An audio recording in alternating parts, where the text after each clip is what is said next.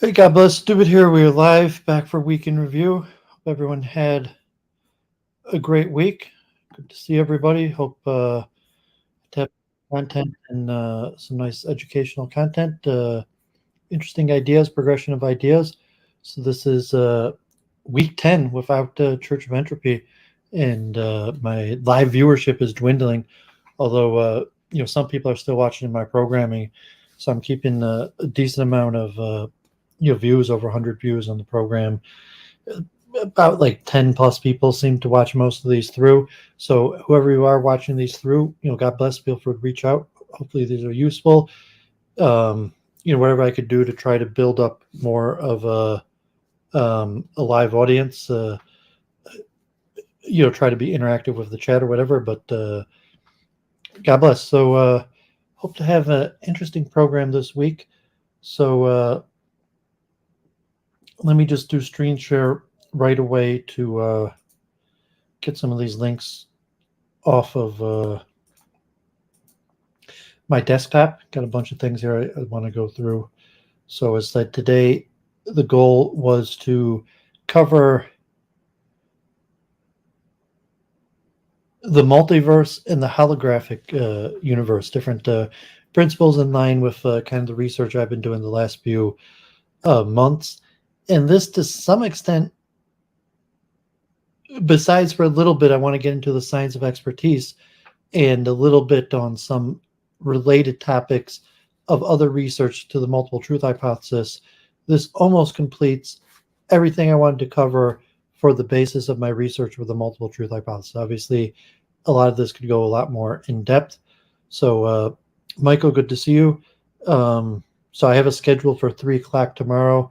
I'm not sure what the situation with your dogs are, but if you're around, we're scheduled for 3 o'clock tomorrow, but we could postpone it or whatever your schedule is. But I've enjoyed doing the introduction to Jewish prayer, and we finished the morning prayer service. So we're going to move into a few other prayers like grace after meals, benching, Birkas Hamazon, the prayer before sleep, the traveler's prayer, and a few others. Okay, great. So tomorrow, 3 o'clock, me and Michael, if you want to hop on and talk, you can feel free to join. We could talk a little bit. Otherwise, I have a significant amount of research, like usual, just to read through and share. So, anyone who's been following regularly knows that, unfortunately, I missed the Science of Consciousness conference this this year in Italy. I thought about going, and it was kind of like expensive and travel, and Church of Entropy didn't seem that interested, and that might have been partially what led to the demise of Week in Review was not moving forward in progress. And I thought part of that progress might have been meeting on other sides of the globe, or in New Zealand, that we could have met in Sicily, Italy, for the main topic of what Week in Review was, the science of consciousness. However, that didn't work out, and whatever her goals, issues, research, that's fine. Wish her the best. So we'll see. You haven't had much contact with her since Passover, but I see that there's a symposium in August. So just to say, it's remotely possible that Duvid will go to California and Encinitas. I'm not sure if anyone in the chat knows where Encinitas is. I didn't look that up, but let me just read this abstract here. But this involves Penrose and Hamarov, and it's a hybrid of live and remote. So I might also, we'll see, maybe if I don't go, maybe Jennifer also, we could get together and attend offline. And check the schedule, what day. I think it's like a Thursday through Saturday. No, so it's a weekend. August 18th through 20th is a Friday to Sunday. So maybe I could spend Sabbath in Los Angeles and meet Luke Ford. Let me look at Encinitas. Civitas, California. Let me see where this is. So I'm not sure if this is anywhere near Los Angeles. It's about 95 miles south of Los Angeles. So who knows if I'll go to this, but I'm just putting it out there. So here, let me read this. We view consciousness as the most important unsolved problem in the science and philosophy today. Despite extraordinary advances in physics, chemistry, biology, and the details of the brain, consciousness, the essential aspect of human existence, remains a mystery. The advent of artificial intelligence has supported the belief that the brain is a complex computer of simple neurons, each functioning algorithmically as an integrate and file threshold logic device, as described by the 1950s Hodgins-Huxley model neuron. Relevant signaling is attributed solely to membrane potentials on neuronal surfaces, with neurons, axon firings, and synaptic transmissions serving as the fundamental bit-like information units. And yet single-cell organisms like paramecium can swim, learn, find food, and mate, and have sex without synapses or higher-order networks. They do so by their internal microtubules, cylindrical polymers, and protein tubulin capable of information processing, in which states of billions of tubulins per neuron are fundamental units. Microtubules in all cells enact purposeful spatial temporal activities, and the brain microtubules establish neuronal shape, create and regulate synapses, and are proposed to underlie memory, consciousness, and cognition. Tubulin is the brain's most prevalent protein, so the brain is largely made of microtubules, each with unique high-frequency vibrational and quantum optical properties from nonpolar aromatic ring pathways. Whereas membrane signals occurs in the slow frequencies, microtubules have shown by Anirban Bandapati to have coherent self-similar resonance vibrational patterns. So I'm not sure if this goes on, if there's 2 pages.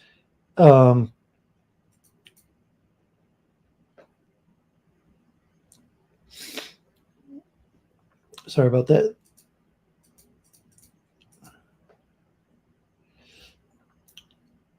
The Okra theory proposes consciousness depends on orchestrated quantum state objective reductions in microtubules inside brain neurons connecting to the fine-scale structure of space-time geometry. Okra can account for cognitive binding, real-time conscious causal action through non-computable Penrose OR and retroactivity, memory encoding the hard problem of phenomenal experience. Consciousness is a non-local quantum process in space-time geometry, provides potentially plausible accounts for near death and out-of-body experiences, precognition, afterlife, and reincarnation. Presently, relevance to the consciousness of megahertz, gigahertz, and terahertz and quantum optical frequency processes and microtubules are testable. Experimental evidence shows that all antidepressants, psychedelics, and general anesthetics all act via microtubules. Mainstream neuroscientific theories of consciousness based on membrane-only cartoon neurons are no different from current AI. These theories are an insult to the reality of what neurons actually are. Consideration of hierarchical resonance models extending inward, deeper and faster inside neurons to microtubular dynamics in health and disease offers therapeutic opportunities for terahertz of photons, megahertz ultrasound, and mental and cognitive disorders, including Alzheimer's, traumatic brain injury, depression, coma, etc. Neuroscience needs a resolution to understand consciousness and treat its disorder. So it doesn't have the program update yet, but it'd be Friday to Sunday afternoon. I'm not sure if I would be able to fly out like 2 days in a hotel, but I'm putting it out there remotely possible. Duvid will go to this. So I just saw this.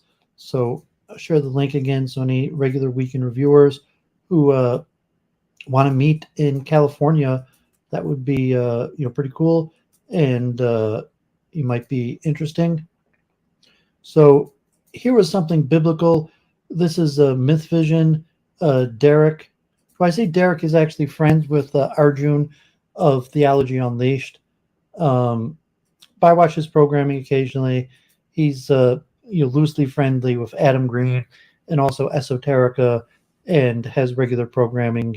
Big fan of Israel, Bible skeptic scholar.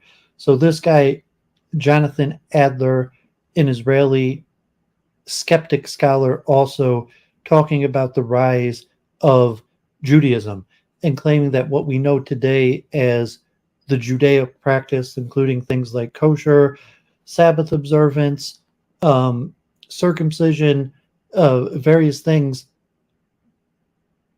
are largely creations of the late Second Temple or after the destruction of the Second Temple period. So, interesting historical Israeli scholarship, largely based on archaeology, things like circumcision that have widespread practice. They say that Jews were likely practicing circumcision, things like mikveh, that Jews practice ritual immersion in Second Temple Israel and earlier, has substantial evidence, as were other things of the mainstay of modern observance, like gathering in synagogues, reading from the Torah, observance of the Sabbath, even things like kosher laws. It's less clear whether in ancient Israel these things were actually practiced. So, this would be secular Israeli heretical scholarship. That, the question, when was the Torah introduced and popularized? And although, the likelihood of the Torah scroll and Moses and the prophets, that most of the from this heretical scholars goes back to the time of Ezra, some of it a little bit later. However, the canonization process could be claimed to be much later, and even the canonization of the biblical prophets, including the Mosaic Law, to put that in the time even after the destruction of the Second Temple. So, interesting discussion. Jonathan Adler actually read his book, your recent book.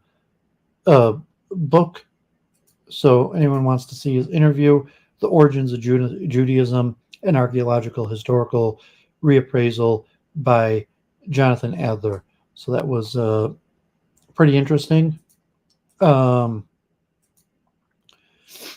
was a New York Times article. It's probably behind a paywall. These flies age faster after witnessing death. So I thought last week, probably one of the most interesting things I read related to chunking theory, and chunking theory is definitely something I'm going to come back to, but was this concept that life speeds up as we get older, and chunking theory as a mechanism that would explain why life speeds up as we get older. And so I read that article, large parts of it last week, from the University of Kansas, and other things on chunking theory.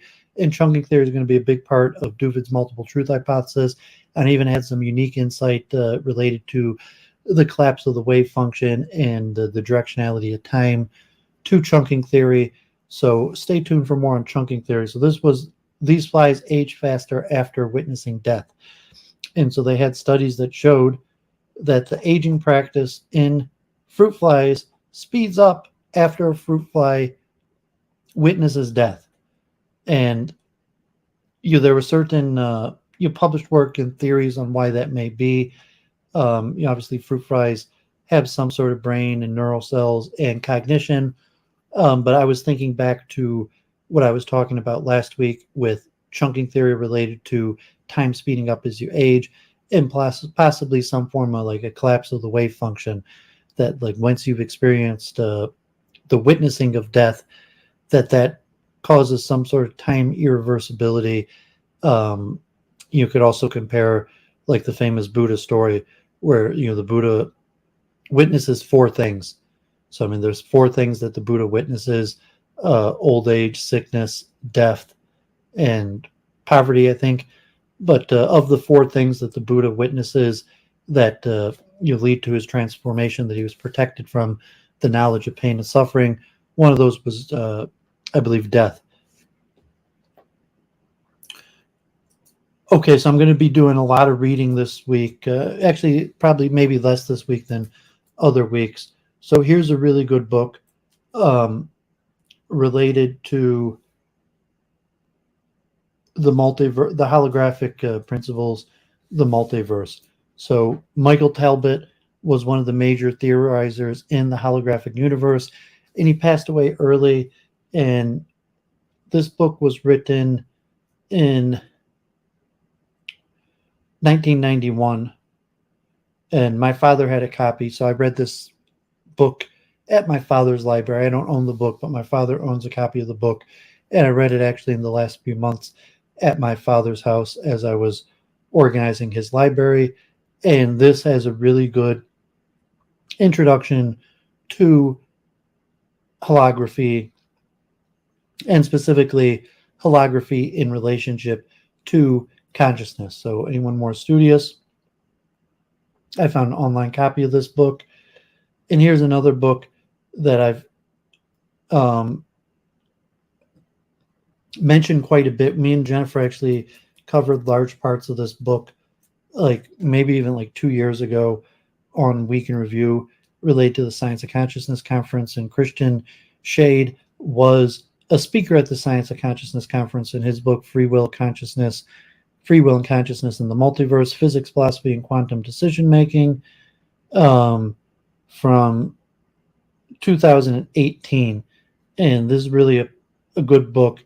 And I read out quite a few parts of it in Week in Review. So I read large sections of this like a year and a half, 2 years ago on Week in Review. So just sharing that again if anybody's interested. And also, here was at Tel Aviv University a few months ago, a seminar series on the many worlds interpretation of quantum mechanics. And I'm on lecture 6 of 51. So a lot of material here. Tel Aviv University in English, with people from all over the world giving presentations and a lot of discussion. And this was 7 months ago. So, God willing, I'm going to try to watch through almost all of this and encourage other people who are interested in more of it. This is Tel Aviv University for people who love Israel. So could check out Theories of the Multiverse. And some of the major discoveries are coming out of Israel. A certain amount, or there's a decent amount of research. Even the Science of Consciousness conference, there's a handful of presenters from Israel, although this is more just straight the many worlds interpretation of quantum mechanics, which I'll be focusing on today, which is the physics angle. Okay, so I'm going to do a little breakdown of streaming right now, because God forbid, I saw that the Mike Enoch and Matt Chickarell had their Holocaust debate, and it was taken off of YouTube. He got a strike for it. There was viewership on his Odyssey channel, or God forbid, the right stuff was still behind the paywall and politically provoked on Cozy, and there was about 1,200 viewers. And I'm not going to comment specifically, God forbid, on the Holocaust debate, although I had a lot of thoughts on that, but it's probably better to avoid the topic for YouTube, and it's controversial. And I remember I was speaking with Charles Moskowitz, and I spoke to Jim Rizzoli, and God forbid, I did tour my library. I have a lot of books on the Holocaust. I know a lot of survivors. I've thought a lot about it. But it's a controversial subject that causes a lot of pain and aggrievement to people, and certainly within the terms of service of YouTube is hard to discuss. But then Stephen James from London was on Luke Ford, and for the first time, and he's been streaming a little bit, and Elliot was on, and they were talking about, Stephen James was talking about streaming and how he got into streaming and kind of the numbers of streaming, and the history of blood sports and internet debate. And so I was looking at some of the numbers, and it's specifically related to this video, Devin Nash, that I think Destiny was talking about. But I've shared him before in Week in Review, like a statistician, advertising executive who talks about social media presence and the nature of being on multi-platform. So now Duvid's on Odyssey. I have a BitChute, although my videos don't get uploaded to my BitChute. My videos that are shorter than 2 hours get automatically uploaded to my Odyssey. I have a Rumble. All of my videos are supposed to get uploaded to Rumble. Occasionally there's problems. And Rumble claims that all of my videos will eventually be uploaded onto Rumble. But I was looking at the platform, so it's like Kick. I'm not sure if anyone's heard of Kick. So I remember like Charles Moskowitz, when he was streaming, we were streaming. He was like streaming to like 20 different platforms, but he hardly had any viewership across the platform. So I wasn't getting any feedback. And after he got off of YouTube, for a while, like we were getting over 100 views on YouTube. Occasionally, even we got a few hundred. And then he got kicked off of YouTube, and he tried getting back on YouTube. And then he tried like Rumble as the main platform. And maybe now he has a decent viewership on Rumble, but he had this strategy to try to like be on all platforms at the same time, even though he had minimal viewership. And I wasn't so sure that was the optimal strategy. I thought that possibly it would have been a better strategy to focus on just one platform and build up interactive talking with the audience. So unfortunately, Duvid, audience participation has died out. I think John Wolfe also, God forbid, got kicked off of YouTube. So, John Wolfe, who had done Mop Talk, and then, introduced me to OMSI and the Jen Bailey, the bottom feeders community, and then he got caught up in drama.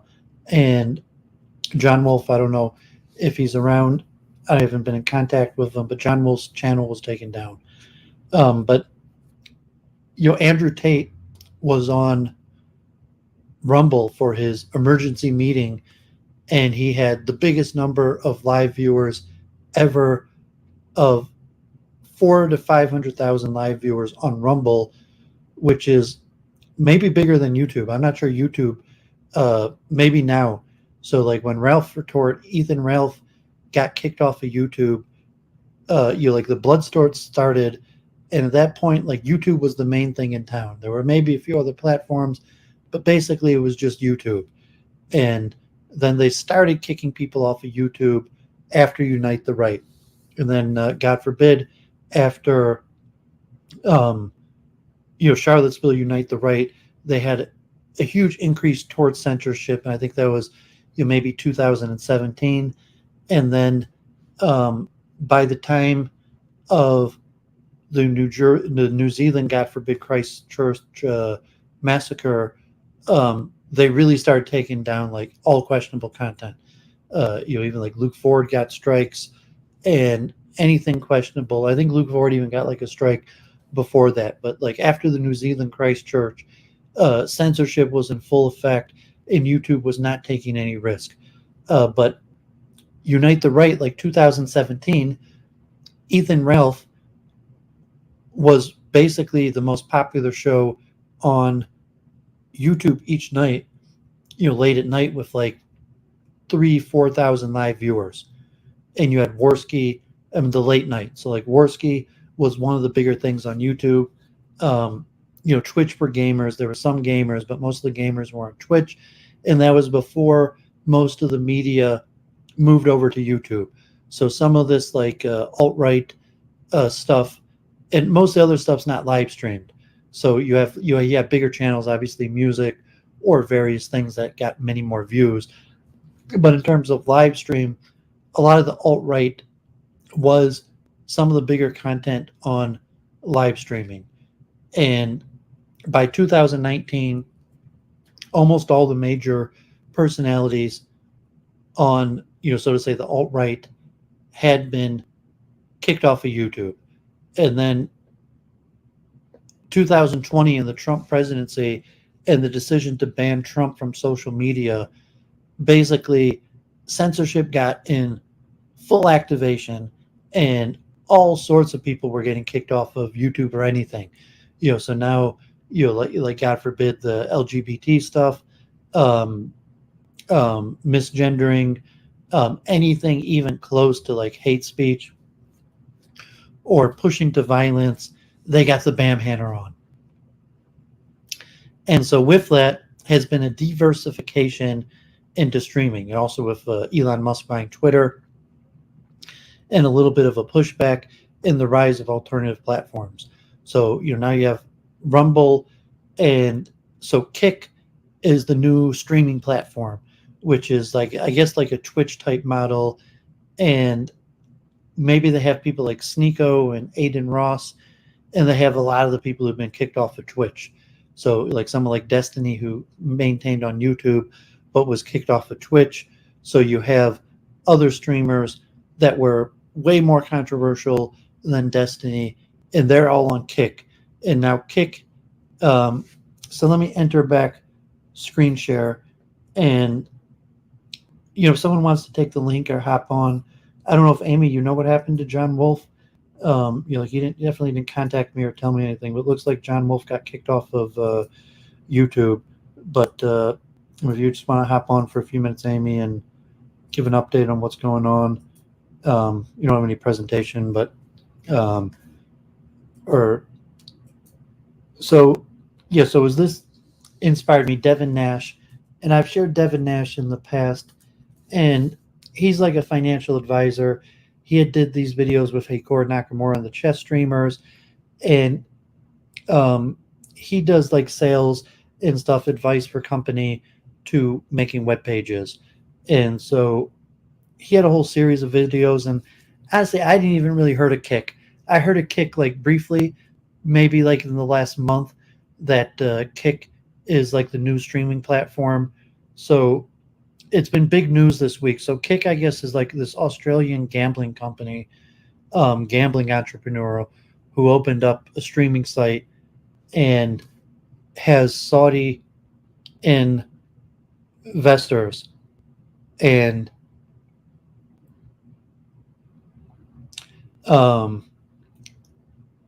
so it's not so clear that it has a profit model. It could be like Elon Musk, where he's willing to lose money to kind of like control the narrative and media for various purposes. So Kick could be some sort of deal with the Saudis and Australian gambling, like because most of the media sites don't allow gambling either.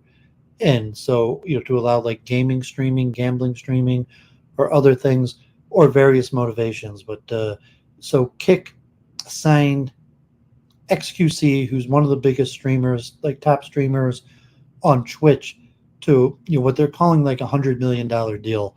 Although that's just what they're saying, but they're basically going to pay him $10,000 an hour for streaming on Kick. And if you get like 150 to 200 live streamers on Kick, they're willing to pay you like $15 to $20 an hour. And so like Amy was even getting that kind of viewership for a while, that she could get some sort of like partnership and take her streaming to Kick. And there's much less the terms of service there. Although, this expert Devin Nash was claiming that there's probably going to be a crackdown, because right now there's a lot of copyright infringement, people playing copyrighted videos, movies, music. There's pornography. There's hate speech. A lot of the people from Cozy TV, Nick Fuentes' associates, are there. Not sure if Andrew Tate is there. So Andrew Tate has moved to Rumble. So Rumble has been like the main site. So Odyssey for a while had been, hey, Daniel, good to see you. If you want to hop on, Daniel, take the link. I'm not sure if you had commented like you're writing a book on the Wallenbergs. Definitely always down to talk to that. Or if you wanted to arrange to talk, or if you're writing a book and you want to send me a copy of the book, I'd be interested in that.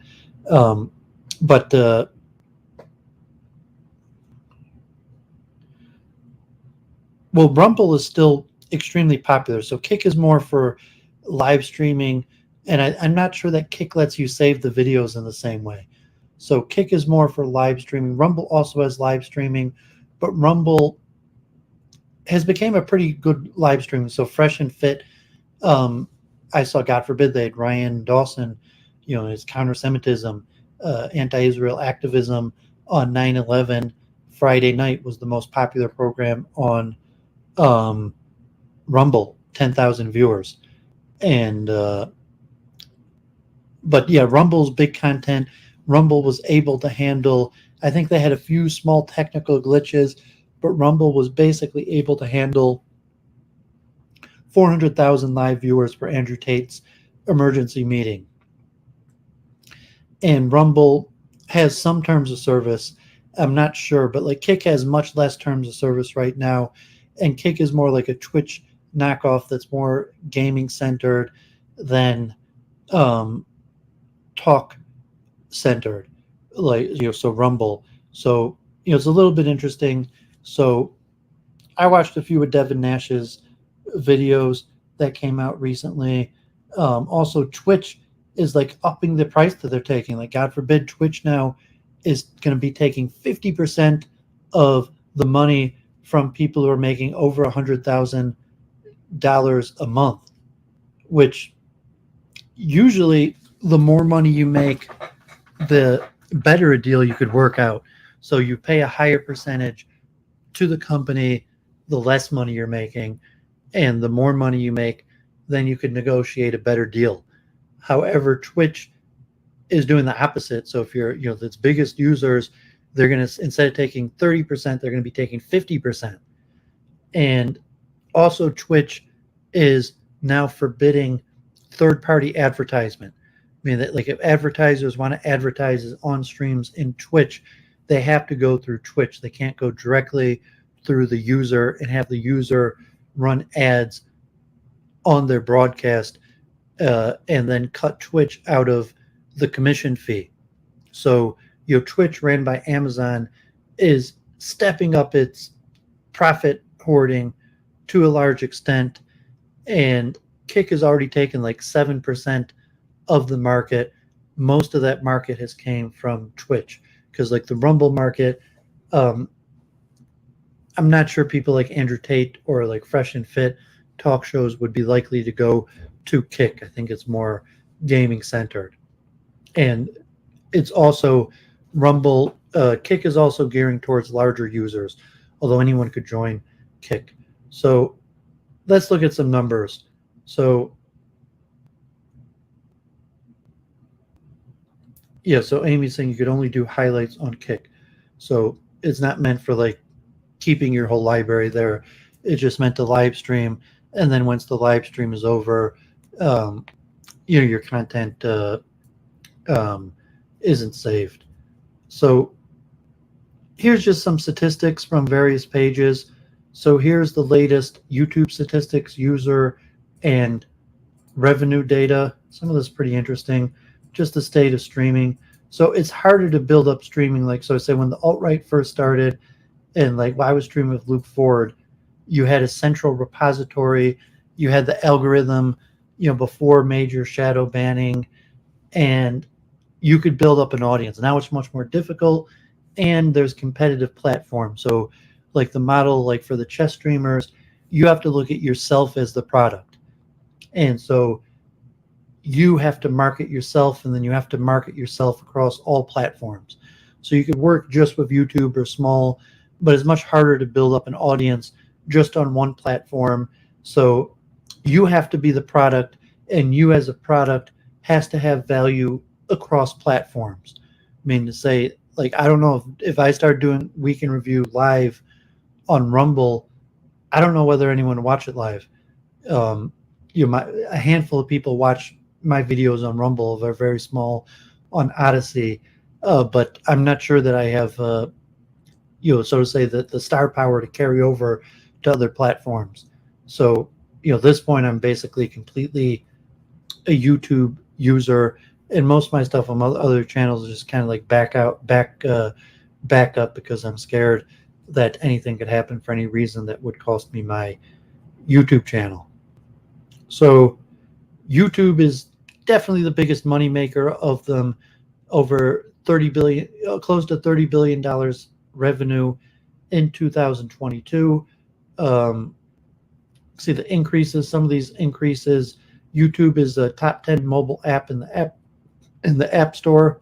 So number 7, so you can see Google, Instagram, TikTok, Temu. I've never used Temu. Some of these are Asian, but TikTok is much more popular than YouTube, at least as an app. WhatsApp.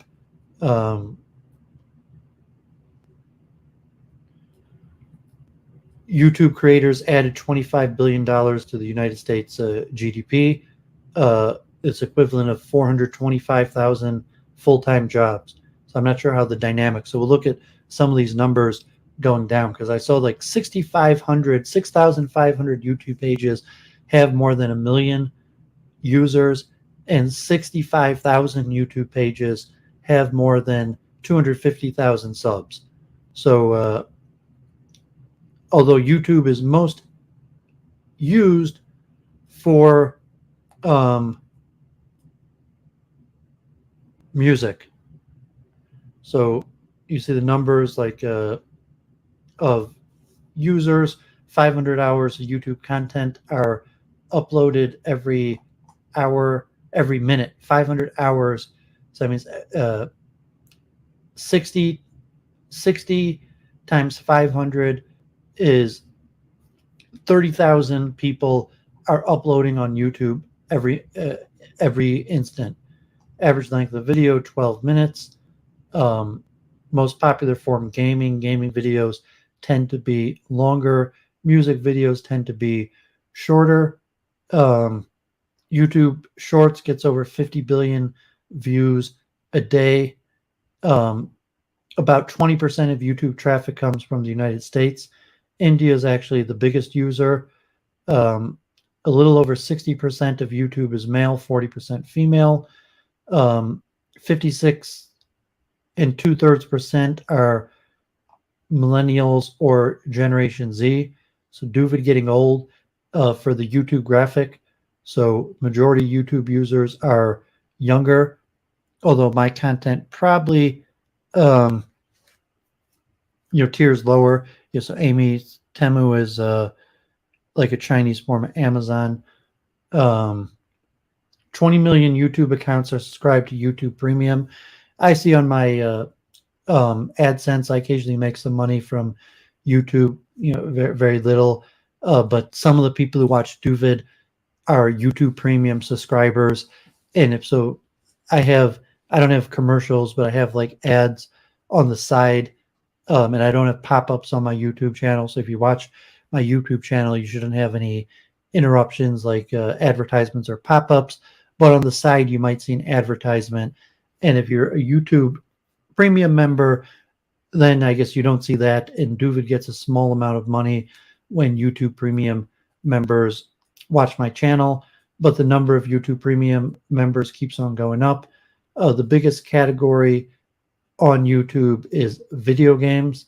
I'm not sure if adult means like pornography. I mean, I don't think they have pornography on YouTube, but so I'm not sure what adult means. Computers, electronic tech, and other programmer, developer software. A lot of training happenings on YouTube. So there's a lot of like training how-to stuff on YouTube. Entertainment is only 25% of YouTube. So Duvid is not in the entertainment category. I call my stuff educational or religious. So I would be somewhere in the other, but entertainment the biggest, then music, and then people and blogs, which maybe Duvid could fall into like people and blogs that, it's about me, but I call it more educational content. Gaming is only 7% of YouTube as opposed to Twitch, where it is the majority of it. 72% of entrepreneurs said YouTube ads are an important source of income for them. 85% of small business owners say YouTube helps them reach new audiences in terms like Devin Nash, that's what his advertising company, in terms like social media advertisement, making videos and various information on how to market or do sales, expand your reach using social media, including streaming and YouTube. 5,500 YouTube channels in the US, just in the US, have 1 million subscribers, and over 4,500 channels in the US, 45,000 channels in the US, and these are older numbers, have over 100,000 subs. So it's a significant amount of people of having more, like Playing with Fire, esoterica, but a significant amount of people have significant amount of followers. Like, YouTube sends I'm sorry, I think it was 650,000 globally have more than 100,000 subs.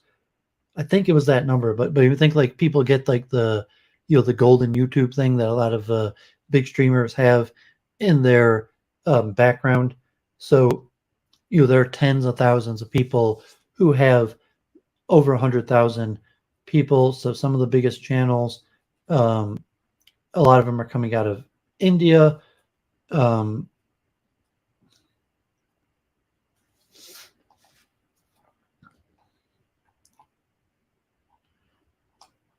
So some of the most viewed type stuff.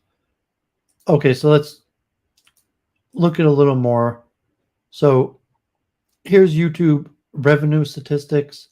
So this is just YouTube as a company.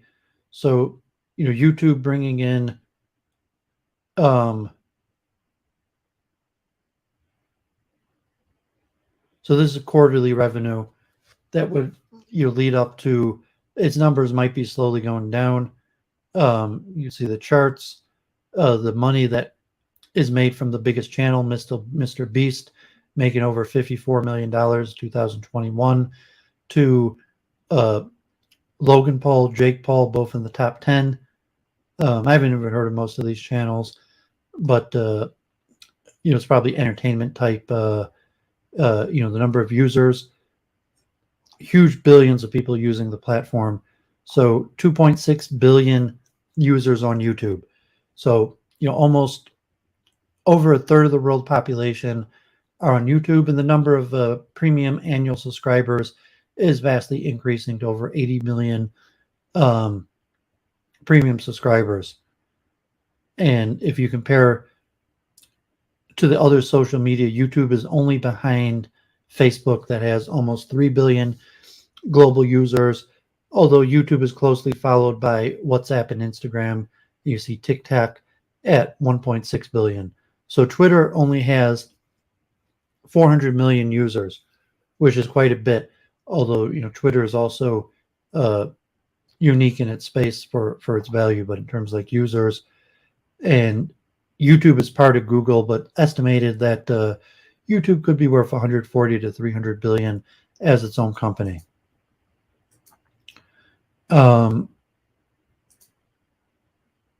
So let's look at Twitch real quick. So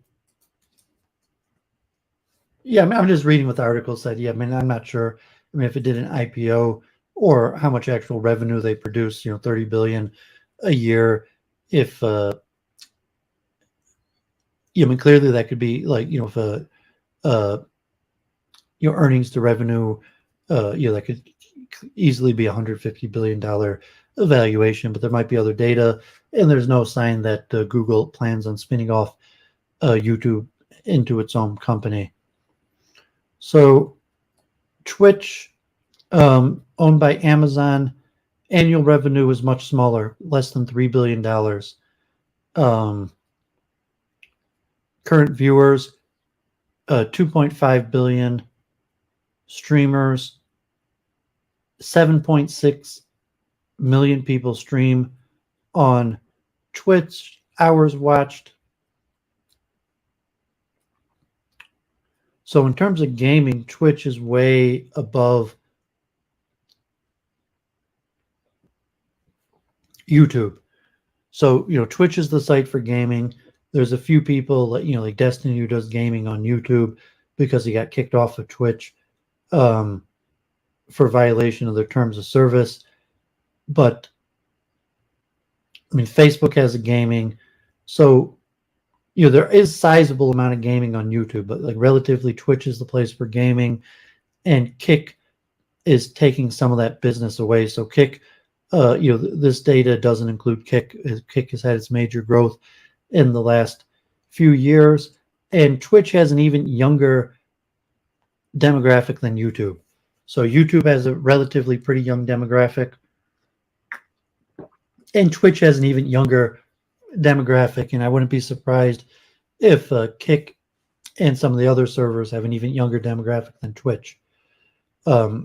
Twitch, 2/3 male, even higher than the 60% of YouTube. And you can see the followers, or XQC, who got the $100 million deal, is the 5th most popular. And the most popular things, I don't play any of these games. League of Legends is by far the most popular game, than Fortnite, Grand Theft Auto, Counter-Strike, Minecraft, World of Warcraft. So I remember Warcraft. That's like the only game here I ever played. So Twitch has over 50,000 partners.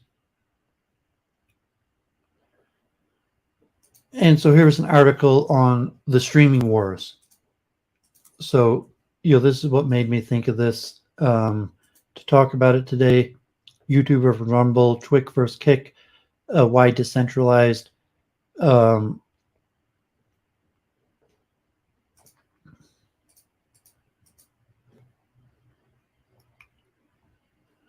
YouTube has a huge amount of the market share in terms of like money. They're making, in terms of like money, in terms of like watch hours and other metrics of users, but in terms of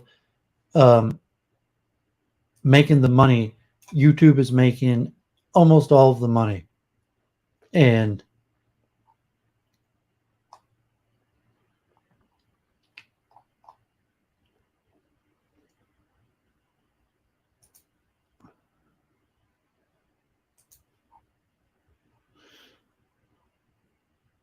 so Rumble gaining market share, Kick is gaining market share, decentralized alternatives, the growing size of the market. So right now in 2023, you see a market of almost $500 billion, and it's expected just to keep on growing and keep on growing.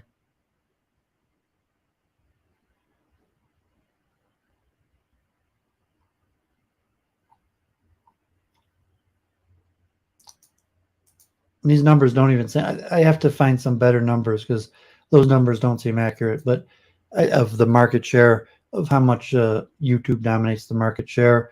So this one seemed a little bit more accurate. So most watched streaming platforms in terms of hours watched. So you have YouTube at over 8 billion, then Twitch at over 5 billion. And some other ones, I wasn't even sure, like Nemo and Africa, Big O, Facebook Gaming, these are global. So Kick there is growing. Trovo's been around a while. It doesn't even have Rumble in there. So I'm not sure if it's because the data or if Rumble relatively to overall watch hours is that much smaller. Then also, if you look at the gaming is 17% of YouTube watch time, as where it's 81% of Twitch.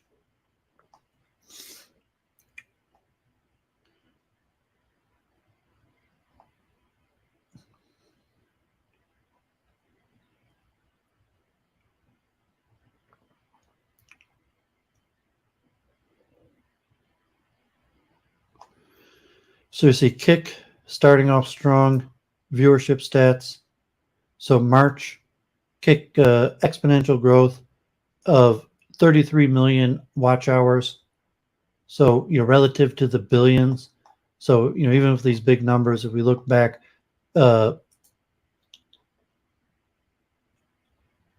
Kick is just getting in there. However, in the last month, I think Kick was like 7%. So Kick could, if it keeps up its momentum, they just dumped the huge deal or the other deals, Twitch taking more and more profit from the people, that Kick could easily become number 3 and change the numbers. Trovo's been around for a while. I know for a period of time, like Adam Green was on Trovo. Some of the people were getting kicked off YouTube. Maybe even JF was on Trovo for a while. Although I'm not sure most people I see watching that aren't on YouTube these days are on Rumble or Odyssey. But I remember a brief period of time where people were on Trovo.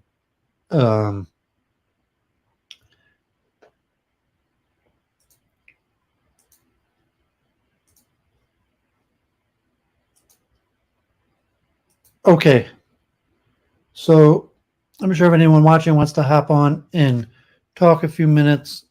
Otherwise, I will go into my main presentation about the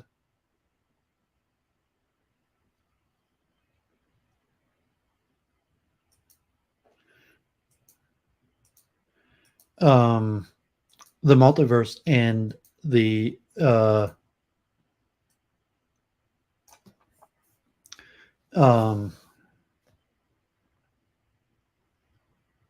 holographic universe.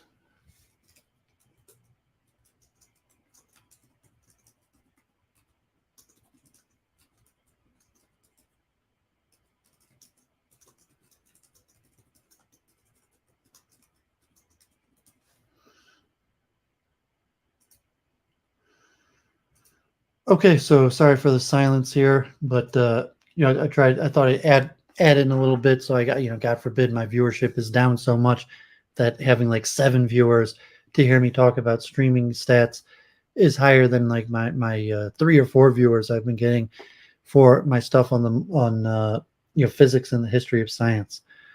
So this is the 10th week I've been doing this, and Church of Entropy, we did a lot of stuff the last few months on the philosophy and history of science, going back to the Royal Society, the canonization of science, under Descartes and Newton, the foundation of the Royal Society, what I call the second canonization under the conservation of energy.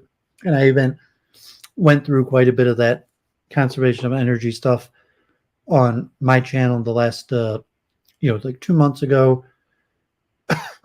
And then I talked about molecular biology and atomic science. And then I moved into, I did the cognitive revolution and then chunking theory. And so I hadn't really covered much quantum physics. I covered it briefly in relation to the quantum mind, because the Science of Consciousness conference, I talked about the quantum mind. And within the quantum mind, I talked quite a bit about the collapse of the wave function and Schrodinger's equation, and a little like last week about Everett's multiverse, the various theories of quantum mind, orchestrated objective reduction, and so you could check the last few weeks. But in relation to the multiple truth hypothesis and just my general history and philosophy of science, obviously the quantum revolution is extremely important. And I will probably return more. So I talked about molecular biology, and I'll probably return more to quantum physics and quantum mechanics, and they're very complicated, and I don't even know that much about it. You're streaming later, Amy? Oh, yeah, good for you. Much success to you. If you want to stream, reach out. And we haven't streamed for a while, but if you want to talk at some point, you could reach out, and we maybe just talk or do another presentation. So I haven't really been following what you've been up to, but wish you the best. So today I wanted to cover basically the multiverse and the holographic universe. There's somewhat related topics, and a little bit like just what do people talk about when they mean the multiverse or a holographic universe? What's the history of it? What's the basic ideas? And a lot of it is extremely mathematical, and it's basically all formulas and extremely complicated uh, mathematics that you really need almost like master level background in mathematics, or even like Jennifer has undergraduate degree in mathematics and physics, but you need substantial background in mathematics and physics because most of this stuff derives from the implications of mathematical equations, and what they mean in reality is much more difficult than to understand that they're implied by descriptive mathematical equations that appear to correctly describe physical reality. And I went a lot into detail about monism, and I'm going to return to monism, and it's important, and the philosophy of science, and this question, going back to Newton, Galileo, Descartes, and Newton, of science being mathematical descriptions of physical reality, mind-independent, objective physical reality with universal laws that are described with mathematical equations, and the mathematical equations are predictable, so to say. And that means that usually in the form of differential equations with space and time, with a mass operating in space over time, that you could exactly predict future outcomes. And I talked about the unification of science and predictable mathematical equations under the conservation of energy, and I read some of those articles in detail. And you have Helmholtz and Joule. Joule was the great experimenter, and the energy of work.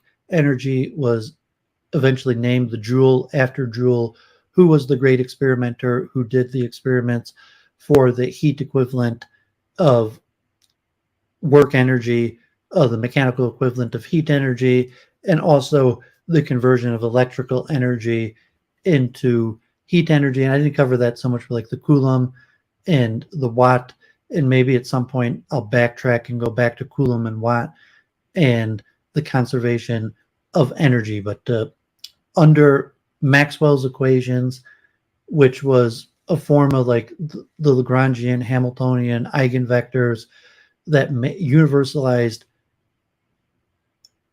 all physical laws under the conservation of energy in the form of differential equations that could be seen in Maxwell's equations with the Laplacian operator.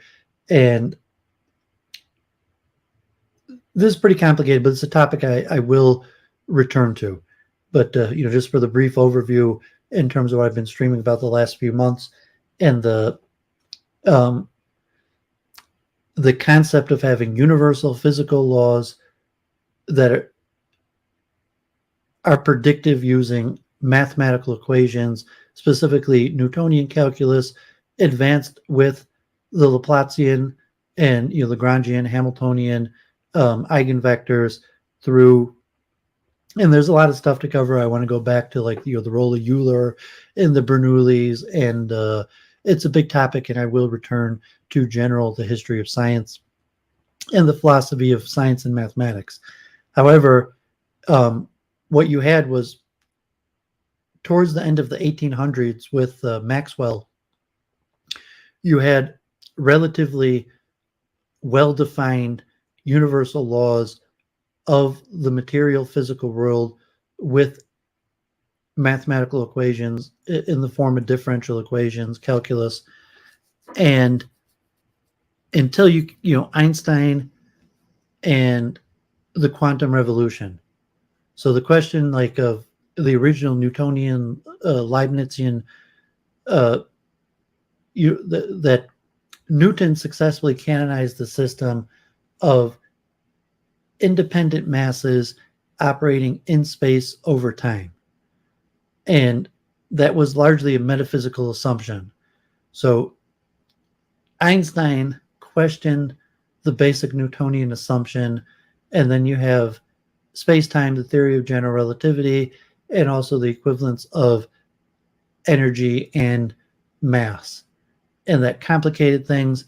And they also had the further delving into primordial elements, atomism, and the atomic revolution, and the creation of quantum mechanics. And up till that point, like in the late 1800s, when the majority of scientific laws were figured out through and defined with mathematical equations, these were largely things that could be experimented on with regular equipment and observed by the human eye. And maybe the human eye through a microscope or a telescope.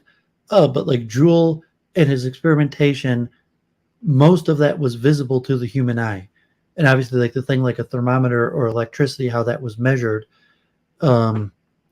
Imagination scene, thanks for tuning in. God bless.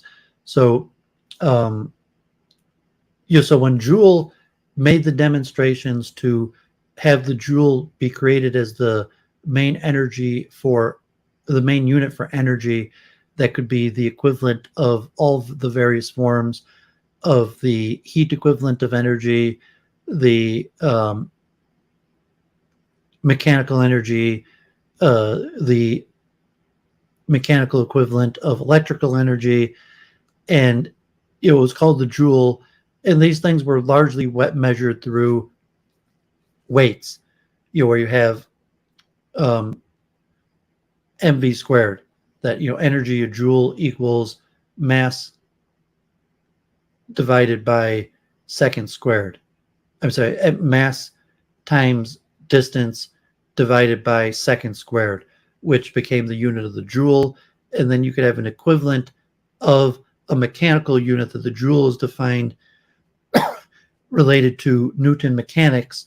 However, the joule could have an equivalent to heat energy and electrical energy and all the forms of energy and nuclear energy. And even in terms of Einstein's mass equals mc squared, is still defined in terms of the joule, in terms of a mechanical equivalent of energy, that energy is defined in mechanical terms. So with that, you had theories of what's happening on the quantum level. You had the quantum phenomenon, the going back to the Michelson-Morley experiment, and the double slit experiment, and various phenomenon about light, and then the atomic revolution, the atomic bomb, and discovery of the electron and the proton. And I talked about the history and origin of molecular biology. So many of these became less observable, and the form of measurement was through machines, and not even in terms of like the classical machines like a thermometer, but you're talking like measurement and computerized measurement mechanisms for the atomic realm. And so with that, you had complicated mathematical formulas that described atomic behavior. Most notably Schrodinger's wave equation. Schrodinger's wave equation is useful for many things, including, simplified form could be used, just for any waves, sound waves, string waves. But Schrodinger's wave equation, most notably being used for the vibration of elementary particles, the electron, the proton, and where we have the wave equation, Heisenberg's uncertainty principle, and you can't observe an electron. You could use machinery to observe and measure an electron, and then the machinery reports to us what was observed. So the reason I get into all of this background about the mathematical description of material laws is in relation to the multiverse and holographic theories, and they're largely implied by mathematical laws. So you could think about it in terms of like a thought experiment or an understanding of how things work at a macro level, but most of these theories were derived from the implications of mathematical equations.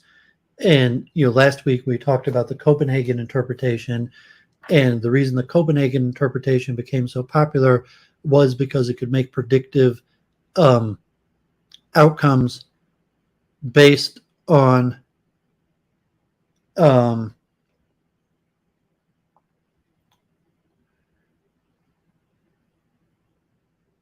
various equations. Yes, imagination scene.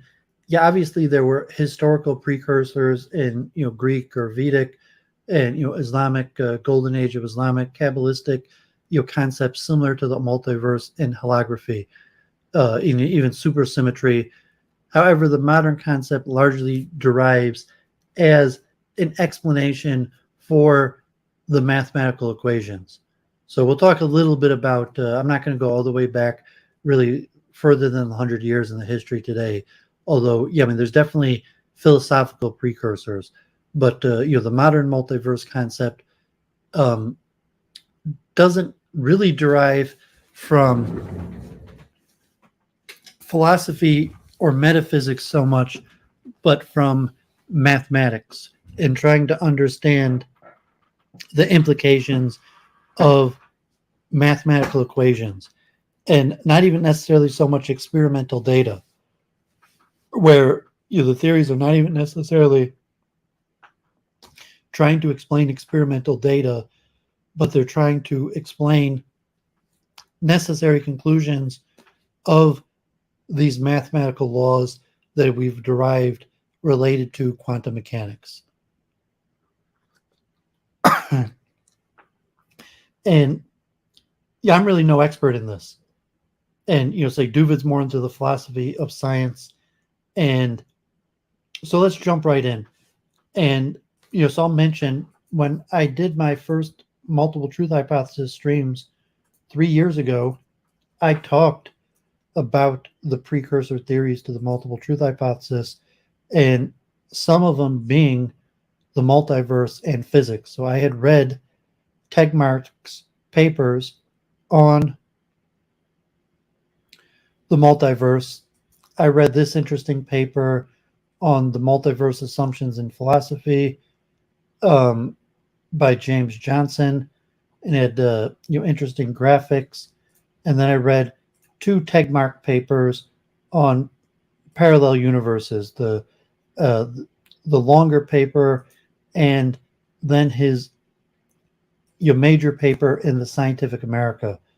So when Tegmark was in Scientific America in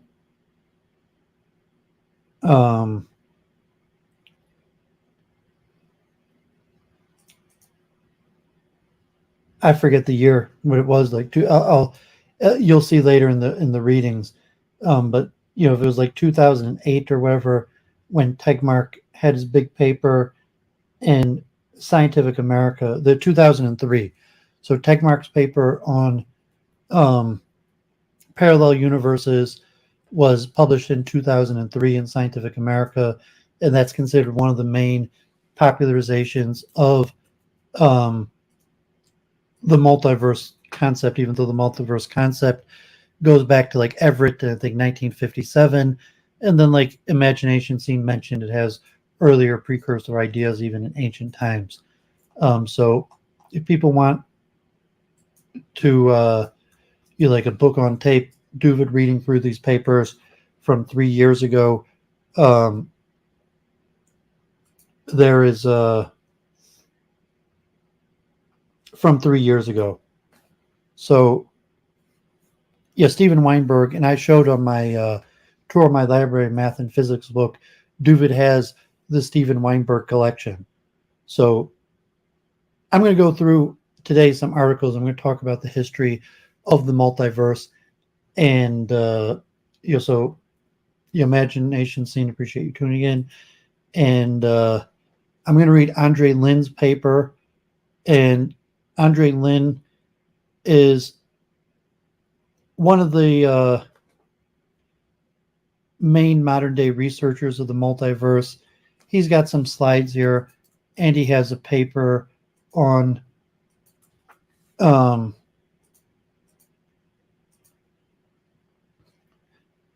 brief history of the multiverse. So I'm going to read Andrei Linde's paper on the brief history of the multiverse. That's his page that has some PowerPoints. I have some PowerPoints. I have one of Andrei Linde's PowerPoints I'm going to go through. Here also is Stephen Robbins, who I share all the time, and Henry Bergson, and the holographic universe. It's not necessarily like the multiverse. I mean, it's a completely different theory than the multiverse. So there's some correspondence, but I'm going to try to cover that also today, a little bit of the holographic universe. So I've always shared for a few years now Stephen Robbins' YouTube channel. I love his YouTube channel. Maybe I'll try to read towards the end one of his papers on the multiverse. So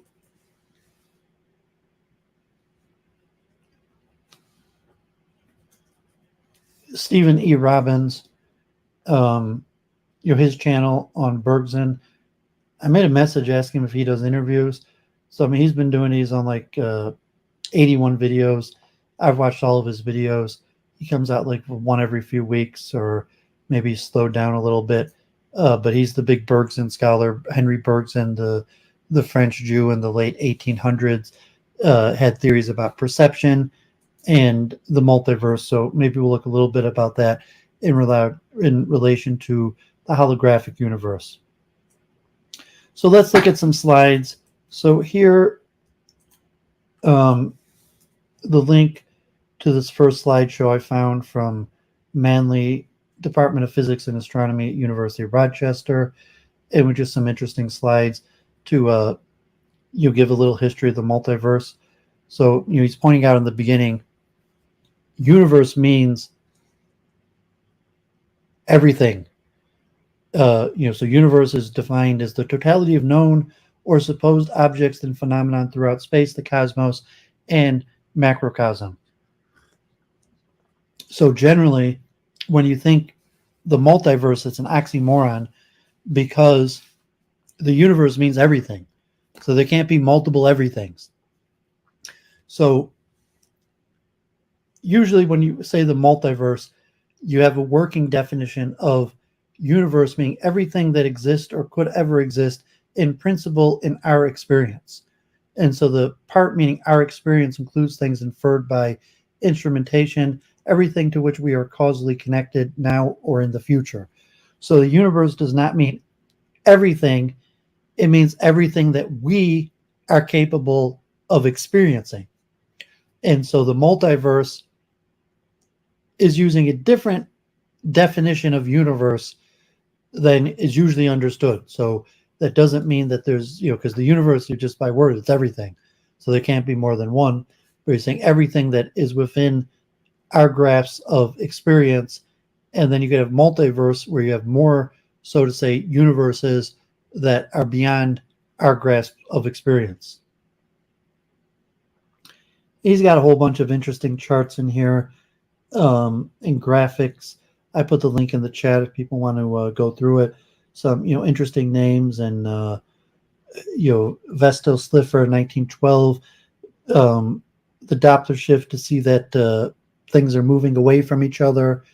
That people thought different, but it appeared that everything everywhere in the universe is moving away. And then Hubble and Hubble's law, and showing that galaxies that are further away from us are moving away at an even faster rate.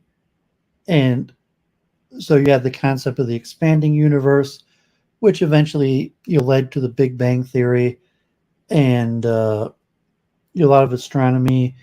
And as space exploration, telescopes, spectroscopy, a whole bunch of telecommunications. I mentioned Shannon the cognitive revolution, information theory, but signal detection using various forms of waves, and all these led to a better understanding about the nature of the universe, different forms of spectroscopy for looking at light or signals coming from the different places of the universe to determine the elements that they're made up of.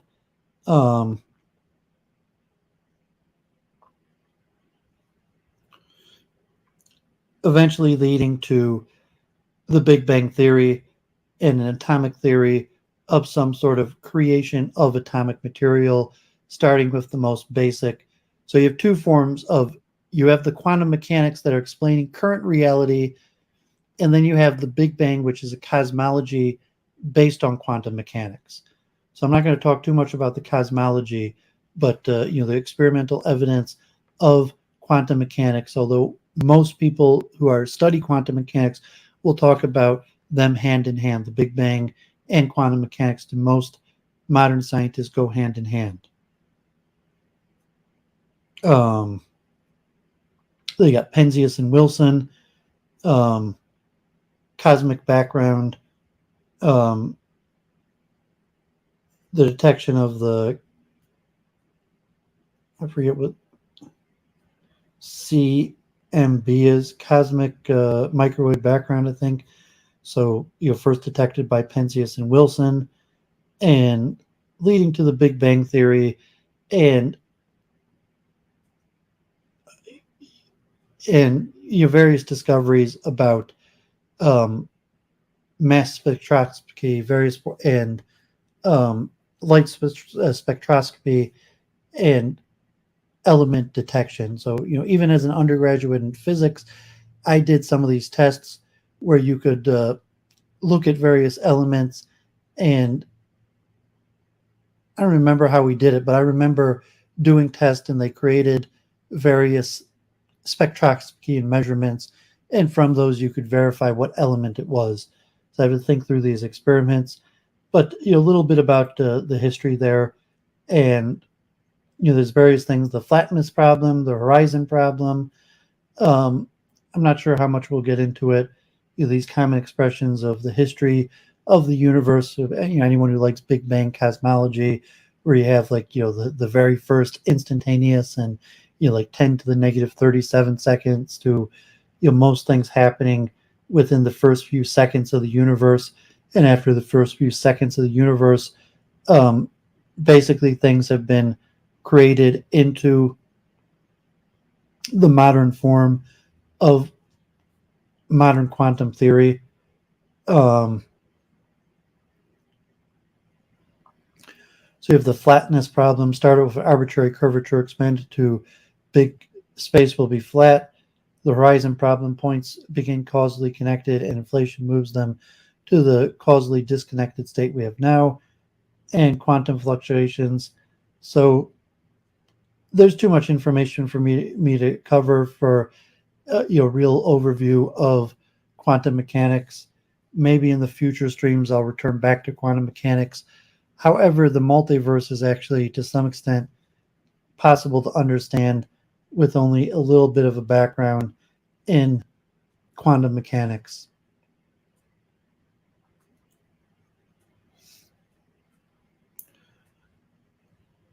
So I'm going to skip this stuff on the supposed history of the universe, but a lot of it comes from astronomy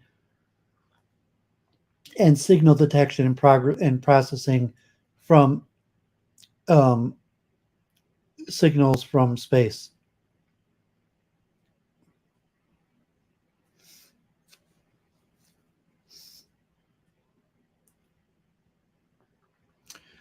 And as said, most physicists focus on the cosmology of the Big Bang, and quantum mechanics goes hand in hand with the Big Bang in the same way that evolution and biology go hand in hand for most modern biologists. So eventually, the 1920s, you have the Copenhagen interpretation of quantum mechanics to explain the dual nature behavior of wave and particle of light. And we talked about those over the last few weeks of the wave function collapse. So the multiverse and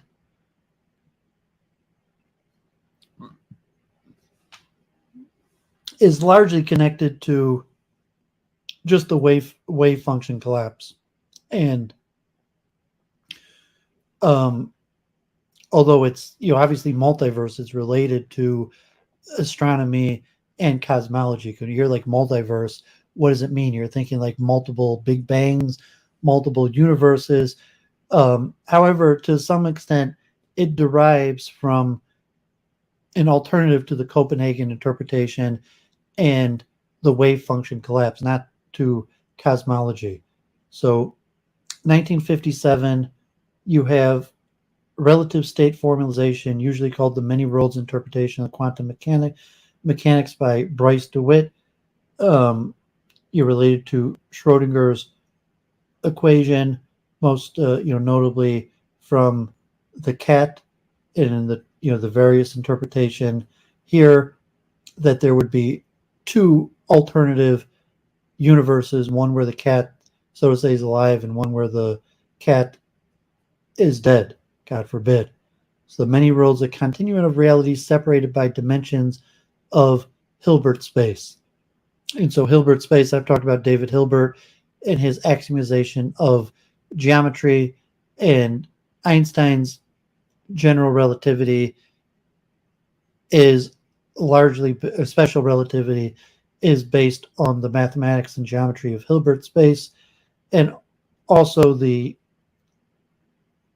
multiverse concept is also based on the geometric space that would be mathematically to be described as Hilbert space.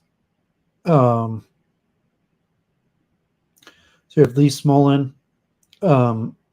popular author here, more related to the Big Bang. Nick Bostrom, the computational multiverse. University of Rochester, where this author is from.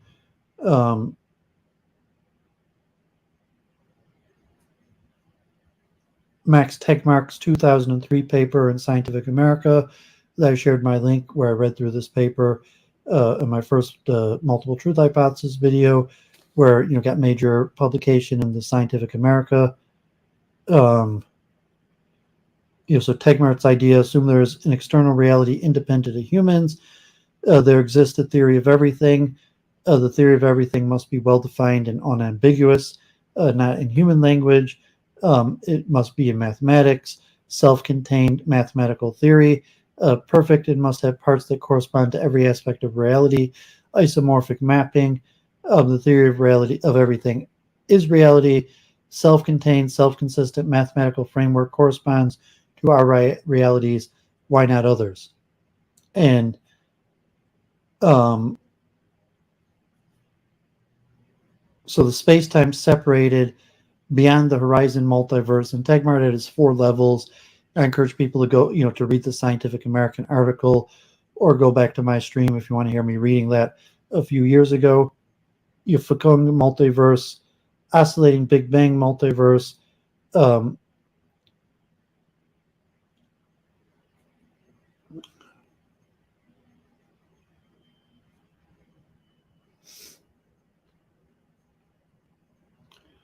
Quote from Steven Weinberg. Okay, so those were kind of nice graphical slides. So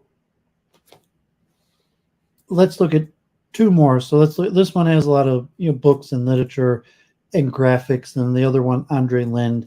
I'm going to read through Andrei Linde's corresponding paper to his slides. So here's George Ellis. The Multiverse, Conjecture, Proof, and Science talk he gave in 2012, and slides that he made public. So the idea of a multiverse, an ensemble of universes or universe domain, has received increasing attention in cosmology, separate places or separate times, and separate places from authors like Vilenkin, Linde, and Guth. And I'll be reading Linde later this stream, in separate times, Smolin, talks about cyclic universes, and the Everett quantum multi-universe, other branches of the wave function of David Deutsch, and the cosmic landscape of string theory embedded in a chaotic cosmology, Leonard Susskind. And I have some of his books. If people see my tour, my library, Mathematics and Physics, I have a lot of these books by these various authors, and Totally Disjoint by Schema and Tegmark, so various forms. So Martin Rees, I have one of Martin Rees' books, like Before the Beginning. I don't have this book, but Martin Rees, Our Cosmic Habitat. Rees explores the notion that our universe is just part of a vast multiverse or ensemble of universes in which most of the other universes are lifeless. What do we call the laws of nature would then be no more local bylaws imposed in the aftermath of our own Big Bang. In this scenario, our cosmic habitat would be a special, possibly unique universe where the prevailing laws of physics allowed life to emerge. So here's Tegmark's 2003 issue, Scientific America, Parallel Universes, not just a staple of science fiction. Other universes are a direct implication of cosmological observations. So I mention again that I read that article 3 years ago on my first multiple truth hypothesis streams. Brian Greene, The Hidden Reality, Parallel Universes and the Deep Laws of the Cosmos. I think he's from the World Science Fair or whatever. Brian Greene, one of the more popular authors. So Brian Greene, The Hidden Reality, advocates 9 different types of multiverses. So you have the invisible parts of our universe, 2, chaotic inflation, 3, brain worlds, 4, cyclic universes, 5, landscapes of string theory, 6, branches of quantum mechanics wave function, 7, holographic projections, 8, computer simulations, 9, all that can exist must exist, grandest of all multiverses. And that can't all be true. They conflict with each other. So 10, maybe none of the above. There's just one universe. So this is how Brian Greene lays it out in The Hidden Reality. The motivation for multiverses claimed is the inevitable outcome of the physical originating process that generated our own universe, an outcome of chaotic inflationary scenario, seen as the result of a philosophical stance underlying physics. Everything that can happen happens. The logical conclusion of the Feynman path integral approach to quantum theory proposes an explanation for why a universe appears to be fine-tuned for life and consciousness. Fine-tuning, and the anthropic issue. The universe is fine-tuned for life. A multiverse with varied local physical properties is one possible scientific explanation. An infinite set of universe domains allowed all possibilities to occur. So somewhere things work out okay. So it must be an actual existing multiverse. This is essential for such anthropic argument. So fine-tuning, so this is back from Martin Rees and saying 6 essential numbers that are fine-tuned for life: cosmological constant, spatial dimensions, nuclear binding, electrical force, gravitational force, and so on. So the application explaining cosmological constant, particularly explaining the small value of the cosmological constant. Steven Weinberg's estimation: too large a value for the astrological constant results in no structure and hence no life. Then anthropic considerations means that the value of the cosmological constant we observe will be small in fundamental terms, that thus justify an actual value extremely different from the natural one predicted by physics of 120 orders of magnitude, making the extremely improbable appear probable. So it was a graph of the key observational points in the domains considered are beyond the particle horizon and therefore unobservable. So this is a little complicated with the cosmological constant and the fine tuning, but this is just some of the background. I'm going to read through some of these articles and hit it from a few different angles. So hopefully people stick with this. You'll get a good feeling for what this multiverse concept is, even if it's difficult to understand all this background material. The fine tuning and the cosmological constant. And I think I put these slides in the chat. Yeah, Rune, blessings. Thanks for tuning in.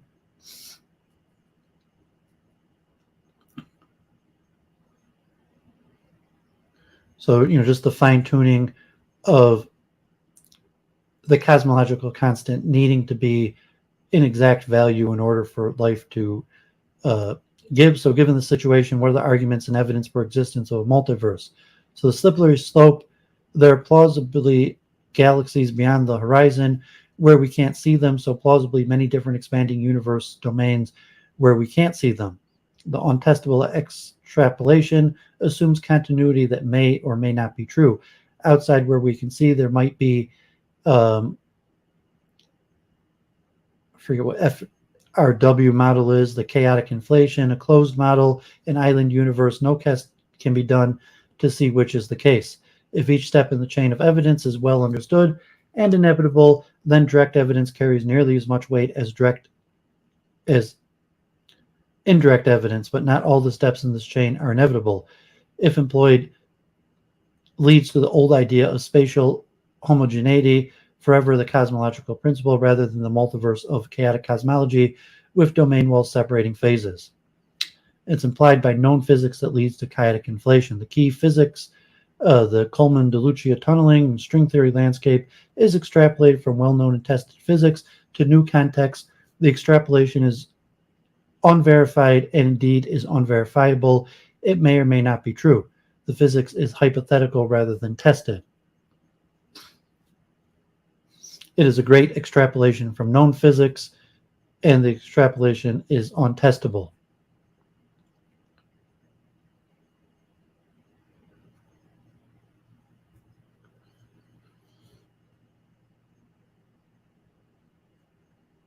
So it's implied by inflation, which is justified by cosmic background radiation, anisotropy observations. Is implied by some forms of inflation, but not others. Inflation is not yet a well-defined theory. Not all forms of inflation lead to chaotic inflation. For example, inflation in small closed universes. It's implied by the probability argument. The universe is no more special than need to be to create life. Hence, the observed value of the cosmological constant is confirmed, according to Weinberg, but the statistical argument only applies if a multiverse exists. It is simply inapplicable if there is no multiverse. In that case, we only have one object we can observe. We can do many observations of that one object, but it is still only one object, one universe, and you can't do statistical tests if there is only one existent entity. The measure problem, we don't know the measure to use, but the result depends critically on it. In fact, no value of the cosmological constant can prove a multiverse either exists or does not exist. So elementary logic. This is, in fact, a weak consistency test on multiverses that is indicative but not conclusive. Consistent tests must be satisfied, but they're not confirmation unless no other explanation is possible. And it can be disproved if we determine that there are closed spatial sections because curvature is positive, k equals +1.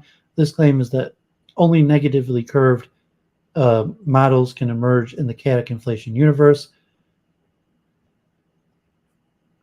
It is the only physical explanation for fine-tuning of parameters that leads to our existence, in particular the value of the cosmological constant. Valid supportive argument, but not proof. It results from the theory that everything that can happen happens, as suggested by Feynman, quantum fine-tuning approach. Which is more important in cosmology, theory, explanation, or observation? Test against reality. Do we drop the need for testing? So caveat 1, disprove possibility. Chaotic inflation versions can be disproved if we observe a small universe, have already seen round the universe, therefore spatially closed. Can search for identical circles in the cosmic background radiation sky. Also, low anisotropy power at large angular scales. A very important test is it would indeed disprove the chaotic inflation variety of the universe, but not seeing them would not prove a multiverse exists. Their non-existence is necessary but not sufficient condition. So caveat 2, the multiverse collisions. Bubble and chaotic inflation might collide if rate of nucleation is large relative to rate of expansion. Observable in principle.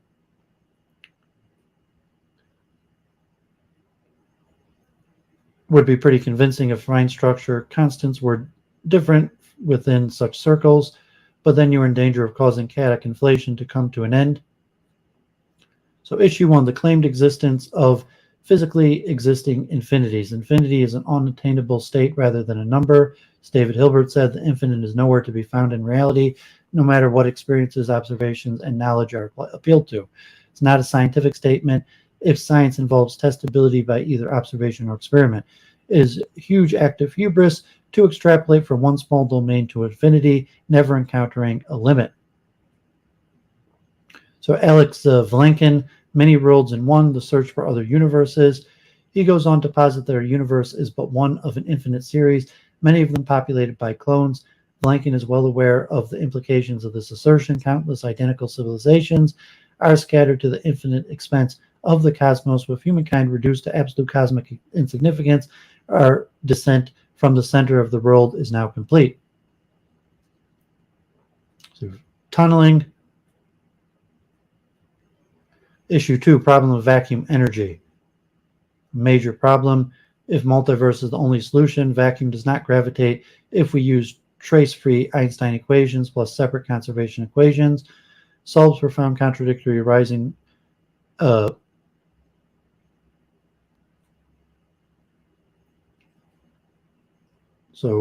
I didn't prepare to analyze these equations, but yes, most of this is usually the form of mathematical equations that is beyond the scope of today's program. So, implication of the above. The multiverse idea is not provable either by observation or as an implication of well-established physics.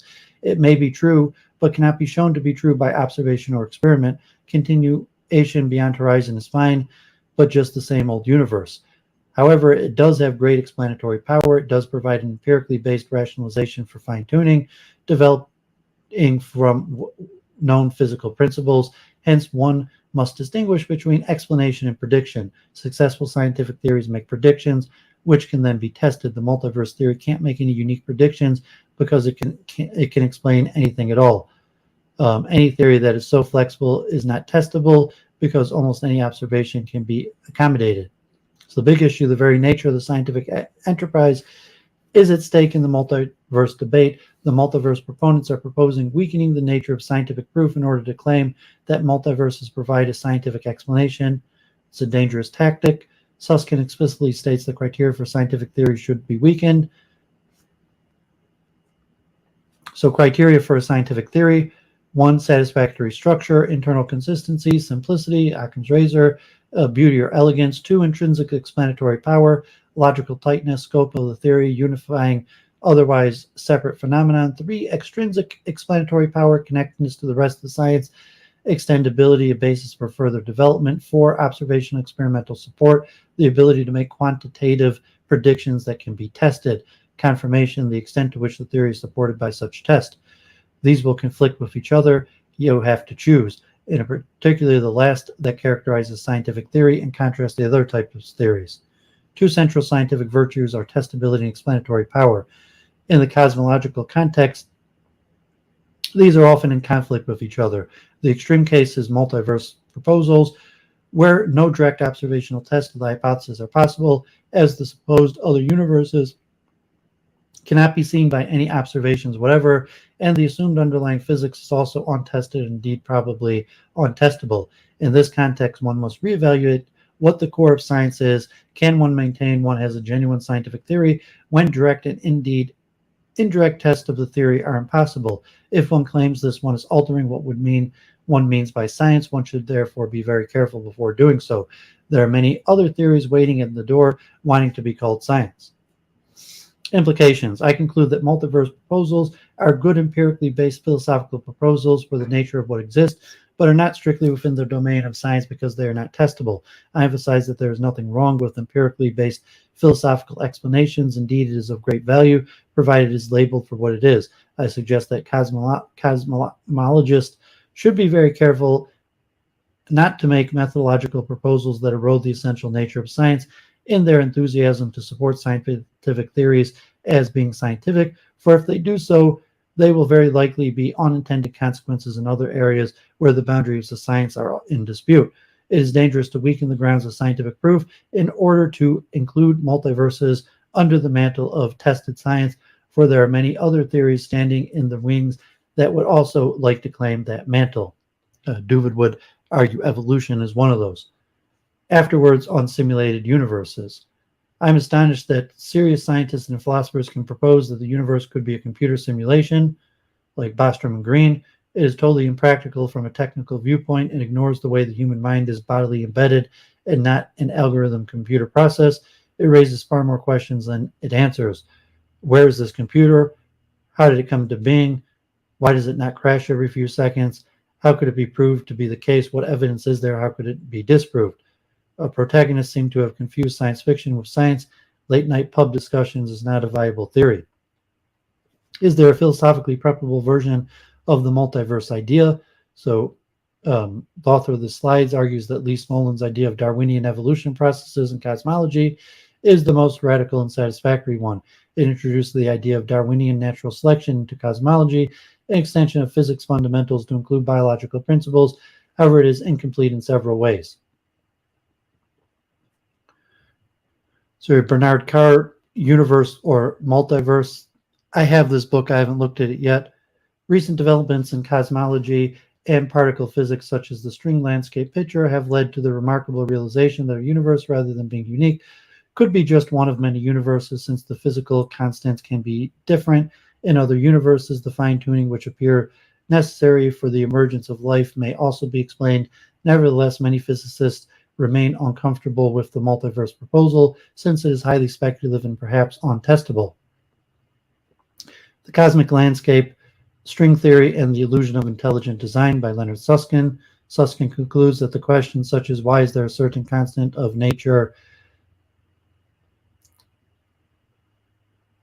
one number rather than another may well be answered by somewhere in the megaverse that constant equals this number, somewhere else it is that number. We live only in a tiny pocket where the value of the constant is consistent with our kind of life. That's it. And Martin Gardner, our universe is thicker than blackberries. One of the most astonishing recent trends in science is that many top physicists and cosmologists now defend the wild notion that not only are universes as common as blackberries, but even more common. Gardner goes straight to the point. The scientists who say this have given no evidence for believing that the possible world other than this one, useful though they may be as fiction, have real existence.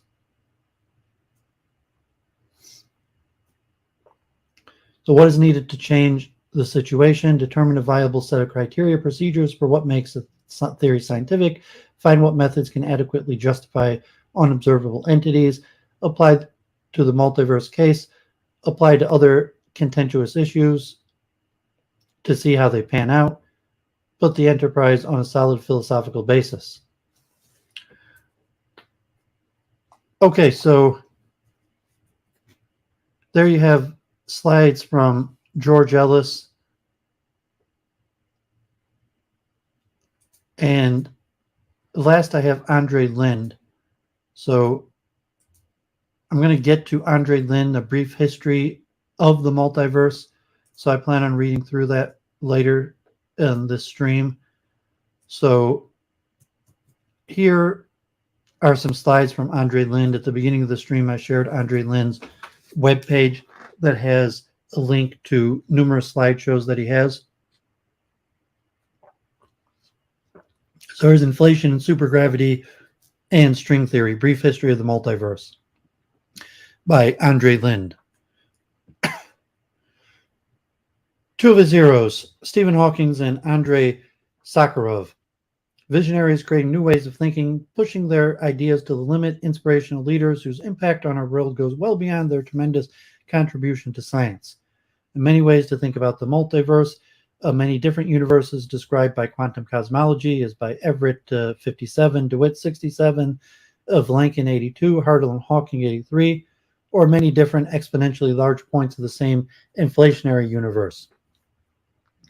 But later theory. Both of these lines of thought were in display in 1982 at the famous Newfield Symposium at Cambridge, organized by Stephen Hawking, Gary Gibbons, and Stephen Siklos. Before I discuss these ideas, we'll make a quick step back to 1973. Let me see, maybe I'll try to remember to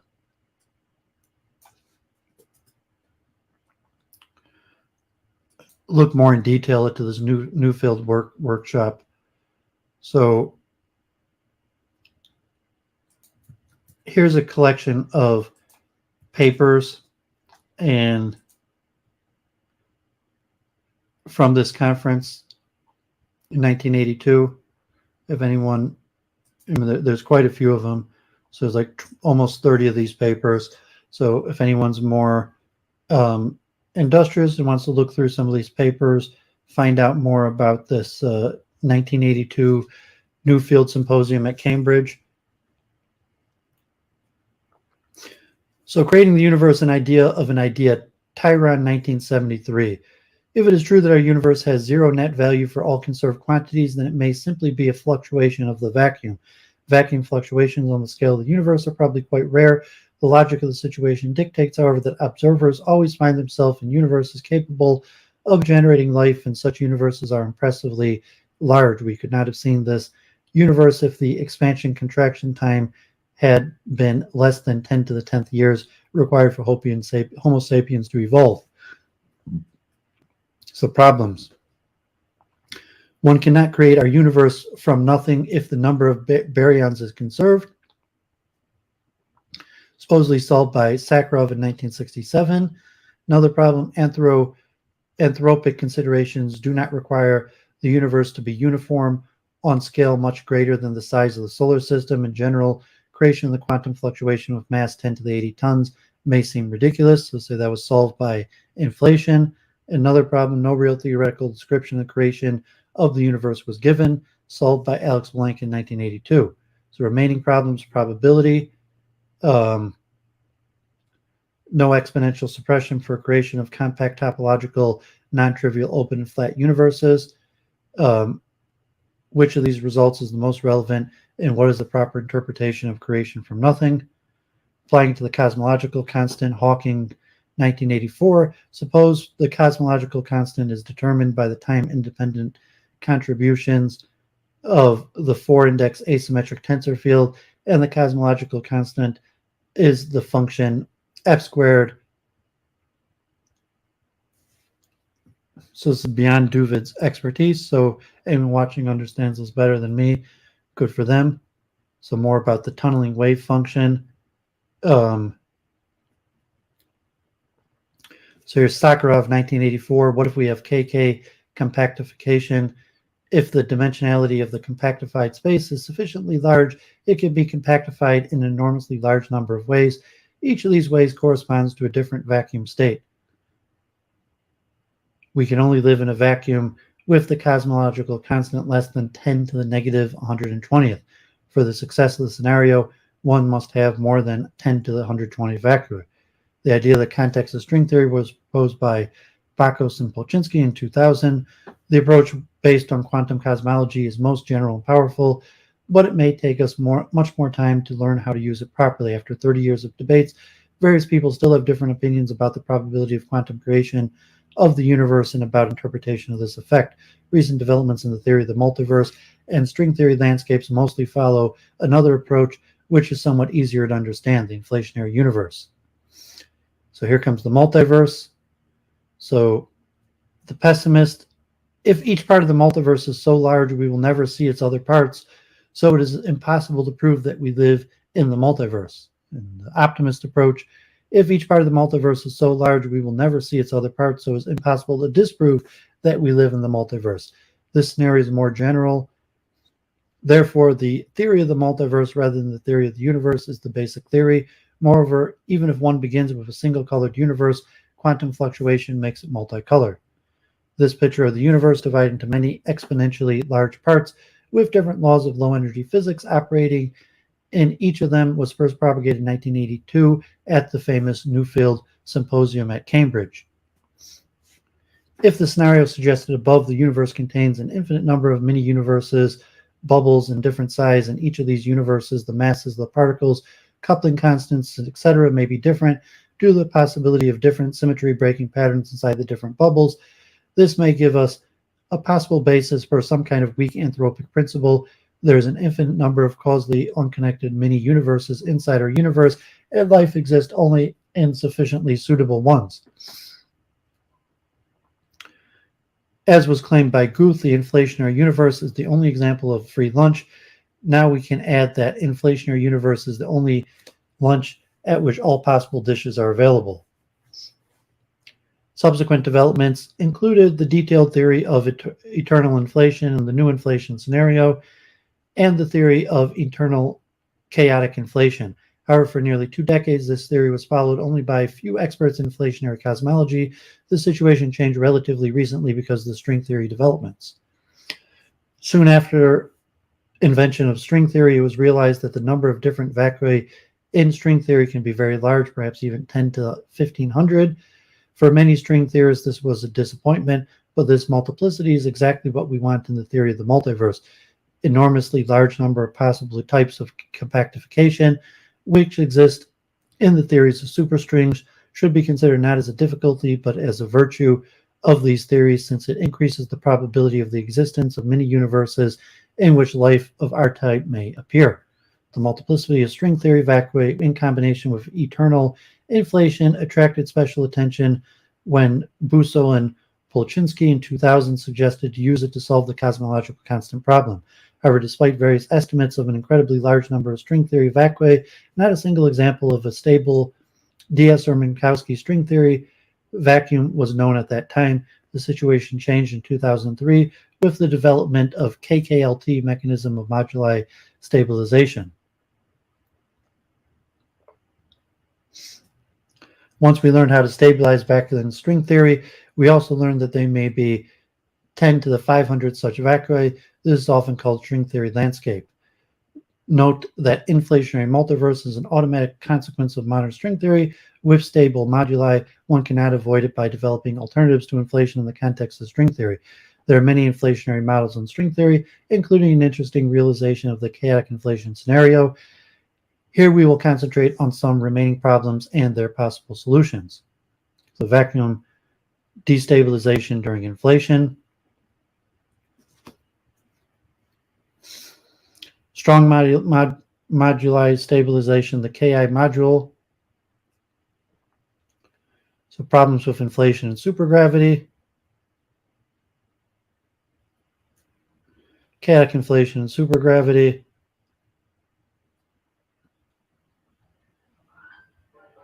More general models. In our new class of supergravity models, we can obtain an arbitrary potential for the inflation field.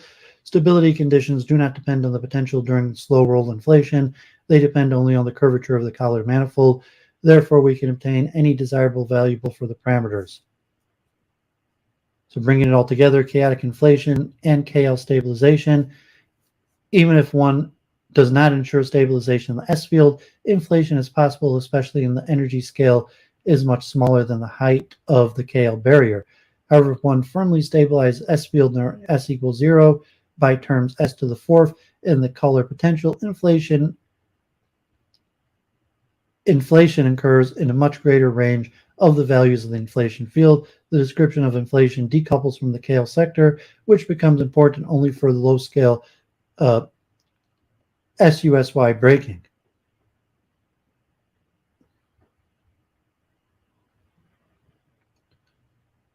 Stabilized with relatively short inflation or long inflation. So conclusion on new models. A simple class of chaotic inflation models and supergravity is developed. The inflation potential can have an arbitrary shape determined by the choice of the superpotential. This allows to describe observations with any value of N or R. Depending on the choice of the collar potentials, these models may describe a single field inflation with Gaussian perturbations of metric or of a curvature scenario with large non-Gaussianity. One can unify the scenario with a special class of KKLT models with strongly stabilized volume modulus. This solves the problem of vacuum destabilization during string theory inflation, as well as the cosmological moduli problem. Reheating occurs due to the scalar vector coupling inspired by string theory, extended supergravities. Natural suppression of reheating temperature in these models solves the gravitino problem. Strong moduli stabilization in the class of models leads to specific mass pattern in phenomenological models, which can be tested at a Large Hadron Collider. So Einstein said the most incomprehensible thing about the universe is that it is comprehensible. And Eugene Wigner, The unreasonable efficiency of mathematics and science is a gift we neither understand nor deserve. The reason why Einstein was puzzled by the efficiency of physics and Wigner was puzzled by the efficiency of mathematics is very simple. If the universe is everywhere the same, then the fact that it obeys so many different laws that we can discover, remember, and use can be considered as an undeserved gift from God to physicists and mathematicians. In the inflationary universe, this problem disappears. The laws of mathematics and physics are efficient only in that they allow us to make reliable predictions. The possibility to make reliable predictions is necessary for our survival.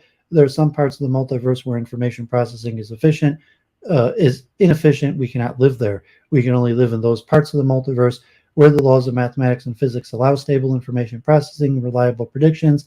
That is why physics and mathematics are so efficient in our part of the multiverse. Physicists can live only in the parts of the multiverse where mathematics is efficient and the universe is comprehensible. But we still don't know why. Do we live in the same part of the multiverse as Stephen Hawking's? I guess some most important things in life do appear because of pure luck, and this is one of them. So this was a birthday presentation to Stephen Hawking's by Andrei Linde, who I will be reading more from later. Okay, so a lot to cover, and yeah, I've quite a few papers I hope to read through. So I don't see too much activity in the chat. If anyone's in the chat, the link's there, or any comments, feel free to discuss things in the chat or do an @Duvid if you have something directly for me, or the link is in the chat if anyone wants to hop on. Otherwise, I will be reading through parts or quite a few papers. So first, from Scotland, Alan McKenzie, Levels of Reality, Emergent Properties of a Mathematical Universe. And this is the last paper that I'm going to read that's relatively mathematical. After this, it's not going to be too mathematical. I'm not actually going to read the mathematical part, but I'm just going to read the philosophical understanding of mathematics and these understandings. So Levels of Reality, Emergent Properties of a Mathematical Multiverse. So I'm actually going to read just a small part of this. Ever since its foundation were laid nearly a century ago, quantum theory has provoked questions about the very nature of reality. We address these questions by considering the universe and the multiverse fundamentally as complex patterns or mathematical structures. Basic mathematical structures can be expressed more simply in terms of emergent parameters. Even simple mathematical structures can interact within their own structural environment in a rudimentary form of self-awareness, which suggests a definition of reality in a mathematical structure is simply the complete structure. The absolute randomness of quantum outcomes is most satisfactorily explained by a multiverse of discrete parallel universes. Some of these have to be identical to each other, but that introduces a dilemma because each mathematical structure must be unique. The resolution is that the parallel universes must be embedded within a mathematical structure, the multiverse, which allows universes to be identical within themselves, but nevertheless distinct as determined by their position in the structure. The multiverse needs more emergent parameters than our universe, and so it can be considered to be a superstructure corresponding. Its reality can be called super reality. While every universe in the multiverse is part of the super reality, the complete super reality is forever beyond the horizon of any of its component universes. First approach to reality. Of the two great theories that were synthesized during the 20th century, only one has invited and continues to invite interpretation. To be sure, general relativity provokes questions about, for instance, space-time topology of our universe, but not about its very reality. The quantum theory, on the other hand, forces us to consider not only the reality of our universe, but even the nature of reality itself. To get straight to the point without being diverted by the ontological and epistemological discussion, let us make a first attempt at working definition of reality. Reality is the complete set of quantum fields extending throughout the whole of space-time that comprises our block of the universe. Before going further, we need to unpack this definition to see if it works. The block universe may be thought as the four-dimensional block of space-time that encapsulates the complete past and future history of our universe. The notion of the block universe, of course, has respectable provenance and indeed the black universe may even be demonstrated experimentally. So our definition is saying that reality is the complete past and future history of all quantum fields that go to make up our universe. This must include all the particles that arise from stable excitations in appropriate quantum fields, as well as all of their interactions. A consequence of our definition of reality is that it cannot be expressed more fundamentally in terms of contemporary physics. For instance, if we instead to define reality in terms of just the fundamental particles of the standard model, then that definition would be open to the charge that the particles are themselves describable as excitations of the appropriate quantum fields. On the other hand, if we try to extend our definition more deeply than the quantum fields, then all we are left with, like the grin of the Cheshire cat, is the essential pattern of the quantum fields. There are straws in the wind that the pattern of quantum fields and their interactions may be further reducible into yet more fundamental patterns, but there is no hint of any return to stuff. It is a pattern all the way down. How a simple mathematical structure can, in principle, be self-aware. Patterns, of course, are just mathematical structures, but at least for some of the physics community, it seems to be less provocative to claim that the universe is fundamentally a pattern rather than to say it is a mathematical structure. Philosophers might call either claim ontic structural realism, but the former version appears to be less controversial than Tegmark's bold statement that the universe is mathematics. It is easy to see why many physicists reject such a statement. While they may accept that our universe can be described by mathematics, it is seemingly a step too far to think that it can be mathematics. Nevertheless, a case can be argued to make that claim more palatable by considering a version of two-dimensional cellular automation. So I'm not going to go through this paper, but you see that the question of how do we define reality, and defining reality not through the language of mathematics, but saying mathematics is actually reality. So it's the conclusion. There's a long appendix. I encourage people to look at it if they want to know more.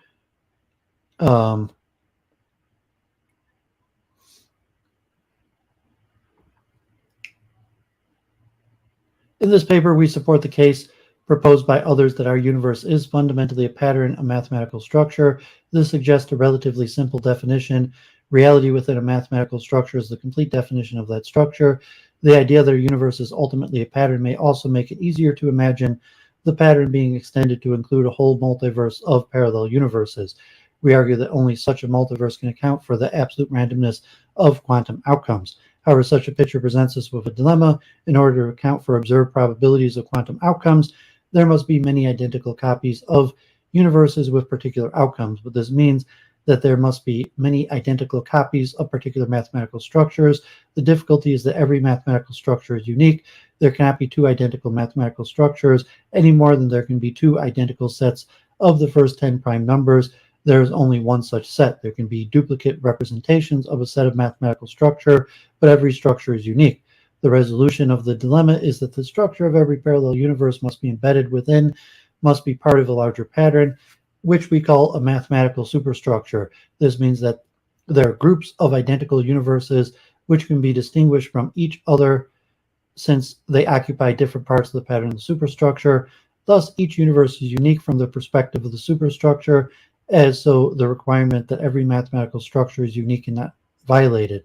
And yet the internal descriptions of each of these universes will be identical, which is one of the requirements of the multiverse explanation of measured quantum probabilities. So I encourage people to look at that more. So yeah, Michael, thanks for the feedback. So before I go on about the multiverse, okay, let's do first. I'm going to do this. This one's a little bit long, and then I'm going to go a little back to holography and holonomy and Karl Pribram. But let's look at this history of the multiverse. And this is non-mathematical. It's written by a non-scientist or amateur scientist. And it includes a longer, detailed history and a more conceptual explanation of the multiverse. Steve Ash. The multiverse in a nutshell, Steve Ash. Steve Ash is a professional writer, freelance tutor, and lecturer in further education. graduated as a Nature student in 2001 with a BA honor degree in philosophy from King's College London, and obtained an MSc in philosophy and the history of science from the London School of Economics 2003, and has manifested a lifelong interest in philosophy and alternative thought, as well as a love of science fiction and speculative writings of all kinds, as well as being an amateur writer in this field himself with a couple of published works and many more in preparation. This essay is a multi-level introduction to the subject of the multiverse and its basis in contemporary physics from the perspective of the philosophy of science, with a nod to the influence of science fiction along the way. The main body of the text is a brief and relatively simple introduction to the topic and contains a concise description of the basic ideas along with some of their important philosophical consequences. Those requiring more technical exposition are referred to in the many footnotes, which expand on the idea in more precise scientific terms explained as simply as possible. Those seeking an in-depth or advanced treatment of the subject are referred to further reading materials at the end of the essay. The launch of this essay was linked to a seminar given at the Atomic Bank Bark Science Fiction and Fantasy Film Club event in London, December 9th, 2012. Introduction. The earliest use of the term multiverse can be traced to William James in 1895, who used to refer to the total potential of the cosmos, or in other words, every possible configuration of existence, a totality that is now sometimes also referred to as the omniverse. Since then, the term has developed several meanings in a variety of paradigms, from obtuse logic to New Age mysticism, causing some confusion. In general, the term refers to a diverse collection of self-contained worlds in some conceptual relation to each other, which may or may not interact, a concept not without logical problems. It has been applied to realms of abstract philosophy in which all logically or mathematical possible worlds are said to necessarily exist, and to more concrete perspectives from contemporary physics and cosmology, but is the latter which I shall be exploring here from the perspective of the philosophy of science, though in practice it is sometimes difficult to separate the two, as we shall discover. In talking about the multiverse as is understood in modern physics, we are really talking about two different things. The first relates to the relative state of many worlds interpretation of quantum physics, as promoted by Hugh Everett, Bryce DeWitt, and most recently David Deutsch. And the second relates to cosmology and the structure of our conventional spacetime in the light of the inflation and M theory. Shall treat these separately, though there are also more recent attempts to combine them. The birth of the multiverse. Science fiction has produced many stories of parallel universes. The first of these can be dated to 1923, when H.G. Wells wrote Men Like Gods, inspired by scientific speculation on Einstein's notion of time as the fourth dimension, combined with a further F dimension, allowing the possibility of multiple histories and parallel universes. Wells' seminal novel described traveling through a space-time anomaly to a future sister universe in which an anarchic utopian society had been achieved, and uses it to make several observations on politics and science, including a prediction of the invention of the internet as a social medium. Wells suggested there may be thousands of such universes laid out like pages in a book, strangely prefiguring M theory, as we shall discover later. Murray Leinster later introduced the notion of exchanges between parallel universes in his 1934 tale Sidewise in Time, and technological travel through paratime by a vague field manipulation was first explored by H.G. Piper's stories in the late 40s. None of these were really supported by science, however, as no fifth dimension was seriously postulated at this time, other than via a mathematical abstractions of Hinton in the late 1880s. It was not until 1938, when Jack Williamson wrote his Legions of Time stories, that quantum mechanics was employed as an explanation for such parallel worlds. These tales exploit the idea of quantum virtual reality, the observation that ghostly particles can appear and disappear randomly, existing for fractions of a second as unreal virtual particles, and some experiments interact with real particles as well as with each other, and the related idea that short alternative paths of a single particle could be treated as equally real in such a virtual sense, and describe parallel ghost worlds whose time-traveling inhabitants fought each other to make their world the actual concrete reality. Later in 1941, Robert Heinlein was influenced in a more serious way by various ideas in both general relativity and quantum theory to propose in his story Elsewhen, in which parallel universes could be encountered by hypnotic shifts in consciousness. Scientists found these stories amusing but dismissed them as nonsense. However, both these stories were republished in the early 1950s, and soon after, a similar but more scientifically acceptable worldview emerged on the scene. The quantum multiverse, the relative state multiverse, the many-world interpretation of quantum physics. It was an attempted interpretation of the bizarre consequences of quantum mechanics that first led the philosopher of science and physicist Max Jammer to apply the term multiverse in modern physics. He deployed this in a 1974 article that described the many-world model of Hugh Everett and Bruce DeWitt. The term caught on and has been used ever since, though today some prefer the word omniverse to describe it from other multiverse theories. The many-worlds model was devised in the late 1950s by physicist and mathematician Hugh Everett for his PhD thesis under Professor John Wheeler, though he more accurately called it relative state quantum mechanics. Everett was working for the Pentagon at the time in a secret nuclear deployment projects and only briefly engaged with the world of theoretical physics. His supervisor Wheeler is more famous today for his development of the idea of black holes and wormholes, and particularly his observer-created universe views of quantum mechanics, now known as the participatory anthropic principle, along with his related information theory, it from bit. But Everett took an opposing view to this, arguing from a strict physical realism in which consciousness has no role whatsoever. Similarly frustrated by Niels Bohr's Copenhagen interpretation of quantum mechanics, nothing could be said of an object between observation. Everett sought a more concrete alternative. Today, there are lots of alternatives to the Copenhagen interpretation, even maverick denials of quantum mechanics itself. But in the context of the multiverse, I'm only going to focus on the relative state model Everett devised as his response to both Bohr and Wheeler. Everett rejected the participatory anthropic principle in physics, maintaining the strict realist view that reality and consciousness were totally separate and could never interact, something he saw as fundamental to any rational empirical science. He also rejected the slightly different idea that nothing was real until it was measured by an observer, as seemed to be implied by the Copenhagen interpretation. Everett's solution was to declare all talk of the collapse of the wave function to be nonsensical, as was in fact a mathematical description of reality, the same way any scientific formulation and not a probability function at all. That is all the possible states after a measurement described in the function were equally real and concrete, but existed in other universes to ours. The equation was thus a true description of the multiverse, which from the perspective of an observer in any local universe only appeared to be a probability description. When a measurement was made and the observer, it caused a split in the universe, including themselves, in which only one of the possibilities becomes actual for them in their particular universe.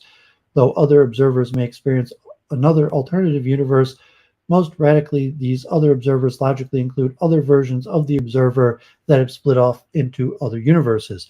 Space-time, with all its contents, has literally split into two branches, spreading out into something Everett called superspace. The branches most similar to our branch being closer in superspace, and those that have branched away into something very different, say in a world ruled by intelligent, evolved dinosaurs, are very distant in superspace. Importantly, this process is entirely mechanical, one based on physical measurement, operation, and consciousness is not involved in any sense. In practice, we share the same universe because we are interconnected both by physical causation and language. Those disconnected would not share it. Some science fiction writers would take up this idea and suggest that wormholes could be constructed between these parallel universes, something Everett rejected as a possibility, while others would mix Everett's ideas with Wheeler's and declare that consciousness causes the split, and thus bringing in all sorts of psychic and magical aspects to gates between worlds. Earlier in 1934, the Gothic imagination of H.P. Lovecraft, the universe itself became a conscious being and a collective consciousness of all sentient life, much like it would for Wheeler decades later, but not as some rational computer, as the terrible, immoral Yog-Sothoth, a demonic being who opened and closed passages between other worlds creatively or destructively. This was a magical multiverse that was also manipulatable by alien technology, for the first time blurring science and magic, aliens and gods, planets and heavens. This initiated another aspect of science fiction and fantasy, writing in the same niche that dovetailed nicely with multiverse stories. But all that this was imaginative speculation, not backed by any evidence. Much of it was nonsense, but some of it more thoughtful possibilities would inspire later physicists who read science fiction. What Everett was really doing here was creating a theory of relativity for quantum mechanics, just as Einstein had for Newtonian mechanics. in which observers do not necessarily occupy the same absolute space-time framework, but rather exist in a relative one based on their own stipulated perspective. In deploying Everett's thesis, we can thus talk about the whole universe again as the multiverse and include the observers inside a purely physical process rather than outside it as a godlike wave function collapsers. This would make the idea increasingly popular with materialist physicists annoyed by the fantastical misapplication of quantum physics, a process continued later by the emerging New Age movement. But the philosophical question here is, does it make sense? Most physicists at first thought not, but faced with even more bizarre consequences and other attempted interpretations have increasingly accepted it as the most rational solution. But then most physicists are not grounded in a deeper tradition of philosophical thought. Everett became absorbed in his secret work for the Pentagon and died in 1981 of a heart attack, ironically after years of claiming cholesterol was only dangerous according to bad science. But another physicist, Bruce DeWitt, initially a skeptic of the relative state hypothesis, came to accept it and took it as his own, renaming it the many worlds hypothesis in 1968, a time enthusiastic for the weird and alternative. DeWitt was also a better spin doctor than Everett, and after writing a technical scientific book on the hypothesis in 1973, which hardly anyone read from 1976 onward, began writing about it in the true science pages of science fiction journals like Analog. This in turn inspired science fiction writers who were already interested in the topic and probably had an increasing influence on rising young physicists, a curious dialectic between science fiction and science fact.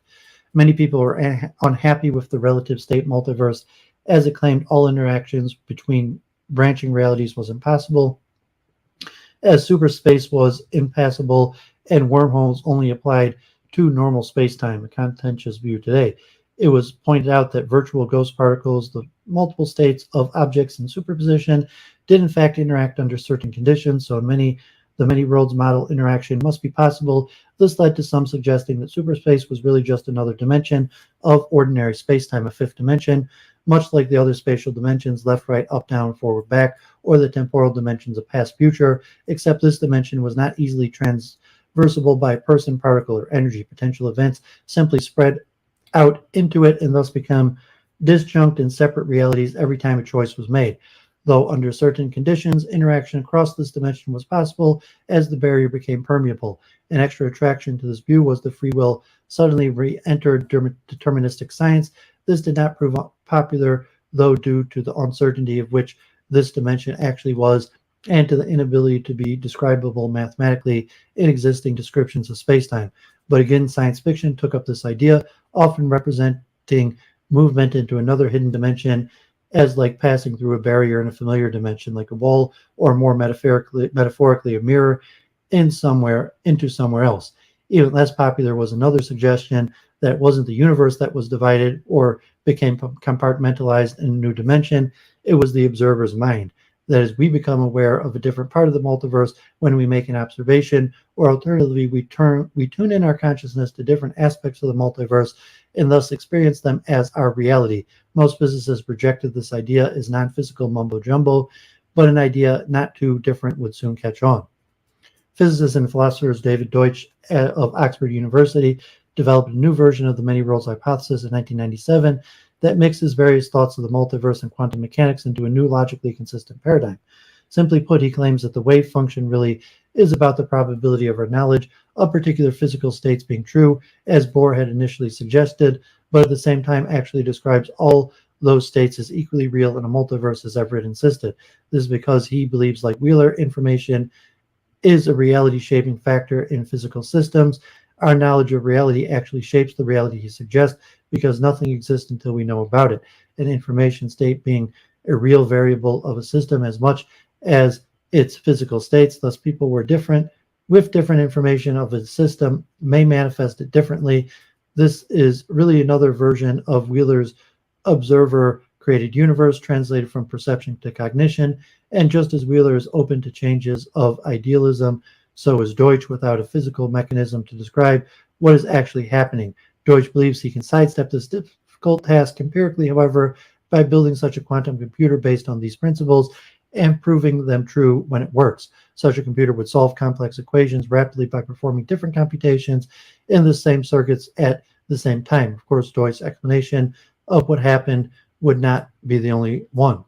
Many world theories has many conceptual problems, however. One of the problems of every act we perform being realized somewhere, so no matter how well behaved we are in this universe, we are badly behaved in some other universe. A problem for ethical philosophy. It also raises problems of personal identity. What is the relationship between us and our doppelgangers in other universes? Are we the same person or different people? According to the functionalist theories of mind, if two minds are identical, hold the same memories, habits, and sensory data, they constitute the same person, enabling the idea of transferring minds between people into into machines. So in parallel worlds where our doppelgangers are identical, but some different situation exists on Mars, say we are the same person, a kind of multiple personality in different bodies, or rather the same personality in different bodies. And if so, how different does our doppelganger have to be to become another person rather than the different version of us? Science fiction has a field day with ideas like this. An even bigger problem, and one that will return later, is the problem of infinity. There's no logical reason to assume that there are an infinite number of alternative worlds, but there may be, and even if there isn't, the number of them will be so vast and indefinite as to have the same problem as an infinite number of worlds. The most common is that somewhere in another universe, in this case, there will be a monkey sitting at a typewriter who by sheer chance produces the complete works of Shakespeare randomly. The chance of this is extremely unlikely, maybe 1 in a billion trillion, but it's likely there are more alternative worlds than this. An infinite number, it must happen an infinite number of times, and so may happen in our universe. But there are many possible paradoxes of this type, and all of them are hard to take seriously.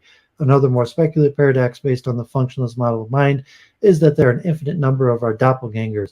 It becomes impossible to die because as soon as we die here, we presumably become one of our still living selves in another universe. As one of these are an infinite number, or at least a vast one, we would effectively live forever. A modern film, The One, a kind of Kung Fu Matrix ripoff involving parallel universe, instead of a simulated universe, proposed an absurd plot similar to this, which combined the idea of multiverse selves as multiple personalities of the same person with the Chinese notion of life force called qi, which in its yuan mode is the total life force of a particular being to initiate a change of alternative self-murderers in order to concentrate qi in the survivor. Like many people, I take these paradoxes as reductio ad absurdum of the idea of infinite possible worlds, and so reject any idea involving infinity or near infinity, and certainly not counter its schizoid math of multiple infinities and infinity plus one as increasingly used by some theories. For these reasons, I reject the many worlds model.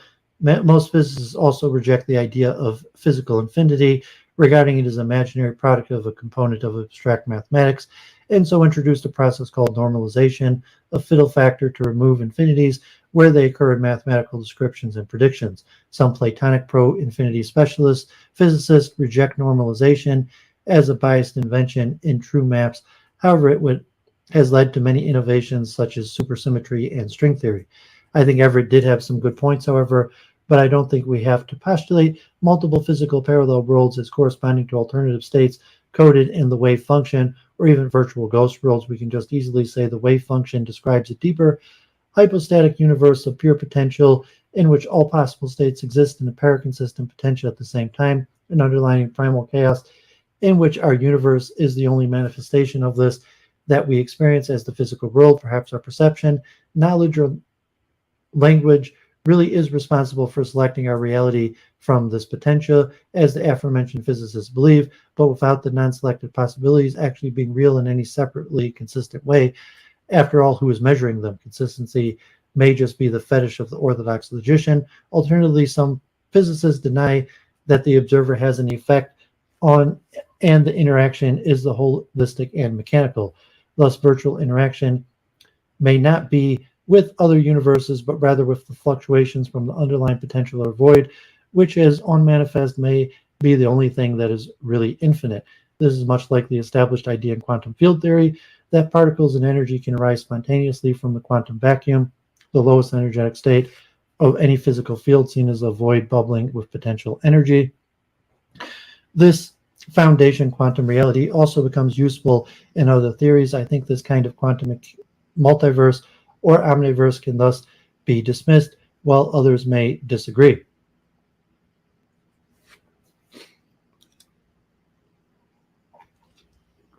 it came from another dimension.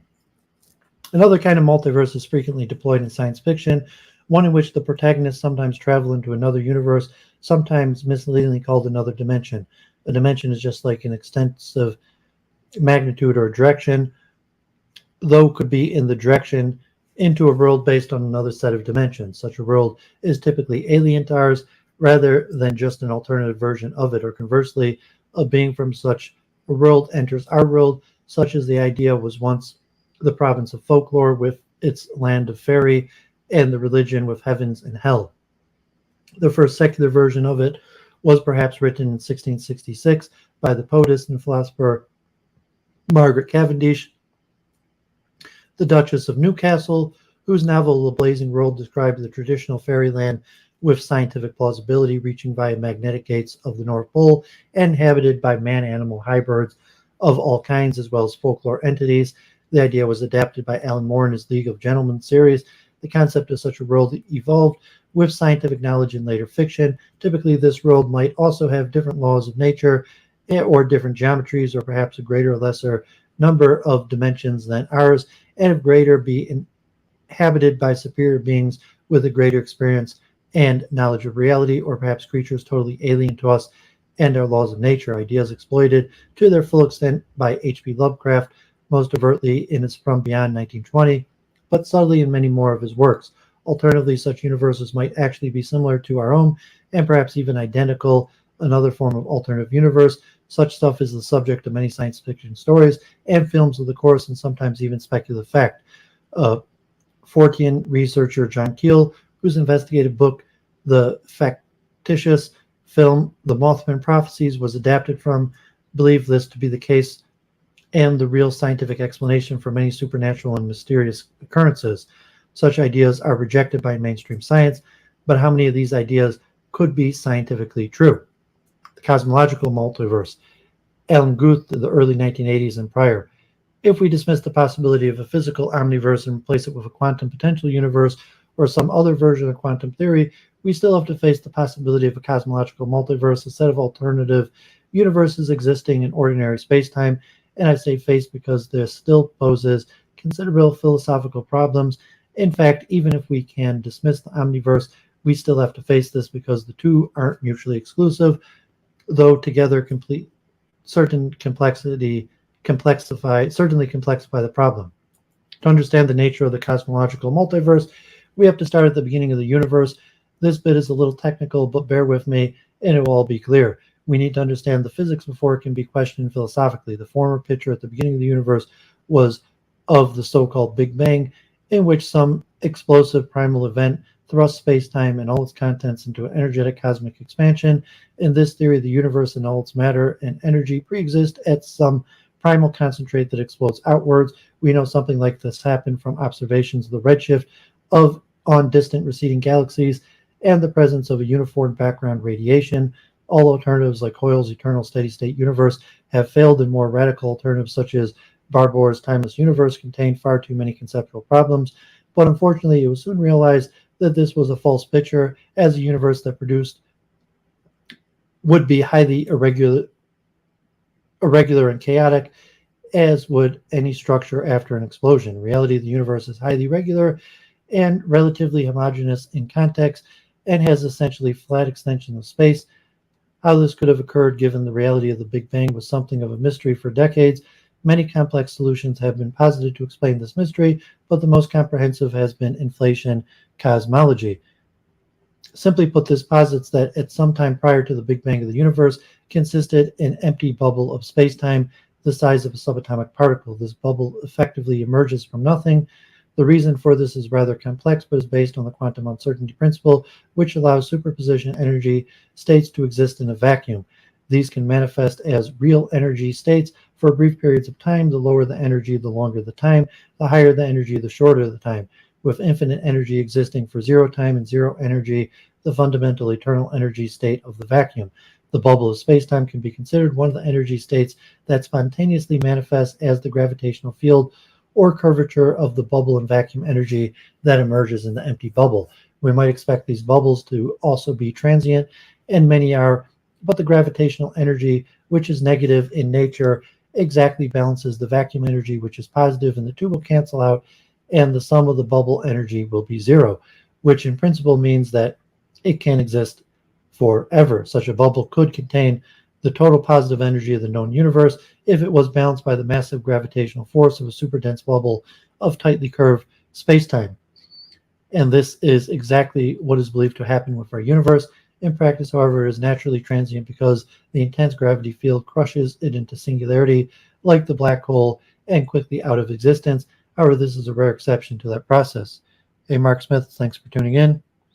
The exception to this annihilation is that if an anti-gravitational force were applied to the bubble before it was collapsed, it would remain intact, and if it was a strong enough force, the bubble would inflate exponentially until it was large enough to be stable. Amazingly, this was exactly what many physicists believe happened when a mysterious field called an inflation field, powered by a mysterious force called dark energy, spontaneously appeared within the bubble just before it collapsed.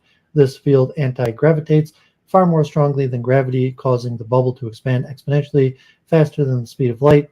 This rapid inflation transforms the bubble to the size of the current visible universe in a fraction of a second, at which scale it is no longer super dense and will not collapse. This inflation phase is then thought to stop as the inflation field dissipates and the universe continues to expand, carried on by its momentum, at least until gravity slows it down or even stops or reverses it, depending on the initial amount of dark energy and the amount of mass in the universe, both of which are unknown quantities. The Big Bang in this scenario is the initial release of energy produced by the decay of the inflation field, which produces all the energy and the matter of the universe, though this decay is slow and the inflation carries on until our visible universe is produced.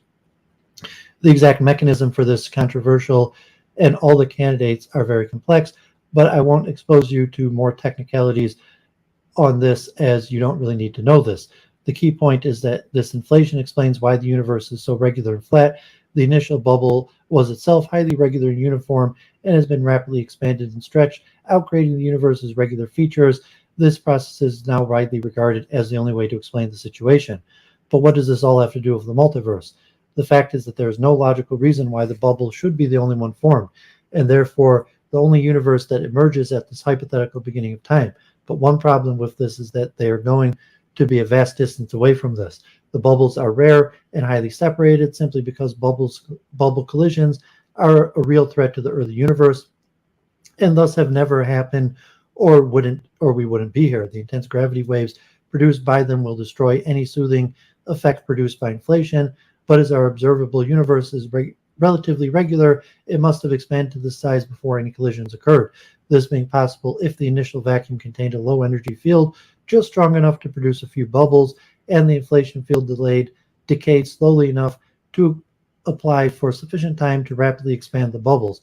Thus, the region of space-time beyond our cosmological horizon, the region light has returned from and consists of the outer boundary of the visible universe, may be full of colliding bubble universes. In fact, odd energy patches in the background radiation at this distance may indicate this was what's going on at some stage and may still be, and a massive gravitational pull in the region of the constellation of Cygnus that seems to be pulling clusters of galaxy towards this horizon may be evidence of a nearby bubble universe. So this outer region will be very chaotic, and for the reason an estimation of the amount of mass in the universe may be impossible by extrapolation from the visible universe, we are fairly sure that the extent of our expanded universe is 10 to the 23 times that of the visible universe, but have no idea what exists there. Alternatively, the other bubble universes may be much further away as to never collide, and our outer universes be much like the visible universe. Curiously, Newton imagined our universe to be an ordered sphere surrounded by a realm of physical chaos, though for other reasons, perhaps he was simply rationalizing insightful vision. Unfortunately, these universes are totally out of reach. We could never reach them to find out if they were inhabited or not, but they may serve another purpose. One of the great mysteries of our universe is the Goldilocks enigma, or fine-tuning puzzle. Without going into detail, this is the odd fact that many of the constants of the laws of nature, as well as some of the physical features of the universe, both global and local, seem finely tuned for our existence and the existence of matter at all. If they were slightly different by a tiny fraction, we would not exist. This has led some to assume we are actually living in a designer universe whether in the form of artificial construction like the Matrix or in a divinely created world. However, if there are a number of possible universes, each with slightly different laws and structure, then our universe may simply be a statistical fluke. Inflationary multiverses are prone to very serious problem. However, cosmic inflation needs very precise initial conditions of a low vacuum energy and a perfect inflation field that must not be too strong or too weak. These are very rare conditions and has been pointed out to tend to undermine the benefit of the theory has for the Goldilocks enigma, given the requirement initial low energy state to prevent too many bubbles forming and banging into each other. It seems unlikely enough bubbles formed at the beginning of the universe to explain this rarity statistically, so it remains a long shot. Another issue that bedeviled the theory was that, like all inflation theories, it assumed the expansion of the universe was slowing under the influence of gravity, but has been subsequently found to be speeding up. Again, this was explained by yet another mysterious force field called dark energy that emerged in relatively recent times, cosmologically speaking, and was a very weak version of the initial inflation. It was at this time that the dark energy term was coined. No one can yet fit this new field into the picture. Some think it might be linked to the weak force split off, others to a new stage of inflation not possible in this theory. The multiple unknowns and the increasing add-ons reminiscent of the contrived epicycles of the heliocentric cosmos has increasingly disinclined many scientists to the theory. Chaotic inflation, Andrei Linde in the mid-1980s. However, in the early 1980s, a new version of the theory was devised called chaotic inflation with surprising results. In this version, the theory, the processes that produced the bubbles needed no special conditions at all. It was simply a random quantum fluctuation that could happen at any time, but is closely associated with inflation phase. This had a slightly lower yield of bubbles itself, but the real change came with another idea. It was calculated that although inflation came to a halt early on in the universe due to quantum fluctuation, this was not the case everywhere. Microscopic areas of space-time may continue to inflate, but because this inflates at many times the speed of light, it becomes huge very rapidly, and before it ends will be the largest part of the universe. Though after most of it does end, another microscopic area of space-time in it will still be inflating and again become the largest part of the universe, and so on forever. This was called the internal inflation and is meant the universe never stops inflating and just gets bigger and bigger faster than the speed of light. Supporters of cosmic inflation soon realized this also applied to their theory too, but the surprising difference for chaotic inflation was that in these inflationary regions outside of the stable universe, new bubbles were constantly forming, and as with all the other bubbles just beyond the cosmological horizon, formed in the same way in both theories. All these had different laws of nature, furthering the fine-tuning thesis. In fact, eternal inflation makes both the cosmic inflating universe and the chaotic inflating universe infinitely large in general, making it possible that some universes coming out of the chaotic processes with different laws of nature might undergo cosmic inflation. As an infinite number of bubbles will be forming, our universe could thus have inflated cosmically or chaotically, as it is more likely to have been one of the infinite number of bubbles forming out of another universe than the original bubble, assuming the notion of an original bubble makes sense in the infinite universe. The Russian developer of the theory of chaotic inflation, Andrei Linde, refers to this as the Kandinsky universe after the Russian artist. But this, of course, just returns us to all those paradoxes of infinity mentioned earlier, which I think weaken the theory. Worse, if the many worlds omniverse theory was true, it means that there are an infinite number of us in parallel universes and another infinite number of us in universes beyond the boundary of our universe, and infinity was too much. Cosmologist Max Tegmark, a Platonist who believes all mathematically consistent theories are necessarily true, claims this to be a fact, but he also includes another feature of the chaotic inflation theory, that some of the baby universes may break away from the fabric of our multiverse completely and start the process all over again. Some believe the same thing can happen in black holes too, even in a cosmic inflationary universe, giving rise to the so-called fecund universe theory. The idea of the baby universes splitting off from the multiverse or verses, or any multiverse, is philosophically problematic. However, technically the universe was once all that exists or can exist, a status that no longer holds true here, but the multiverse inherits this status. So what can be outside of the multiverse but nothing, This closely related to another problem. It is often said that space-time curves, but what does it curve into? A space-time contains everything and is not self-contained in anything. Some claim it curves into itself in a compactifying kind of way, others that it doesn't really curve at all, and the term is just a metaphor for some mathematically possible transformation beyond our normal cognition. Much like electrons spin, electrons don't actually spin like tops, but some think space-time does curve into something it exists in, either another dimension or some kind of outer void. This external region would be the same place as the baby universes butt off into, and if they do, this seems to confirm its existence. What would this outer zone be like? Perhaps it is the hyperspace of science fiction.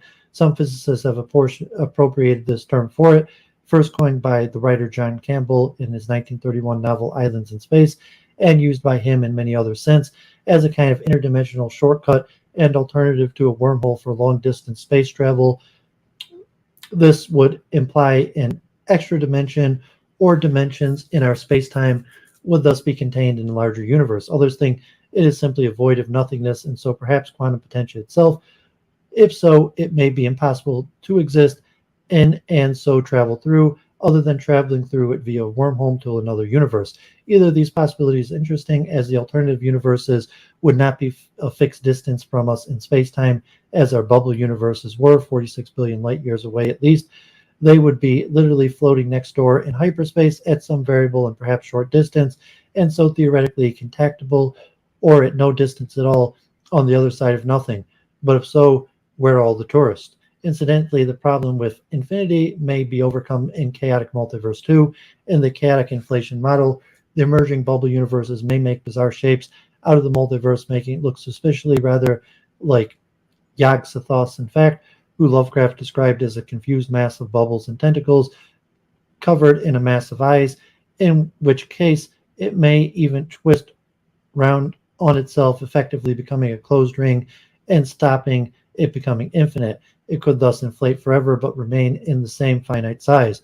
Also, in the other variant of the theory, hybrid inflation, a second super strong gravity-like field is postulated that stops the inflation epochs and dampens down eternal inflation. This might even stop eternal inflation completely and make the multiverse finite and therefore possible. A serious philosophical issue with theories like chaotic inflation is that all the action is going on outside of our universe, so in principle can never be verified or falsified. Likewise, as rapid inflation obliterates all information about early universe, this is difficult to test as well, though some types of inflation are theoretically reproducible in a collider. For some scientists, this makes them not scientific theories, but all but pseudoscience, and so rather more like theological arguments. It does seem, however, that chaotic inflation is and its multiverse-based statistical solution to the Goldilocks enigma is still the best on offer. Alternative serial statistical arguments based on the cyclical universe theory currently seem unable to work due to problems with infinities or entropy, or simply their ongoing failure to be given a complete mathematical description. Some even think the hyperspace between multiverses, or the inflating space within them between the local universes and the physical counterpart to Everett's hypothetical superspace, and the two lots of alternative universes are actually the same. But this seems unlikely, and even the distorted multiverse seems another long shot. Fortunately, a recent alternative is M theory, which has even more interesting properties. M theory. Edward Witten in the mid-1990s. M theory is seen by many as the holy grail of physics, one of the only two theories likely to combine quantum theory and general relativity theory, the only other realistic solution being quantum loop gravity. Some physicists work on radical alternatives, but so far this has been unproductive, and neither quantum mechanics nor general relativity theory have failed in a prediction in almost 100 years. But as the former works down from relativity theory to a modified quantum theory, and the latter works up from quantum theory to a modified relativity theory, they are expected to converge at some point, mutually transforming point. M theory is very popular at the moment, though nowhere near as theoretically well developed as inflation, nor experimentally verified in any way, or even backed by evidence, but it still remains a mathematically sound and powerfully explanatory description, though an incomplete one, and only be possible in future alternative. Derivative of string theory, the idea that all particles are vibrations produced by tiny one-dimensional strings. M theory describes the universe as a 3D brain in the fourth dimension of time, actually 10 dimensions, but the other 6 fourth dimensions are completely rolled up. In 11th space-like dimension, along with other brains, some perhaps of more than 10 dimensions. This is represented geometrically as a flat vibrating finite membrane in which are stacked a large but finite number of other membranes. The space between them being called the bulk, which roughly corresponds to the science fiction notion of hyperspace, space outside of space. The whole assemblage is known as a metaverse rather than a multiverse to avoid confusion. An important difference is the distance between the universes here is in a Planck scale smaller than an atom, rather than tens of billions of light years. In all intents, they could be said to overlap with our world, although often represented as two membranes facing each other. This is really just representational. A group of spheres would give a better picture with their 6 spatial points of contact.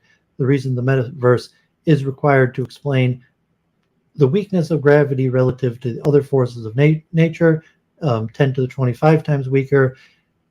It is thought that most forces are represented by open strings that are bound to the membrane, whereas the gravitational force is represented by closed string that is free to move between the branes, distributing its influence between the two. In some versions, gravity is much stronger on a neighboring brain called the gravity brain that is in our universe. These calculations of M theory are also exactly match observations made in particle physics. Unfortunately, results from the Large Hadron Collider have eliminated the possibility of a large extended dimension like the bulk. However, this may just mean it is incredibly small. In terms of cosmology, there are roughly 3 different models that use M theory. One is a version of inflation theory, in which inflation is driven by the energy released into the bulk by the collision of 2 high-dimensional branes, one of matter and the other of antimatter.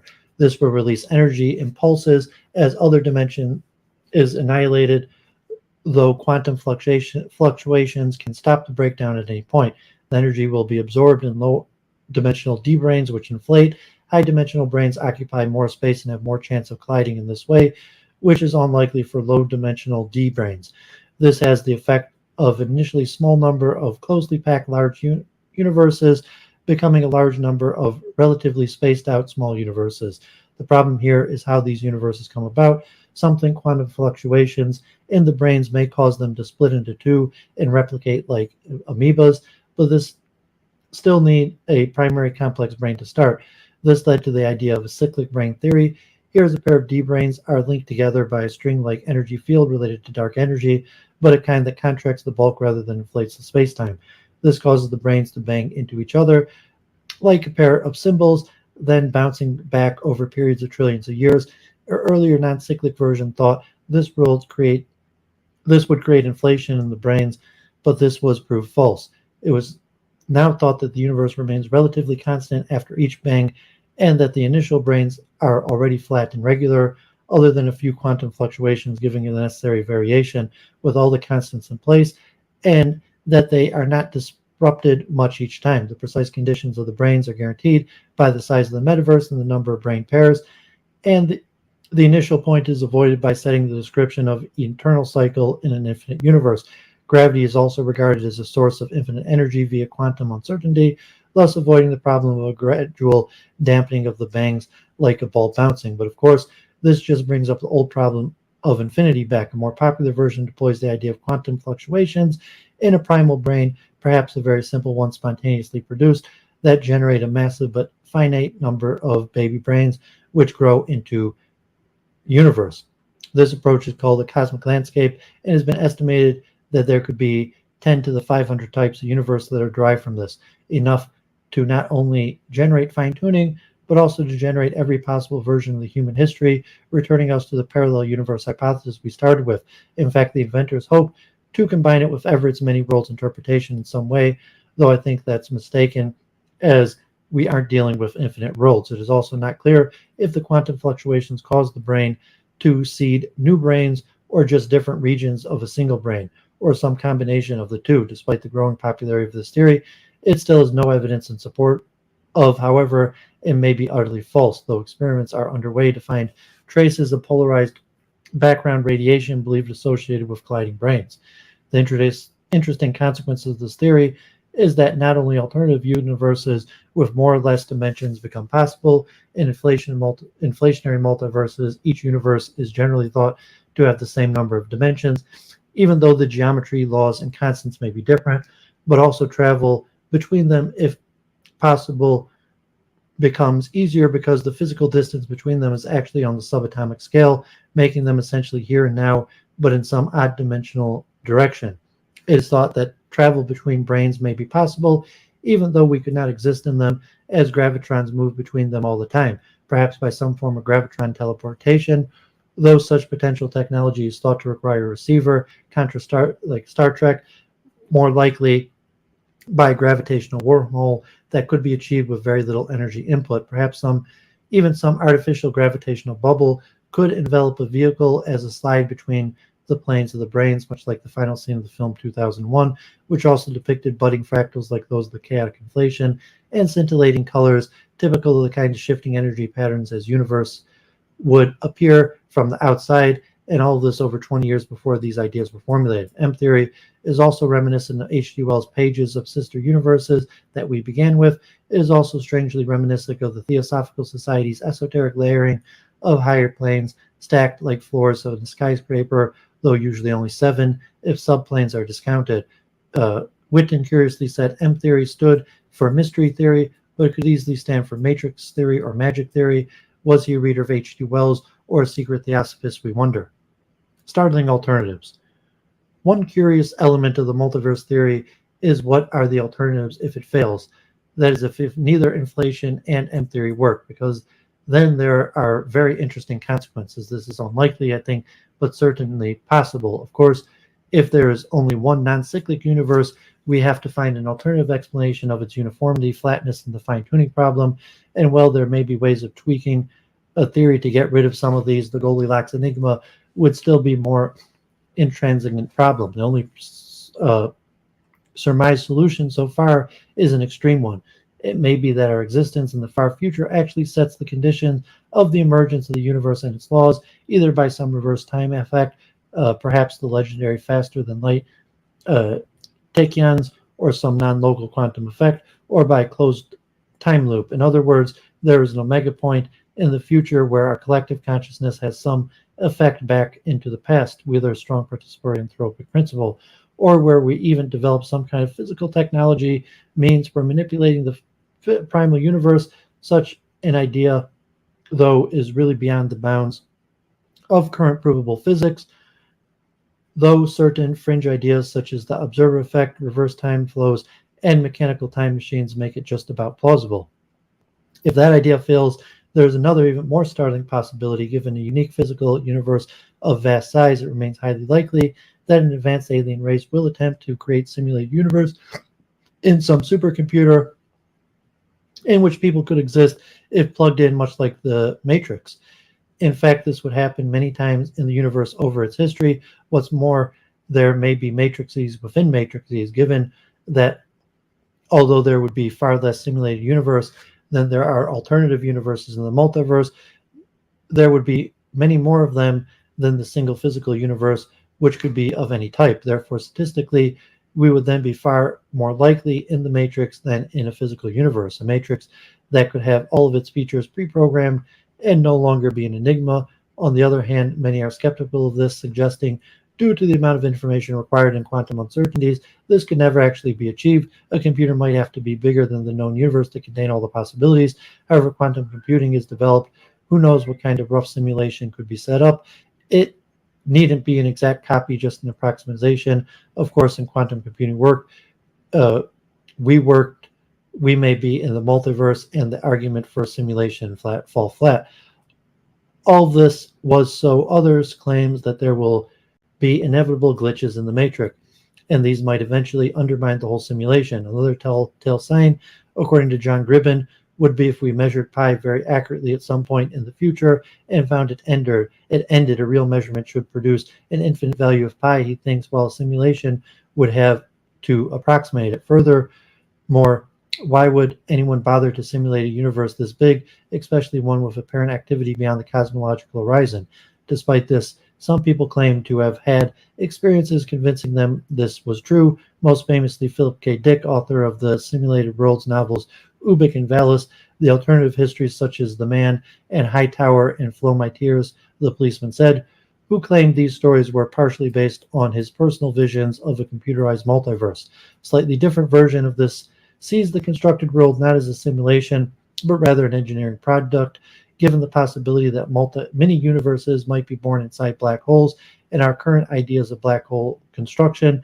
It may one day be possible to engineer a universe inside a black hole and run it as an experiment, but what would be the purpose of such a project? Well, inherently possible, I think some kind of multiverse or metaverse are really the more likely ontology, but who can be sure?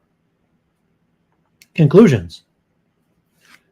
We have explored many different kinds of physical multiverses in this essay: quantum alternative realities, distant bubble universes, free-floating baby universes, worlds in black holes, other universes and parallel brains, participatory universe, simulated universe, and constructed worlds, plus others we haven't mentioned, such as other multiverses made from antimatter or hidden shadow universes of dark matter within our universe, or even extra-dimensional annexes, all probably unattainable to us. The interesting thing is that all these are untested so far, and some may be untestable, for example, those beyond our cosmological horizon or beyond our physical universe altogether. Many scientists and philosophers of science thus regard these as pseudoscience concept as useless as the theology of imaginary deities. I don't quite agree, as I think even pseudoscience has its uses. When Karl Popper formally defined the term, he pointed out that it was not a dismissive or derogatory concept, but rather simply demarcated by the boundaries of an authentic science, outside of which was not just nonsense, but all sorts of valid alternative worldviews. But I do not think that the alternatives, such as just so stories, whose proof is in their explanatory power, which is actually not proof at all. In making any choice, we might just as well embrace the visions of H.P. Lovecraft and praise Yog Sothoth as the living universe. Okay, so that was a long one. That was actually probably the longest one I was going to read tonight. So thanks for sticking with me. Anyone who was watching, yeah, Kale, thanks for tuning in. So any comments, glad to hear them. And I have more articles. So that was actually the longest one I read first because it was a conclusive history. Orfeo, thanks for tuning in. That was a history of the multiverse that included science fiction. So it included, not only the history of the science of the multiverse, but included hypothetical suggestions of multiverses, including explored in science fiction and a comparison. So that's why I read that article first in relation to the philosophy of science. And, I have more to go in detail and cover, but I figured I'd get through that one first. It was a good introductory one because it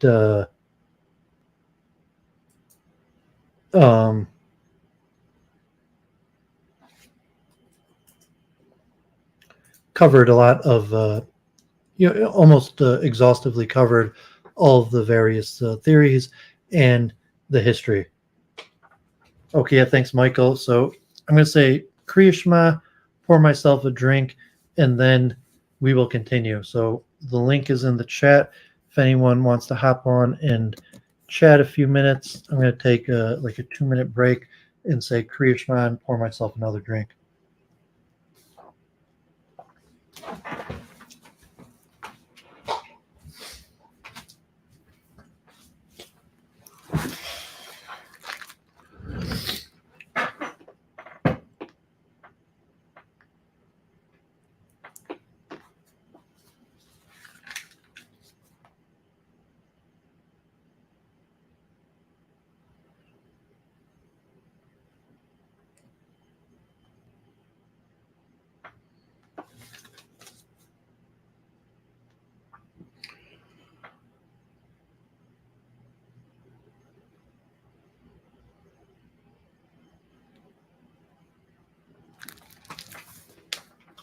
Yeah, so for any of my normal viewers, this is the last leg of my multiple truth hypothesis. So I will definitely be going into more detail, deeper analysis into a lot of fields. But, like of the main areas of research I wanted to cover, this part of physics, the multiverse, the multiple, was one of the main areas I last wanted to cover for the multiple truth hypothesis.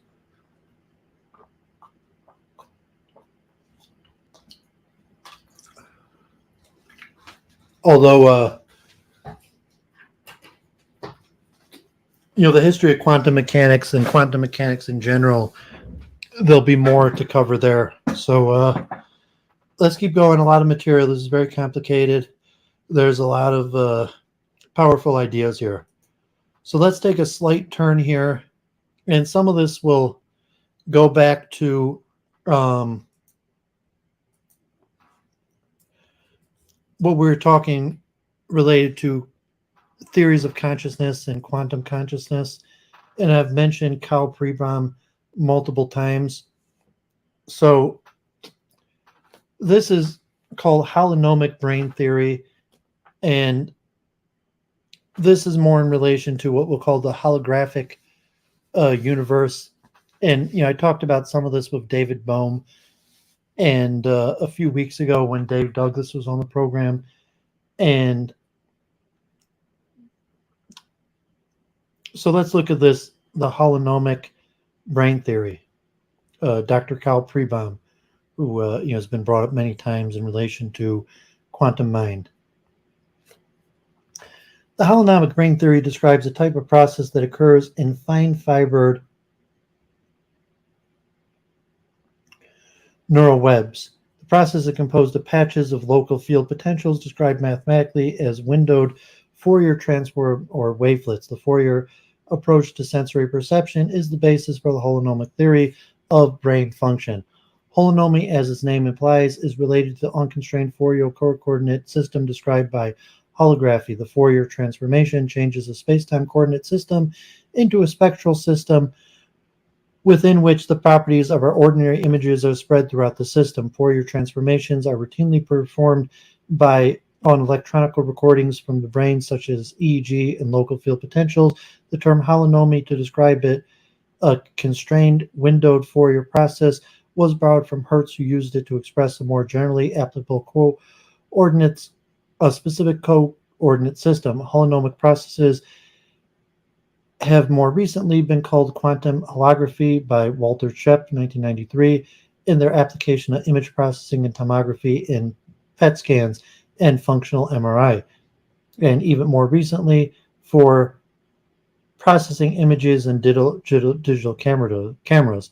Dennis Gabor, 1946, had pioneered the use of windowed Fourier processes for use in communication theory and noted it similar to its use in describing quantum processes in subatomic particles. Gabor therefore called his units of communication quantum of information.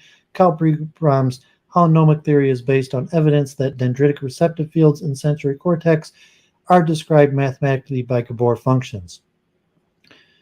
Taking the visual system as an example, the form of an optical image is transformed by the retina into a quantum process that is transmitted to the visual cortex. Each dendritic receptive field thus represents the spread of the properties of that form originating from the entire retina. Taken together, cortical receptive fields form patches of dendritic local fields, potentials described mathematically by Gabor functions. Note that the spread of properties occurs within each patch. There is no spread of the Fourier process over a large extent of the entire cortex. In order to serve the perceptual process, the patches must become assembled by the operation of nerve impulses in axonal circuits. Processing the vibratory sensory inputs in audition and in tactile sensation proceeds somewhat similarly, but Gabor and similar wavelet functions, though useful in communication and computations, failed to serve as the properties of images and objects that guide us in space-time would we navigate. In order to attain such properties, an inverse Fourier transform has to occur. Fortunately, the Fourier process is readily invertible. The same transformation that begets the holographic domain gets us back into space-time. The inverse Fourier transform is accomplished by movement in vision, nystagmoid movement defined pixels, points which are mathematically defined by point attractors, larger eye and head movements which define groupings of points which can readily be recognized as moving space-time figures. Such groupings are mathematically defined as symmetry groups. The brain processes involved are organized by a motor cortex immediately adjacent to the primary visual cortex. Similar motor strips are located adjacent to other sensory input systems. These details of the evidence of how these processes work are described in lectures 3, 4, and 5 of Pribram, Brain, and Perception.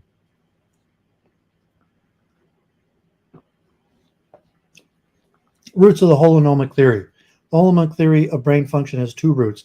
The experimental evidence accrued during the 60s and 70s that mapped certain brain processes as local field potentials, as well as the burst of electrical discharges traversing circuits, and the mathematical insights of Dennis Gabor in the 1940s as realized in optical imaging by Emmett Lay in the early 1960s.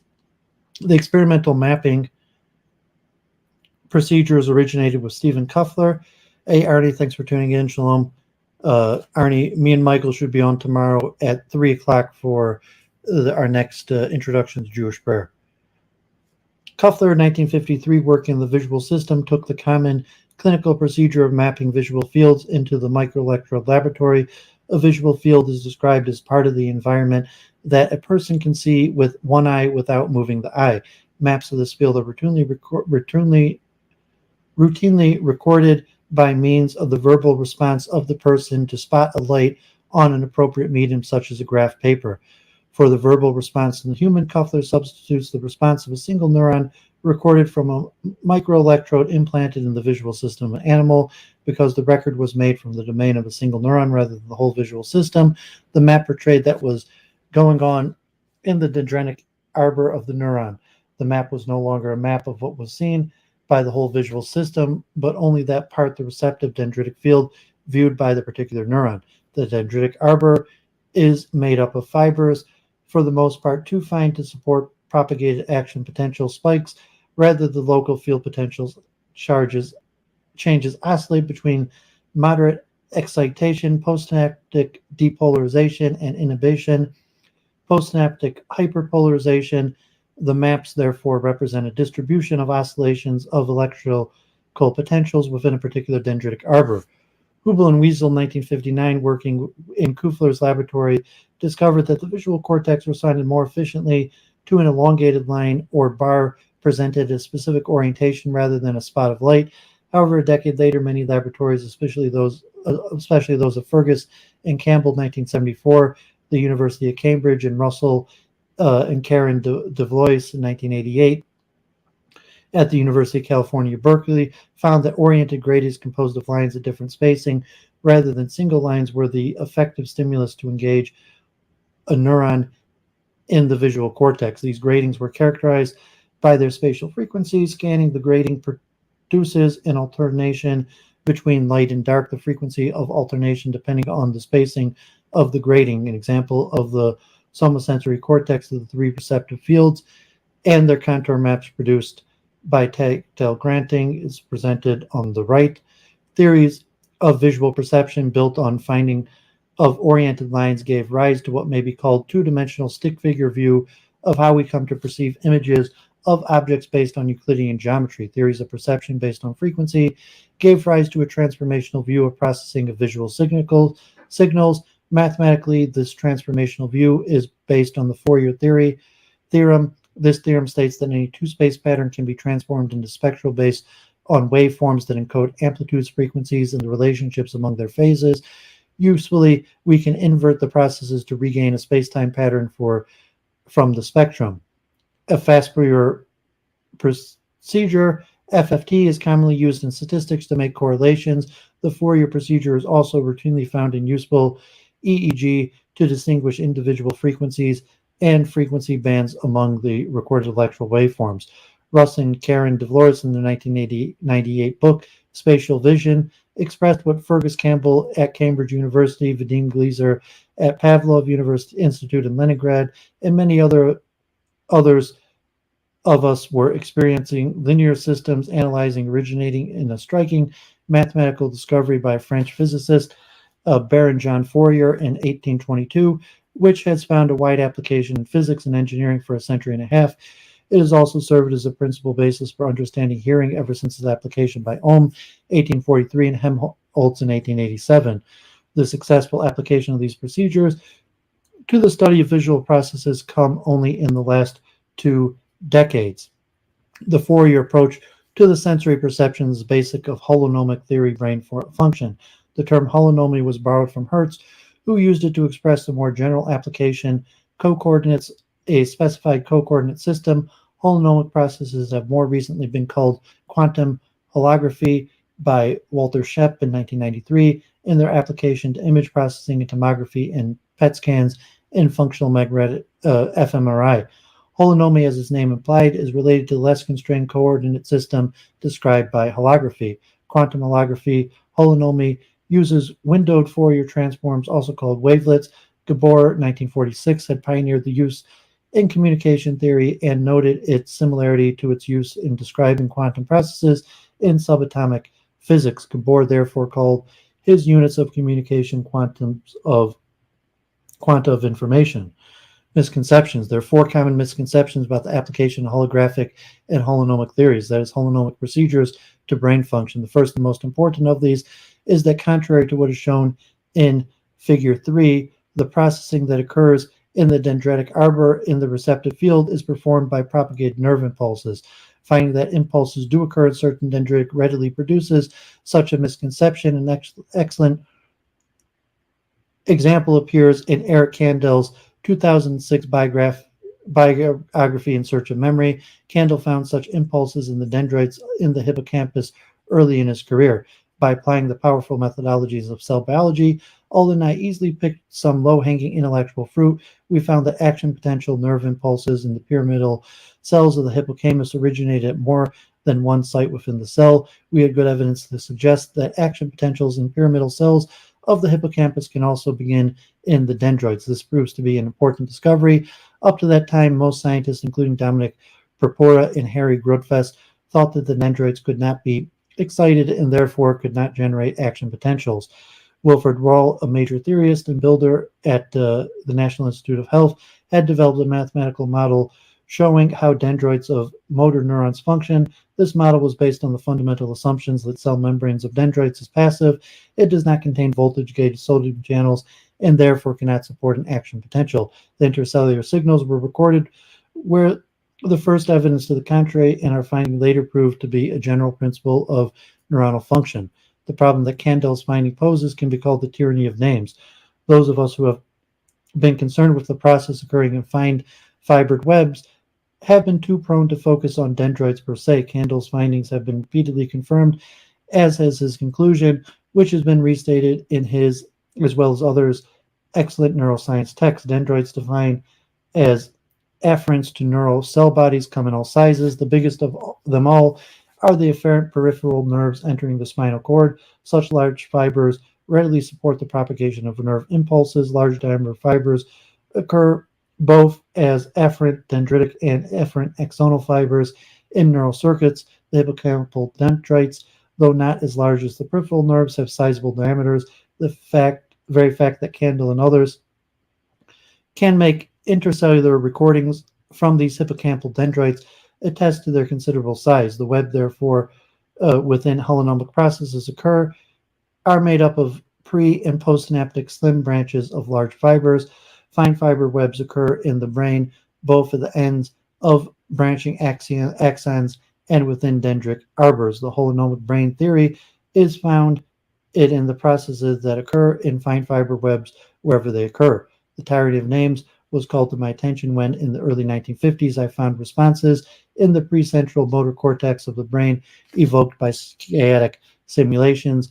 It took much subsequent research and weeks of phone conversations and visits by neuroscientist friends Clint Woosley and Wade Marshall to witness demonstrations in my laboratory to convince them and me that the paracentral cortex is actually a sensory cortex for intentional action and not just an afferent path to muscles from the brain. contrast Kendall's statement with another made repeatedly over the decades by Ted Bullock, 1981. In 1957, it was possible to say these considerations also led to the suggestion that much of the normal nervous function occurs without impulses, but mediated by gradal activity, not only as responses, but also as stimulus. The notion had appealed to me for some time. In 1947, I wrote in the review the far-reaching implications of the assumption that neurons can affect each other by means distinct from classical impulses and synaptic pathways are obvious. I refer to Bremer and Girard, who influenced me the most in this view, which remained for a long time ignored in the conventional orthodoxy. I proposed that a circuit in the context of nervous tissue is an oversimplified abstraction involving a limited subset of communicated signals, that in fact there are many parallel types of signals and forms of responses, often skipping over neighbors in direct contact and acting upon more or less specified classes of nearby or even remote elements. Thus, the true picture of what is going on could not be drawn as a familiar circuit, and specified influence would not be properly called connectivity, except for a very limited subset of neighbors. Instead of the usual terms neural net or local circuit, I would suggest we think of a neural throng that is a form of densely packed social gathering with more structure and goals than a mob. Hopefully things are changing in the current century. On the author's statement in 1991, Brain and Perception, Pribram describes one example of properties of the manner in which some cortical dendrites interact. Receptive fields in the sensory cortex are composed of polarizations occurring in dendritic arbors of cortical neurons. According to the Holonomic brain theory, these polarizations collectively interact to produce receptive field properties mapped during single neuron recordings. The recorded electrode that is the axon samples that interaction. Dendrites are fitted with spines that resemble little cilia or hairs protruding perpendicularly from the dendritic fiber. These spines have bulbs at their endings, knob-like heads that make contact with branches of axons and other dendrites to form synapses. Activity in axons and other dendrites, such as those stemming from reciprocal synapses, produce depolarizations and hyperpolarizations in the dendritic spines. Shepard, Ball, Perkel, and their colleagues modeled the process whereby these postsynaptic events occurring in the spine heads interact. The issue is this: the stalks of the spines are narrow and therefore impose a high resistance to conduction, active or passive, towards the dendritic branch. Spine head depolarization as well as hyperpolarizations must therefore interact with one another if they are to influence the action potentials generated at the axon hillock of the parent cell to the dendrite. The interactions, dromic and antidromic, among the dendritic potential by means of which the signals become effective at the next stage of processing, thus depend on the simultaneous activation of both pre- and postsynaptic sites. According to Shepard, the relative efficacy of distal dendritic inputs would in this manner be generally greatly enhanced. Information might thus be processed through the precise timing of specific inputs to different neighboring spines. These precise interactions would greatly increase the complexity of information processing that can take place in the distal dendrites. Holonomy is patch holography. Another common misconception is the Fourier transformation is globally spread across the entire brain cortex. This has led to misunderstanding statements such as the brain is a hologram. Only one particular brain process is holonomic, the one taking place of the transactions occurring in the fine fibered web. From the outset of the early 1960s, when Pribram proposed this theory, he noted that the spread function, as it is appropriately called, is limited to a receptive field of the individual neurons in the cortical sensory system, and he actually thought that this was a serious problem for the theory until it was shown by radio astronomers that such limited regions could be patched together to encompass large regions of observation. Despite these precise early descriptions, psychophysicists and others in the scientific community spent much time and effort to show that a global Fourier transformation would not work to explain sensory function. Few paid heed to patch holography, which Pribram had dubbed holonomy, and which engineers and mathematicians called windowed Fourier transformation. Interference patterns. The third common misconception regarding holography and holonomy is that these processes deal with waves. Waves occur in space, and in time, the Fourier transformations deal with the intersection among waves. Their interference patterns created by differences among their planes, phases, The amplitudes of these intersections are Fourier coefficients, discrete numbers that are used for computation. These numbers are useful in statistical calculation. The statistical and spectral computations are readily convertible into one another. Successive terms in the Fourier series correspond to orders in statistics and can thus serve as vectors and graphs. Convertibility raises the question of the value of having multiple mathematical representations of data.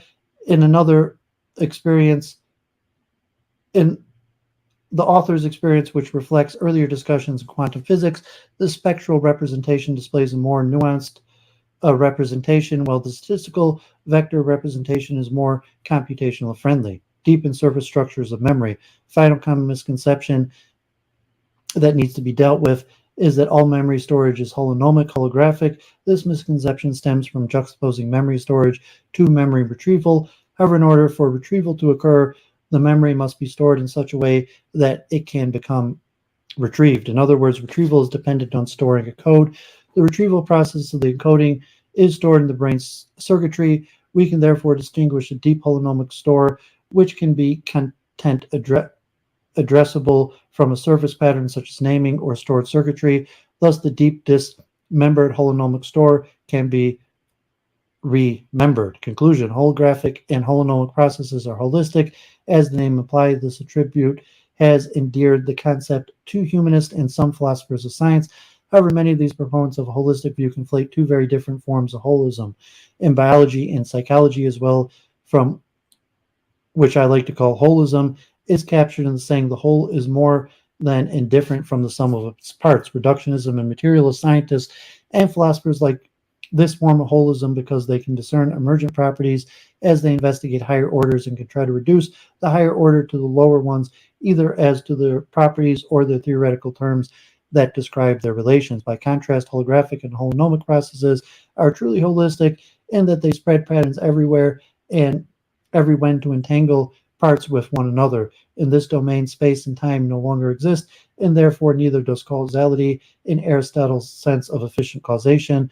This relation between cause and effect is served well as the coin of much of current science and the philosophy of science. However, Aristotle's more comprehensive formal and formative causation is more appropriate to descriptions of more complex orders such as language and those composed by holographic and holonomic brain process. Holism in this form is related to the holy and healthy.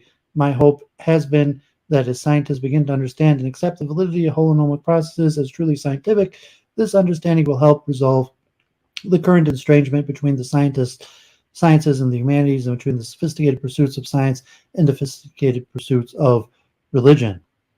So there's only a small overlap between holography and multiverse, and also the relationship between these fields and consciousness, that both have like a relative small overlap with like the multiverse and string theory with theories of quantum consciousness, as holography could also be used at the material level as a level for consciousness.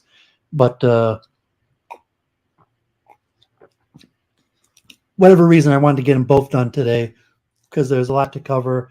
So I do have more to get back to after this on multiverse, but I just wanted to talk a little bit about holography specifically related to Karl Pribram's holographic brain theory, and then maybe we'll talk a little bit more about Henry Bergson from the Stephen Robbins page on like the history of holography, and it'll be a subject that I hope to return to more. But I wanted to pop this week in review a little bit of holonomy and holography related to brain function consciousness.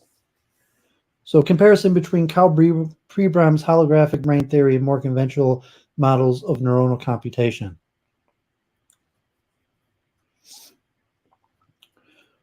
One of the problems facing neuroscience is how to explain evidence that local lesions in the brain do not selectively impair one or another memory trace. Note that in a hologram, restrictive damage does not disrupt the stored information because it has become distributed. The information has become blurred over the entire extent of the holographic film, but in precise fashion that it can be deblurred by performing the inverse procedure. This paper will discuss in detail the concept of a holograph and the evidence Karl Pribram uses to support the idea that the brain implements holonomic transformations that distribute episodic information over regions of the brain and later refocuses them into a form in which we remember. Particular emphasis will be placed on the visual system since it's the best characterized in the neurosciences. Evidence will be examined that bears on the validity of Pribram's theory and the more conventional ideas that images are directly stored in the brain in the form of points and edges without any transformations that distribute the information over large regions. Where possible, the same evidence for the visual system will be used to evaluate both theories. Holonomic theory, where Fourier-like transformations store information in the sensory modalities in the spectral or frequency domain, the sensory stimulus is spread out or distributed over the region of the brain. A particular example in the case of vision would be that particular cortical cells respond to the spatial frequencies of the visual stimulus. The more conventional theory that particular features of the untransformed sensory stimulus is stored in separate places in the brain. A particular example in vision would be particular visual cortical cells respond to the edges or bar widths in the visual stimulus. It will be necessary in this report to first explain the concepts of the hologram and Fourier transforms before the physiological experiments can be understood. Bear in mind that the discursion into these other fields serves a purpose for later in the report. Karl Pribram's holonomic theory reviews evidence that the dendritic processes function to take a spectral transformation of the episodes of perception. This transformed spectral information is stored distributed over large numbers of neurons. When the episode is remembered, an inverse transformation occurs that is also the result of dendritic processes and the process of transformation that gives us conscious awareness. Chapter 2 will outline the basic concept of a hologram and start to introduce Pribram's holonomic brain theory. Chapter 3 will briefly describe the conventional accepted view of the pathway of neural processing with the particular emphasis on the visual system. The main computational event in this view is the generation of action potential. And Chapter 4 will review the evidence from an alternative holonomic view. The holonomic theory is based on evidence that the main computational event of neurons is the polarization and the hyperpolarizations of the dendritic membranes of the neurons. The evidence will be reviewed that supports the notion that the dendritic processes effectively take something close to a Fourier transform. Holograms.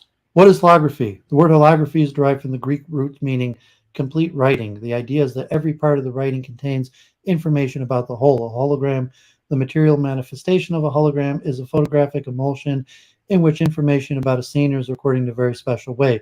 When the hologram is illuminated, you see a realistic three-dimensional representation of the scene. If you cut the holographic photographic plate up into small pieces, the whole image can still be extracted from any one of them, although with some loss of clarity. Pribram uses the term holonomy to refer to a dynamic or changing hologram. The hologram relationship. The basic idea of the hologram can be understood without even considering the holograms found in novelty stores. The idea is simply that each part contains some information of the whole.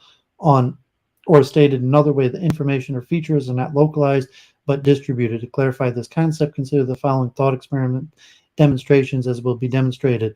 Light is in the holographic domain before it gets transformed by a lens.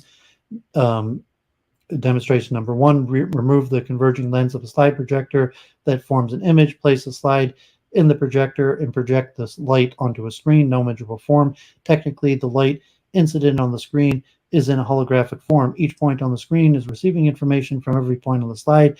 If a converging lens is placed at a location between the screen and the slide projector, an image can be formed on the screen. The lens can now be moved to a new location in the plane, cutting through the light path to the screen, and in each case, a complete image is formed. So I'm going to skip these demonstrations. I encourage people to look through them. Mathematically, a Fourier transform converts a function of time into a function of frequency, where the frequency indicates that is a complex function of the J. In other words, a Fourier transform can convert a signal from the time domain to the frequency domain. A Fourier transform could also be used to convert something from spatial location domain to a frequency domain. The idea of the Fourier transform is independent of what data set represent. It would be argued that the brain performs a Fourier transform for visual stimuli, that it's possible that it also performs a Fourier transform for the other senses, also hearing, taste, smell, and touch. The same principle can be shown with optics.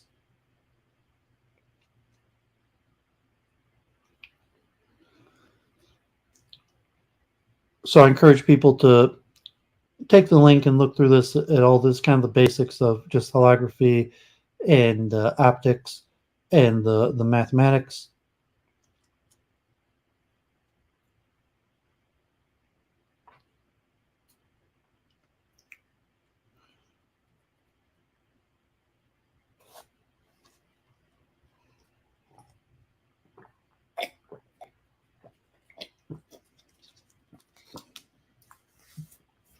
Euclidean-based geometric model.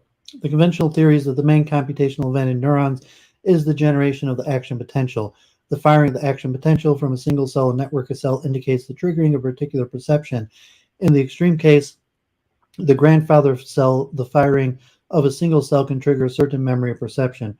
More typically, though, it would be the nearest simultaneous firing of a whole collection of cells in a network that trigger the perception. The perception would then be mediated by the action potential's propagation to other parts of the brain.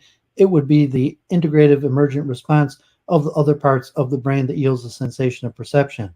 For visual perception, there's the following information flow. The retina cells respond to a small circular stimuli. Lateral geniculate cells, nucleus cells also respond to small circular stimuli. Primal visual cortex transforms the concentric receptive field in at least three ways. One visual field decomposes into short line segments of different orientation through orientation columns. Early discrimination of form and movement. 2, information about color is processed through blobs which lack orientation selectivity. 3, input from the two eyes is combined through the ocular dominance columns. Central connections of the visual system are remarkably specific. Separate regions of the retina project the lateral geniculate nucleus in the thalamus in such a way that the complete visual field for each eye is represented in the nucleus. Different cell types in the retina project two different targets in the brainstem. Each geniculate axon terminates in the visual cortex, primary and layer 4. The cells in each layer have their own patterns or of connections with other subcortical regions. Cells in the visual cortex are arranged into orientation-specific columns, ocular dominance columns, and blobs. Some of these neurons have horizontal connections. Information flows both between the layers and horizontally through each layer. The columnar unit seems to function as elementary computational modules. Each group of cells acts as a dedicated circuit to process an input and send it up. Holonomic brain theory. Experimental evidence. Hubel and Wiesel described and classified simple and complex cortical cells. They concluded that both simple and complex cells responded optimally to bars and edges of certain orientation. An alternative view was that each cortical cell might be selected for a particular position of the two-dimensional Fourier spectrum, a certain frequency component, a particular orientation of the visual stimulus. The issue was raised that a true edge detector would need nonlinear dynamics, and it was unclear whether the cortical cells exhibited the necessary nonlinear dynamics. The two different views were that the cortical cells function as nonlinear edge detectors or as linear spatial frequency filters. These two views each have different predictions about how the cortical cells would respond to visual stimulus by making use of gratings and checkerboards as the visual stimuli were able to detect between the two possibilities.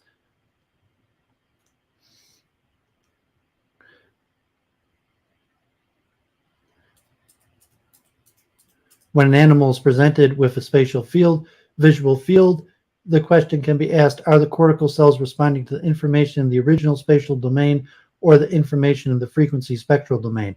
In what representation is the information getting to the cortical cells? Can an experiment be devised to distinguish between these two possibilities? For example, is a particular cortical cell responding to the presence of a line in the visual field or to the fundamental Fourier component of the spectrum? This issue was resolved by comparing the response of the same cortical cell to different visual fields.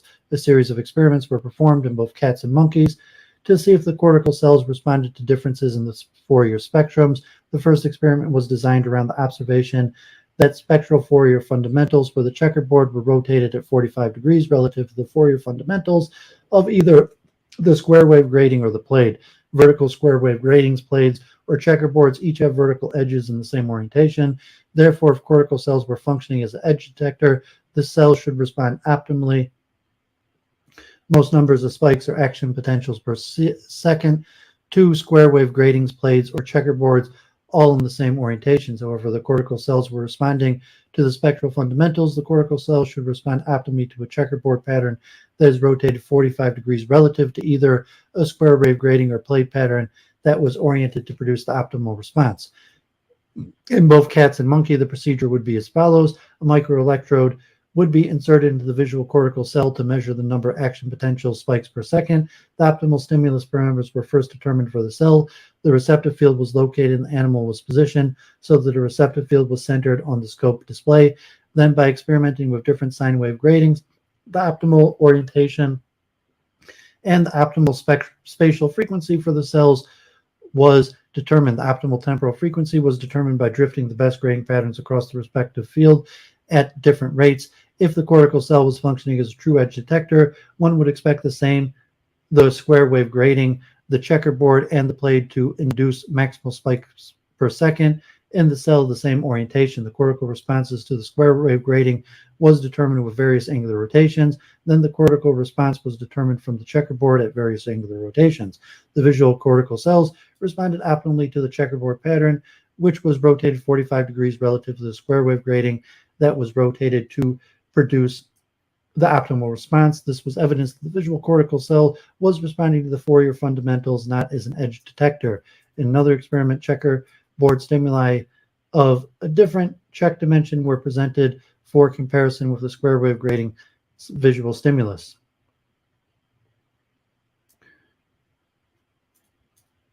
There's another experiment and the next batch of experiments. And so paper goes through a whole bunch of these experiments.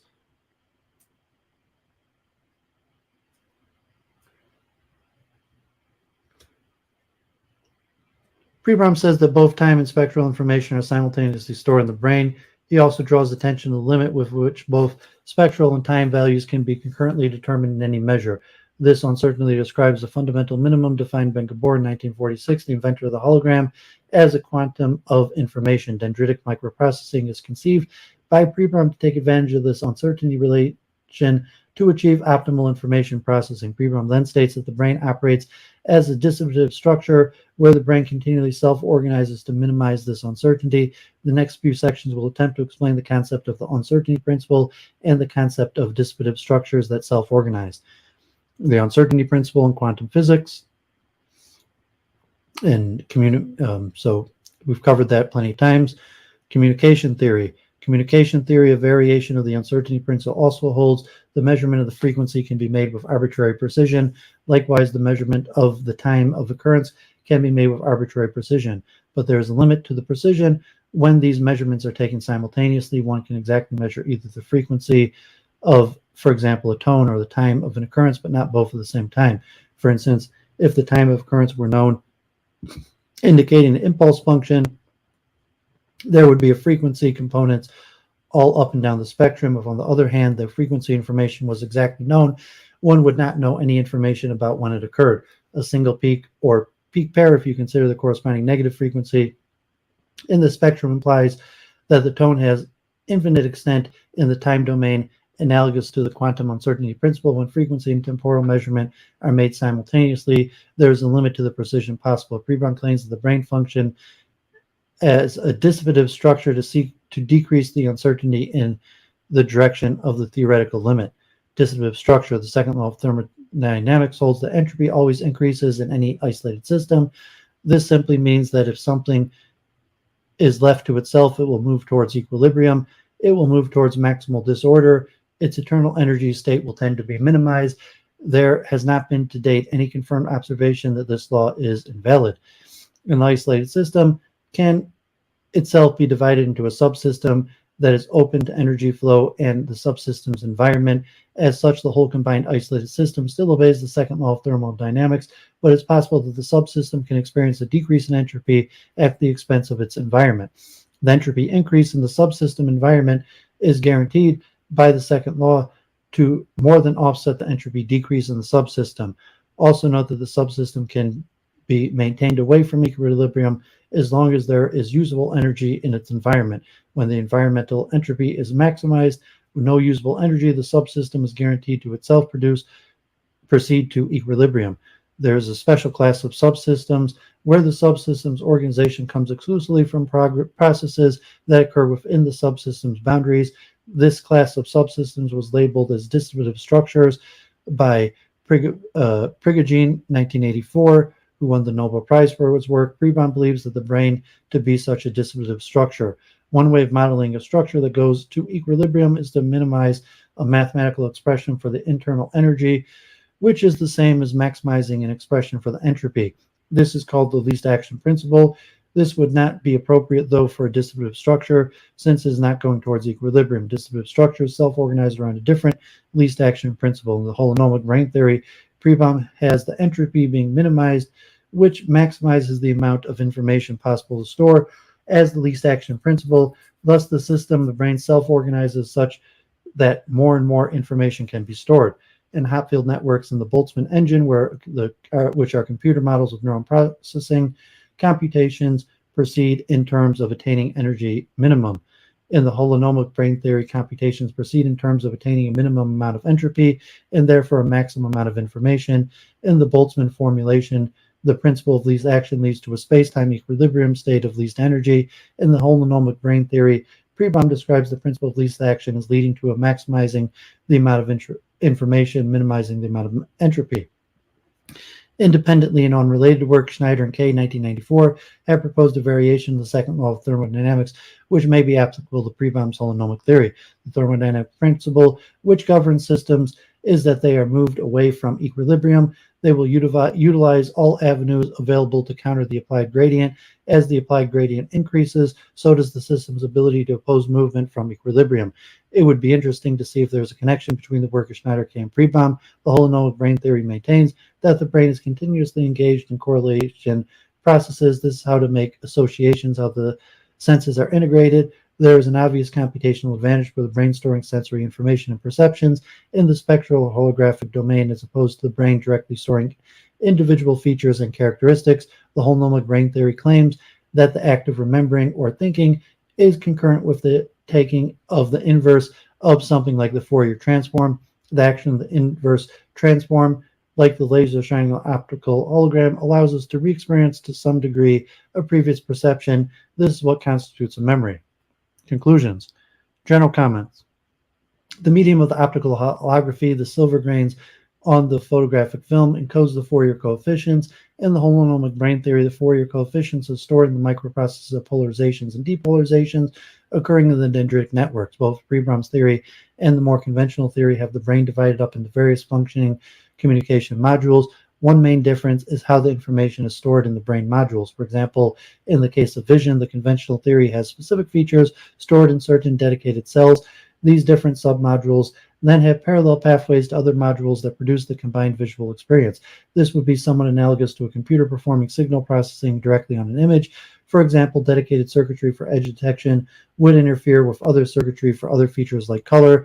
Every feature in the image gets stored or processed in different dedicated circuitry. These circuits then have parallel pathways to other brain regions in which the collective subjective experiments and the perception is formed. The holonomic theory summarizes evidence that the image formed on the retina is transformed to a holographic domain. The information in the spectral holographic domain is distributed over an area of the brain, a certain collection of cells, by the polarization of the various synaptic junctions of the dendritic structures. At this point, there is no longer a localized image stored in the brain. Correlations and association can then be achieved by other parts of the brain projecting these same cells. Conscious awareness and memory is the byproduct of the transformation back again from the spectral holonomic domain back to the image domain. Possibly the most radical part of the holonomic theory is Pribram's claim that a receiver is not necessary to view the result of the transformation. He claims that the process of transformation is what we experience. Memory is a form of re-experiencing or reconstructing the initial sensory sensation. Conventional neurophysiological physiology effectively pushes back the line between observer and what is observed, between subject and object in signal processing. There always needs to be an end user to view the processed or transformed signal. At best, conventional neuroscience leaves until the ultimate explanation of the observer, who would bet their grant money on being able to answer this question in a couple of years. Aspects of Pribram's holonomic brain theory attempts to address this question. The conventional view is that the brain is a computational device. There is a growing body of literature, though, that shows there are severe limitations to computation. For instance, Penrose uses the variation of the halting problem to show that the mind cannot be an algorithmic process. Rosen argues that the computation or simulation is an inaccurate representation of the natural choices that are in place in nature. Campus shows that the informational content of the algorithmic process is fixed at the beginning and no new information can be brought forward. Pate argues that the complete separation of initial conditions and equations of motion necessarily in a computation may only be a special case in nature. Pate argues that a system that can make their own measuring device can affect what they see and have semantic closure. It is possible that the brain transcends computational behavior. If this is the case, this will be very interesting to see what happens if Pribram's holonomic theory are in collaboration with these non-computable ideas. Conclusion: Karl Pribram's holonomic brain theory weaves several concepts together in forming the holonomic brain theory. A partial list is the following. The apparent spectral frequency filtering aspect of cortical cells, the relation between Fourier transforms and holograms, the fact that selective brain damage doesn't necessarily erase specific memories, the computational advantage to performing correlations in the spectral domain, his idea of conscious experience being concurrent with brain performing these Fourier-like transforms, like transformations, which simultaneously correlate a perception with other previously stored perceptions. He believes that conscious experience is the act of a correlation itself, and the correlation occurs in the dendritic structures by the summation of the polarization and depolarizations through the process of a dendritic network. The brain is a distributive structure and self-organized around a least action principle, minimizing a certain uncertainty relation. Most conventional experimental neurophysiologists are content just to gather neurological data independent from any global theory of the brain mind and leave a theory of the brain to future generation. As such, Karl Pribram is not referenced in many of the major neurophysiological textbooks. This is unfortunate because it helps to have a theory in asking important experimental questions. With a different theory comes different questions, which can lead to new and different experiments that can bring forth novel information. Hopefully, Pribram's ideas or variations of them will eventually find their way into the consciousness of the conventional neurophysiologists. Once the current fascination with molecular biology runs its course, then the attention of physiologists may again be directed back towards the system's organization, away from simply analyzing its parts. Okay, so I thought that one was a really good one, and it kind of veered off from the topic of the multiverse, but it relates to some of the things I've been talking about in relation to the quantum mind and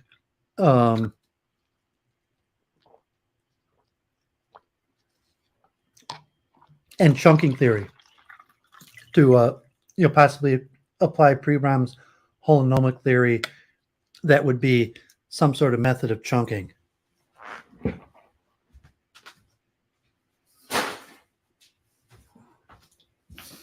Okay, so dwindling my viewership, but anyone still there? Thanks for sticking around. So let's get back to the multiverse and cover some more bases, because these last few months, since I took Week in Review solo, I've just been reading a bunch of papers, and it's the due diligence. I got to get this information grounded into my head, and reading it and re-listening back, and just having these papers indexed for my future reference and to reference to other people that follow my work.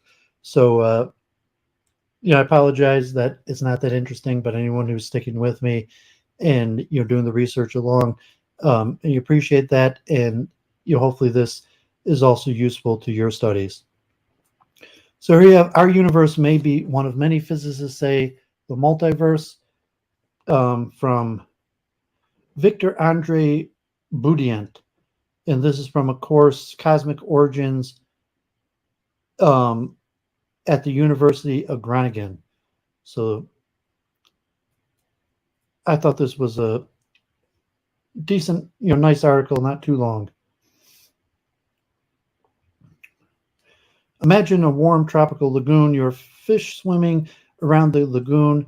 To you and the other beings that live there, this watery world is all that there is. This is your universe. You have no knowledge of anything beyond. Suppose you got a clue that yours is just one of the huge number of bodies of waters on the Earth's surface, some like yours, some very different, and the creatures are wandering in the soil, the land, and the air, deserts, savannas, and forests. Could your fish brain handle that? When we humans now say universe, we think of it as everything there is because of the Big Bang around 13.8 billion years ago. However, the Big Bang that created our universe may not have been a one-time event. Instead, it could have happened again and again and again an infinite number of times. And just because our Big Bang created our universe, each of those events would have created other universes, a process that would increase its rate exponentially in time. From this perspective, there are no reasons to believe that the universe was the first. The chances that would be 1 divided by infinity, right? If we want then that the word universe to mean everything there is, we should be careful. For that purpose, the concept of multiverse was born. Mathematical computation showed that the multiverse would contain an infinite number of universes, sometimes called pockets or bubble universes. Most of these pocket universes would be very boring, without structure or complexity, and lifeless, while some might even resemble our own. By definition, an infinite number of possibility means that everything can happen, but will happen in one universe or another. So is there another Earth, nurturing intelligent life? There will there be another you and me? There's certainly a mind-boggling idea, but also very controversial, igniting a fierce debate in the scientific community. How seriously should we take this idea? In this present paper, I'm going to address the issue from a cosmological point of view. Before doing so, I want to start out with a quote from the theoretical cosmologist Andrei Linde at the World Science Festival 2014, which describes the progress made at the last decades in the field. I want to start by looking back. When I was a grad student, I wanted to be a particle theorist. I showed up into Paul Steinhardt's office, leading developer of cyclic and ekperiodic cosmology. I thought he was a particle theorist, but he said, well, actually, I'm doing cosmology now. I had this old school training in cosmology where there was a big questions, no good theories, and no good data, and my heart sank when I heard this. Fortunately, Paul knew about pioneering work that Alan and Andrei had done. Alan Guth and Andrei Linde, bringing particle physics to the universe. What happened since then, I think it's one of the most triumphant transformations of a scientific field ever, from having almost nothing to having abundance of riches. Cosmic inflation. The classical Big Bang theory says that nothing about what banged, why it banged, and what happened before it banged. When we refer to the traditional Big Bang model, we talk about the aftermath of the bang, when the matter was already uniformly expanding with the space-time along with it. In a pursuit to explain what happened in the instances closer to the singularity, as well as to account for several inconsistencies in the original theory, a group of young physicists, including Andrei Linde, Paul Steinhardt, Andreas Albrecht, and especially Alan Guth, came up with a twist to the Big Bang theory in the 1980s. The idea of cosmic inflation was proposed. It involved exponential expansion of the universe in the very first split second after the Big Bang, lasting from 10 to the negative 36 seconds to 10 to the negative 32 seconds. In the original theory, the universe expands relatively gradually. The Newtonian gravity, the usual or common notion of gravity that's familiar to us, is always attractive. However, Einstein's general relativity allows gravity to be repulsive. Einstein suggested that if you have enough energy, the gravity becomes an explosive force, pulling outward rather than inward. The gravitational repulsion occurred in the cosmic inflation and was caused by a very particular type of matter. The growth then stopped because the matter was fundamentally unstable and started decaying in the sense of radioactive decay. Another rather counterintuitive fact is that the energy is not always positive, as previously thought. In fact, the total amount of energy in the observable universe is conservative, thus adding up to zero. All the normal matter, the elementary particles, stars, planets, galaxies, etc., account for the positive energy, while the gravitational fields are negatively energized. This means that, as Alan Guth put it, you can create universes for free and it takes nothing to put into it. It's like the perfect free lunch. puzzles of the traditional Big Bang model that the paradigm of cosmic inflation tried to solve, including the horizon problem, the flatness problem, and the magnetic monopole problem, and observations of the large-scale structure of the cosmos. Let us discuss some of them in more detail. The horizon problem was identified in the late 60s, primarily by the American physicist Charles Misner. It poses that different regions of the universe have the same physical characteristics like temperature, although there is no contact between them due to vast distances. This is a paradox, considering that the exchange of information can occur at most at the speed of light. In other words, there simply has not been enough time for an exchange from one region to the other. In cosmological terms, it is said that the two regions are outside each other's horizon. One could try to explain the physical similarity by assuming a very homogeneous early universe. However, all models predict fluctuations at some point or level. Thus, there is no good basis for the two regions to look alike. An inflationary perspective solves this problem by acknowledging that the observable universe before the spurt of expansion was 10 to the 25th or more times smaller in radius than in the traditional theory. Hence, all regions could have been in contact. To put it another way, the observable universe is amazingly uniform on large scales in every direction we look, but we know this by measuring the cosmic radiation, background radiation, the thermal radiation left over from the time of recombination with tremendous precision, 1 in 100,000. This cannot be explained by the linear expansion of the classical Big Bang, but can be explained by the fact that regions were together enough before inflation so that the uniformity could be settled. Although things aren't so uniform on large scales, non-uniformities seem to cluster together on smaller scales. Classically, inflation should produce a perfectly smooth, boring, and lifeless universe, but because of random quantum fluctuations, a higher and lower mass density here or there, the inflationary model predicts a full spectrum of non-uniformities. In other words, these quantum fluctuations are the reason for structure to appear in some places, galaxies, stars, planets, us. The experimental measurements are in perfect agreement with the predictions. The flatness problems or oldness problems of the traditional Big Bang model is a fine-tuning cosmological problem. A fine-tuning problem refers to the modal parameters that appear to be tweaked to a very particular special values. This becomes problematic when underlying mechanism is non-existent. First mentioned by American physicist Robert Dicke in the late 60s, the fine-tuned parameter in the flatness problem is the density of matter and energy. Omega basically determines the curvature of space-time, whether we're living in a spherical, hyperbolic, or flat universe. The current value of density is very close to the critical value of a flat universe and was even more so in the past by a margin of error 10 to the negative 62. The standard Big Bang model does not provide solid ground for such nearly isotropic and flat universe. As cosmologists want to understand and explain the current universe and not accept it as is, this becomes a problem. Cosmic inflation solves the puzzle by pushing the universe exponentially towards flatness. At first, the observation of overall density differed significantly from what inflation predicted. However, when accounted for dark energy, being 68% of total energy in the observable universe, the observed and predicted values matched to a confidence of 0.5%.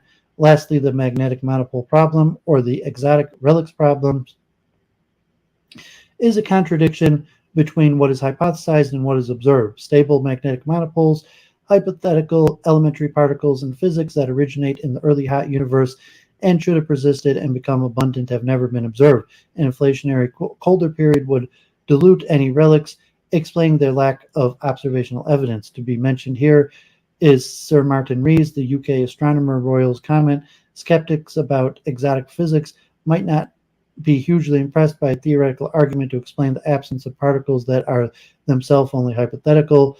Preventative medicine can readily seem 100% effective against a disease that doesn't exist.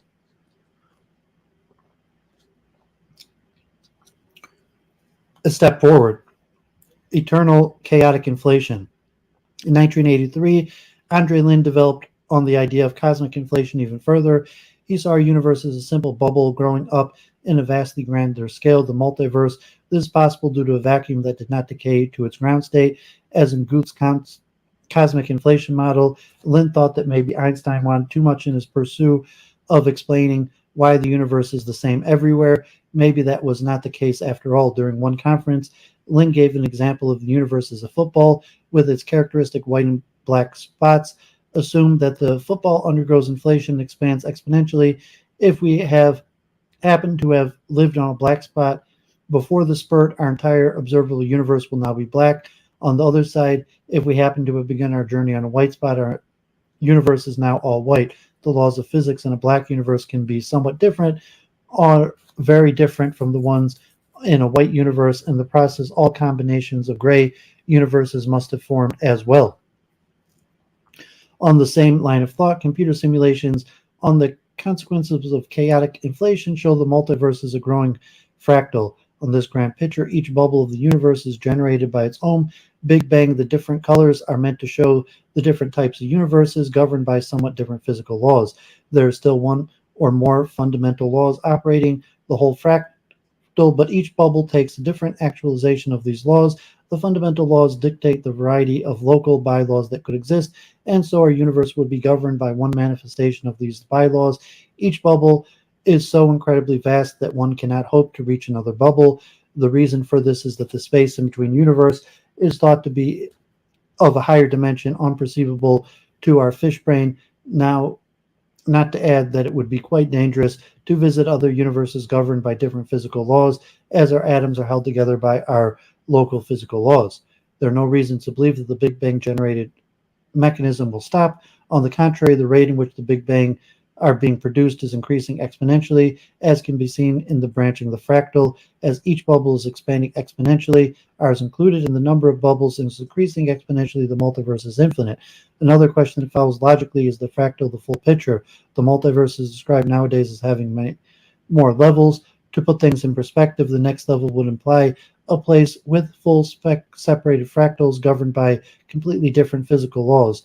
We'll step into that a bit later. The theory of everything. Quantum field theory and string theory, M theory.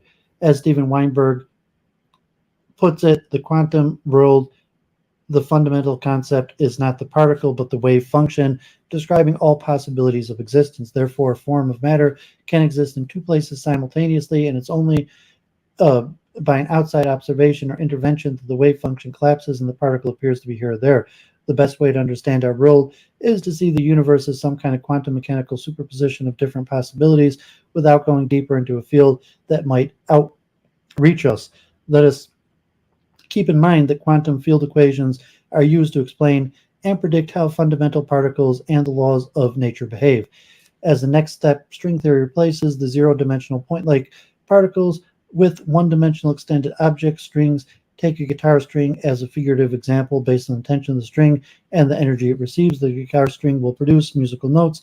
Think of these musical notes as excitation modes. Similarly, from a string theory perspective, the elementary particles can be thought of as an excitation model of the one-dimensional strings, only this time the average size of the string would be around the Planck length 10 to the negative 33.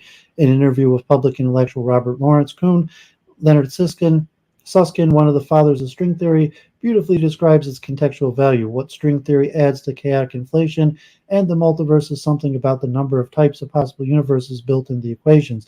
The number is much larger than the number of atoms in the universe and basically much larger than anything we can think of. The number 10 to the 500 is talked a lot by studying the ways in which the microscopical geometries can be combined. At least 10 to the 500 have been estimated. This is not 10 to the 500 different pocket universes or bubble, but 10 to the 500 types of them, each being generated again and again.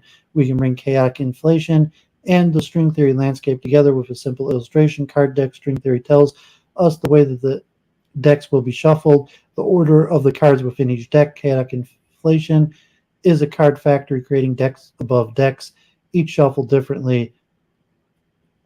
This is seen as crucial as it can provide a natural as opposed to supernatural explanation of the anthropic dilemma. And why does our universe have the fundamental physical constants of the age necessary to foster life, especially conscious life? As the multiverse is so incredibly vast and diverse, some of the bubbles will happen to have the right conditions for evolving life, no matter how unlikely. Assuming a multiverse governed by eternal chaotic inflation and the string theory landscape, almost all the bubbles will be sterile, dead, and lifeless. Whether the constants of physics are quite right, inflation happens too fast, or electrons are inexistent. All sorts of things can make it go wrong. The figure on the right depicts a six-dimensional Calabi-Yau manifold. Conjecturing the extra 6 dimensions of space-time is described particularly by superstring theory. Superstring theory basically is meant to be a theory of everything, explaining all particles and laws of nature as vibrations in supersymmetric strings. Levels of the multiverse. Cosmologist Segmark distinguished 4 different types of levels of the multiverse, each with a particular assumption and implications.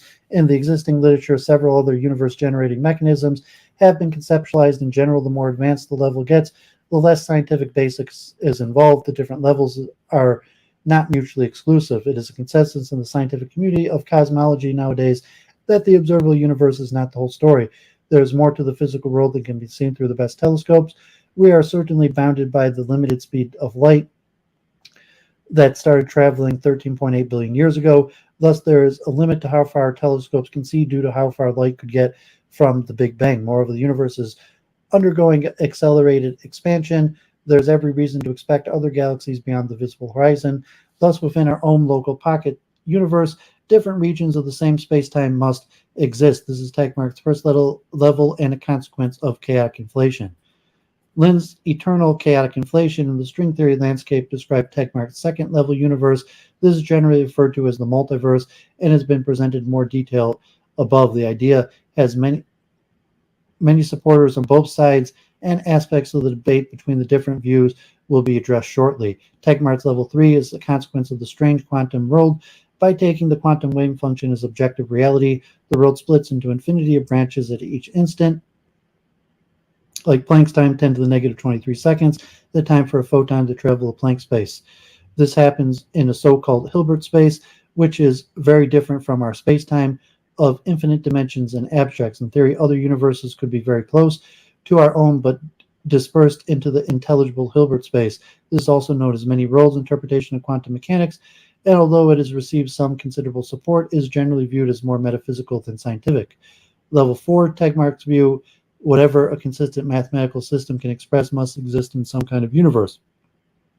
It would seem odd if there was some basic asymmetry built into math, such as some equation would be allowed to describe a physical universe and others would not. So my guess is that every mathematical structure which mathematicians can study is on the same footing and describes some kind of physical universe. I think that the reason that nature is so well described by math is because, in a very deep sense, nature really is math. As one can guess, the proposal has only a handful of supporters. Another proposed theory is that we are currently living a particular temporal period of our universe, which is cyclically expanding and contracting in big bangs and big crunches, respectively.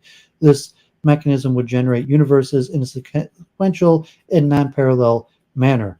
Higher dimensions of space-time could exist, embedding completely independent realities. Again, these dimensions could be in close proximity, but with respect to information transfer and communications, forever apart. Lastly, philosopher Robert Nozick has talked about the principle of fecundity. It states that everything one can conceive, every single thought and possibility, imagined or real, must exist somewhere. And so, according to him, infinity is once again the key to understanding. One hell of a debate. Several scientists, including some that helped creating the vast theory of inflation in the first place, have come up with counter-arguments to the multiverse theory. Others favor such an explanation. Let us step in and debate between some of the world's most brilliant minds. Andreas Albrecht expressed that infinity should not be the way to explain things.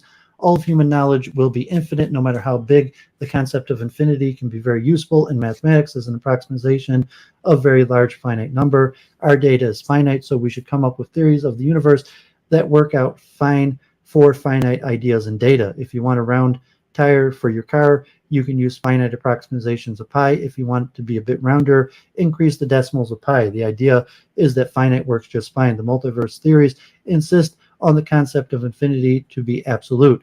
Pursuing the idea of finiteness, physicist Neil Jeffrey Turok brought about the simplicity observed in the universe. I do think in the last 30 years, the universe showed to be very simple, and so our theory should be clear, simple, and predictive with compelling results. I'm sad to see that these years we have seen a proliferation of models due to a lowering of standards, where we accepted models as legitimate models which fail to explain the most significant mysteries of the universe. As a counter-argument, Andrei Linde gives the example of Steven Weinberg and his pursue a special relativity. When we think of a different way, when we try to envision a completely different world, there is a resistance, but the genie is out of the bottle and it is very hard to put back. An immense interest is received by the possibility of multiple universes.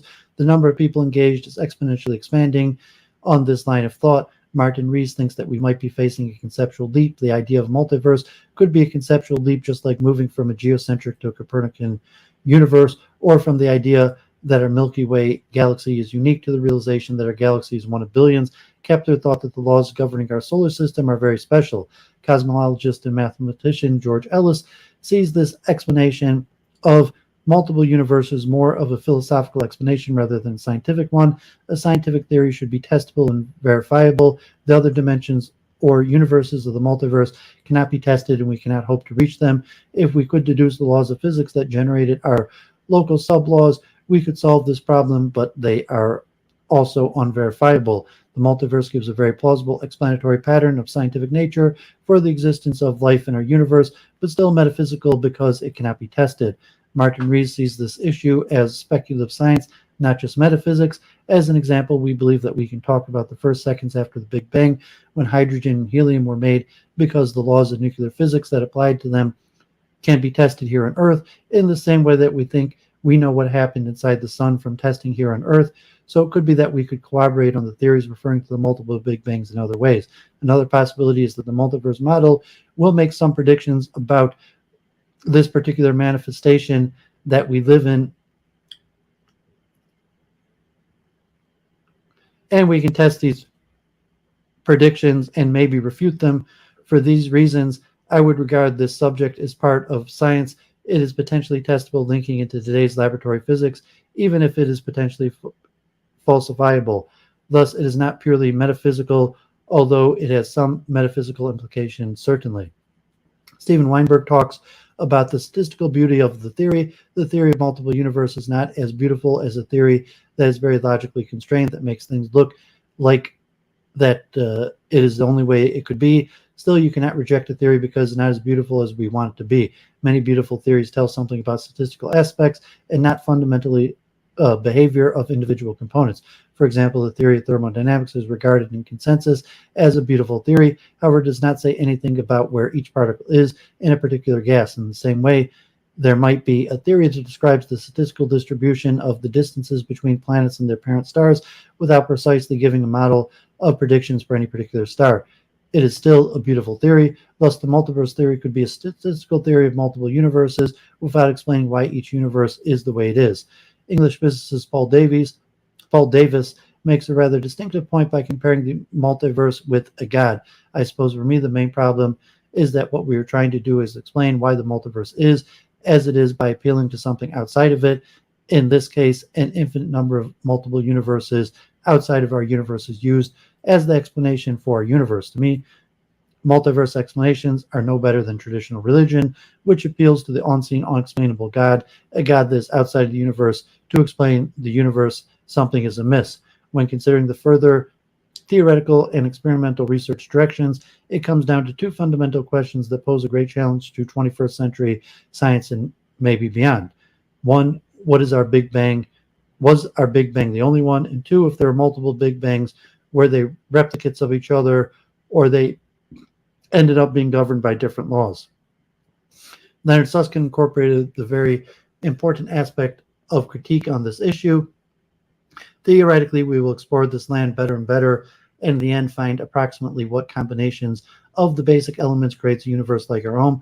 Also, we will better understand the mathematics of chaotic inflation, make sure they make sense, and that the theory holds together. The critics correctly say that there must be evidential observation data to it.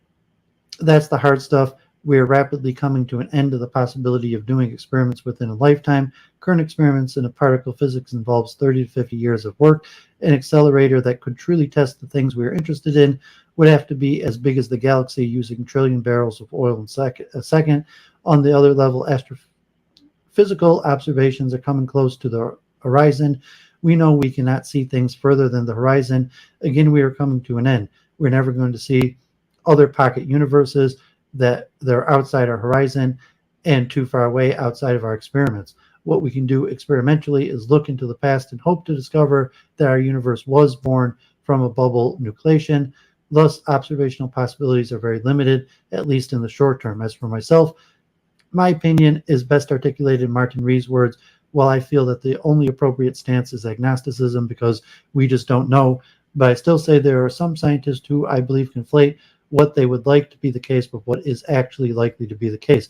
Many people would like to be able to write on their t-shirt the equations that exactly determine the laws of physics, and we observe here on Earth that is a worthy goal. It is wonderful that people are searching for this, but they may fail. It could be that the laws, as well as understanding them traditionally, are just local environmental accidents of the aftermath of a particular Big Bang, and that there are laws at a much deeper level. I find a rather grand, fascinating concept, even though it means we are further from being able to grasp the final laws. Okay, so next I'm finally going to look at Andrei Linde, The Brief History of the Multiverse. I had shared earlier his slides on the same topic. So they Salem Pro, thanks for tuning in.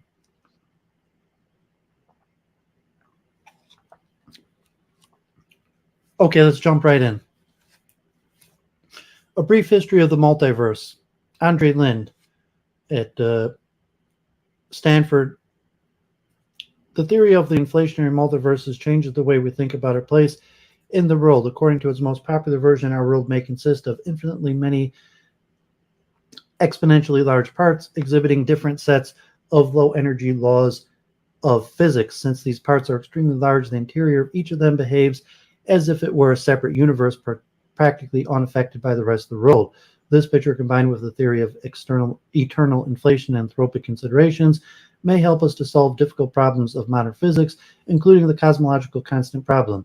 In this article, I will briefly describe this theory and provide links to some hard-to-find papers written during the first years of the development of the inflationary multiverse scenario.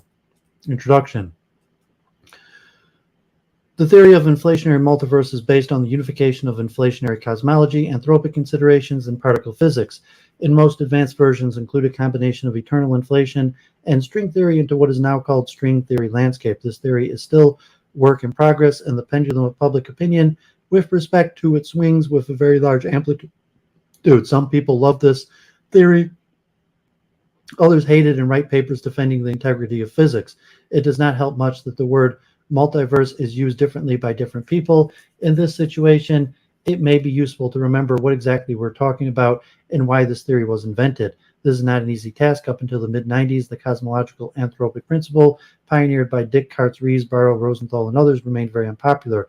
For example, we know that the proton mass is almost exactly equal to the neutron mass. If the proton were 1% heavier or lighter, life as we know it would not be possible. Similarly, one cannot significantly change the electron charge and its mass without making the universe unsuitable for life. But if physical parameters are just constraints in the Lagrangian, nothing can change them. Therefore, the standard law was that one should avoid using anthropic arguments for explaining fundamental properties in a world. As a result, some of the key ideas relating to each other inflation and anthropic considerations originally were expressed in a rather cryptic form and scattered among preprints, conference proceedings, and old journals, which are hard to find. In this paper, I will briefly describe the history of the evolution of these ideas and provide links to some of the original publications, which are especially difficult to find. Historically, there were many different versions of the theory of the multiverse based on the many worlds interpretation of quantum mechanics and quantum cosmology, on the theory of creation of the universe from nothing, and on the investigation of the Hurdle-Hawking wave function. These ideas are most powerful, but their consistent implementation requires deep understanding of difficult conceptual ideas of quantum cosmology. Moreover, quantum cosmology by itself does not allow us to change fundamental constants. Therefore, the main progress in the development of the theory of the inflationary multiverse was achieved in a different, conceptually simpler context. To explain it, let us remember that one of the starting points of the pre-inflationary cosmology was the universe is globally uniform. This was the so-called cosmological principle, which was invoked by many people from Newton to Einstein to account for the observed large-scale homogeneity of the universe. The physical mechanism explaining the homogeneity of our part of the world was provided by inflationary theory. Surprisingly enough, this theory made the cosmological principle obsolete.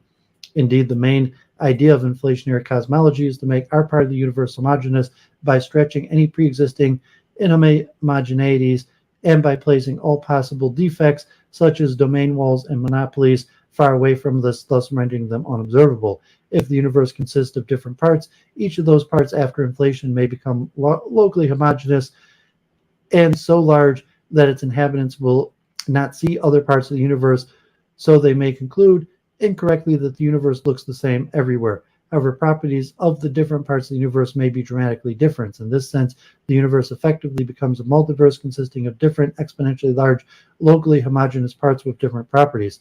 To distinguish these exponentially large parts of our world from more speculative other universes entirely disconnected from each other, I call these parts mini-universes, others call them pocket universes. Eventually, we started using the word multiverse or inflationary multiverse to describe the world consisting of many different mini-universes or pocket universes. An advanced version of the scenario described our world as an eternally growing, self-reproducing fractal consisting of many locally homogeneous parts, mini-universes, in the fundamental theory of all interactions has many different vacuum states, or allows different types of compactification, the laws of low-energy physics, and even the dimensionality of space in each of these mini-universes may be different. This provided for the first time a simple scientific interpretation of the anthropic principle, which did not rely on the possible existence of other universes. We can live only in those parts of the world which comport life as we know it, so there is a correlation between our own properties and the properties of the part of the world that we can observe. Inflationary multiverse, the first models. This combination of eternal inflation with the anthropic principle, which we will concentrate upon in this paper, was first proposed in 1982 in my preprint written during the famous Newfield Symposium on Inflationary Cosmology. It was argued that an eternally inflating universe contains an infinite number of mini-universes, bubbles of different sizes, and in each of these universes, the masses of particles, coupling constants, may be different due to the possibility of different symmetry breaking patterns inside different bubbles. This may give us a possible basis for some kind of weak anthropic principle. There is an infinite number of causally unconnected mini-universes inside our universe, and life exists only in sufficiently suitable ones. The idea, which plays the central role in the theory of inflationary multiverse, was further extended in my contribution to the proceedings of the Newfield Symposium. In addition to the discussions of the various types of symmetry breaking in the different parts of the multiverse, I also revisited there an old observation by Paul Ehrenfest that life as we know it may exist only in four-dimensional spacetime because planetary and atomic systems would be unstable in non-four dimensions. I argued in that this idea finally acquired a well-defined physical meaning in inflationary theory combined with the idea of spontaneous compactification. In the context of the scenario, it would be sufficient that the compactification of the space of four dimensions is possible, but there's no need for the four-dimensional space to be the only possible space after the compactification. Indeed, if the compactification of space in four dimensions is possible, there will be infinitely many mini-verses with four dimensions in which intelligent life can exist. Being impressed by free lunches provided to the participants of the Newfield Symposium, I summarized the main consequences of the scenarios as followed. As was claimed by Guth in 1982, the inflationary universe is the only example of a free lunch. All matter in the scenario is created from the unstable vacuum. Now we can add the inflationary universe is the only lunch at which all possible dishes are available. Linde described eternal inflation in a particular version of the new inflationary scenario, where the inflationary potential had the shallow minimum at top. The regime of the eternal inflation occurs in the old inflationary theory as well, but it was considered a major obstacle precluding a consistent realization of inflationary cosmology. A possible existence of this regime in the new inflation was first mentioned by Steinhardt in his talk at the Newfield Symposium. A brief discussion of this idea, as well as my paper, is contained in his contribution to the proceedings of the Newfield Symposium. However, he did not discuss the use of the anthropic principle. In fact, he opposes the theory of inflation multiverse in strongest possible terms. A more general approach to the theory of eternal inflation in the new inflationary scenario was developed in 1983 by Villikin. He explained that the inflationary quantum fluctuations may keep in the field at the top of the potential in some parts of the universe, even if the potential does not have local minimum at top. the first practical application of the anthropic principle in the context of inflationary cosmology was given. It was shown that that inflationary fluctuations can induce transitions between different vacua in supersymmetrical grand unified theories. These transitions divide the universe into exponentially large parts with different types of symmetry breaking, and therefore with different laws of low energy physics. If not for the mechanism, the hot universe would stay forever in the symmetrical vacuum, unsuitable for life as we know it. None of these developments attracted much attention at the time, in part because the anthropic principle was very unpopular, in part because the new inflationary scenario did not work and was replaced by the chaotic inflation scenario. The simplest version of the chaotic inflation scenario describes inflation far away from any external extreme of the inflation potential, so that the previous results obtained did not apply to it. In addition, the energy scale of the eternal inflation in the new inflation scenario was extremely small as compared to the Planck scale. Therefore, it was not clear whether inflationary fluctuation could be powerful enough to probe the inner structure of space and divide the universe into different parts with the different types of compactification. This problem was solved in 1986 with the discovery of the regime of eternal inflation and chaotic inflation scenario.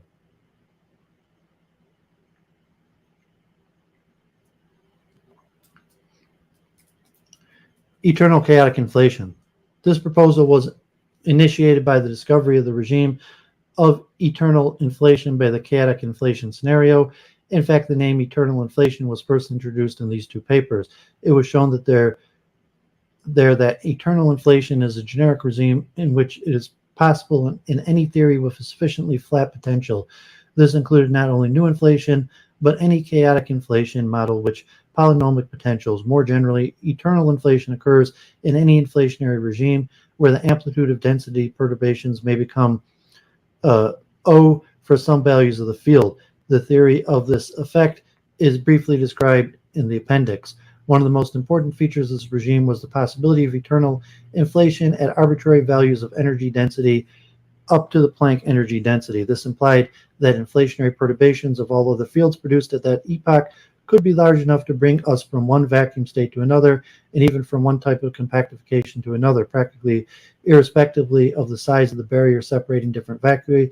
This realization was one of the strongest emotional shocks of my life, which forced me to delay and completely rewrite my book on inflationary cosmology, which I was preparing at the time. First of all, the universe in the scenario became immortal. Not only that, but the eternal process of self-reproducing, it recreates itself in all possible ways, probing all laws of low energy physics compatible with the underlying physical theory. This opens the possibility to implement the anthropic principle in the strongest form, using the analogy with mutations of the laws of physics and the Darwinian approach. The main idea was illustrated by an image of a multicolored self-reproducing universe, which gradually became the standard symbol of the inflationary universe. The figure shows the version published, in which with the original caption. By looking at the figure, one can instantly realize that eternal inflation transformed the universe into a huge eternal growing fractal. These are not just words. In 1987, A.L. and Villikin calculated fractal dimensions of the universe in a new inflation scenario. And then a few years later, a similar calculation was performed for the eternal chaotic inflation. I anticipated that the most interesting consequence of this scenario will be achieved in string theory and suggested an enormous large number of possible types of compactifications which exist. In the theories of superstring should be considered not as a difficulty, but as a virtue of these theories, since it increases the probability of the existence of the mini-universes in which life of our type may appear. So in figure 1, global structure, a chaotic self-reproducing inflationary universe, locally out of 10 to the 10 light-year horizon. The universe looks quite homogeneous, but its global structure is complex. Many universes in the Planck energy density are mutants that may forget completely the genetic code of their parent universe. They might even have different space-time dimensionality. The typical thickness of the tube connecting the two mini-universes after inflation is exponentially large. But if it corresponds to a compactification inflationary universe, it can be as thin as the Planck constant, Planck length. If the tube then evaporates by Hawking radiation, the parent and the offspring mini-universes have lost their umbilical space-time connection Well, this time it was not ripe for the eternal inflation in string theory because we did not know how to stabilize multiple string theory vector discussed. The emphasis shifted to other aspects of the inflationary multiverse scenario. In particular, in order to make the anthropic selection viable, it was necessary to find physical mechanisms that would allow physical parameters to take different values in the context of the same physical theory. And here inflation helped to reveal many new possibilities. For example, it was found that certain mechanisms of baryogenesis was controlled by a light scalar field which experienced quantum fluctuations during inflation. As a result, the parameter in the scenario may take different values in different parts of the universe. But why do we live in a part of the universe where the ratio is extremely small? A possible answer was that the large-scale structure of the universe in its parts with relatively large ratios would be very different, which would make emergence of life as we know it much less likely. A similar argument was used to remove the standard constraints on the axiom of mass and explain the large ratio of dark matter to normal matter. Recently, these ideas were revived and developed by several authors. Investigations of inflationary perturbations in the Brans-Dicke theory had shown that the effective gravitational constant and the amplitude of perturbations of the metric can take different values in different parts of the post-inflationary universe. Linde contained an explicit realization of the possibility that our world may consist of different parts with different number of large uncompactified dimensions. Thus, it was realized that many features of our world may indeed have anthropic origin. Most of the results were summarized in 1990 by my book, Particle Physics and Inflationary Cosmology, and Inflation in the Quantum Cosmology. In the first 10 years of the journey through the multiverse were very exciting but rather lonely. Not many people were interested in this theory. Almost all of my papers on inflationary multiverse had been written without any collaborators. The editor of my book recommended me to delete the part on the anthropic principle, saying that otherwise I will lose the respect of my colleagues. I replied that if I do it, I will lose self-respect, and eventually she agreed to keep it. It appears, though, that the risk was very minimal anyway, since this part was at the very end of the book in the chapter on quantum cosmology, which was of little interest to most of the readers at the time. In the beginning of the 1990s, the situation began to change. In 1993, a detailed theory describing two different probability measures in the eternally inflating universe were proposed in a series of papers, my papers written in collaboration with Arthur Masolumian and Jean Garcia Bellido and Dmitry Linde. In 1994, Alex Lincoln resumed his investigation of eternal inflation.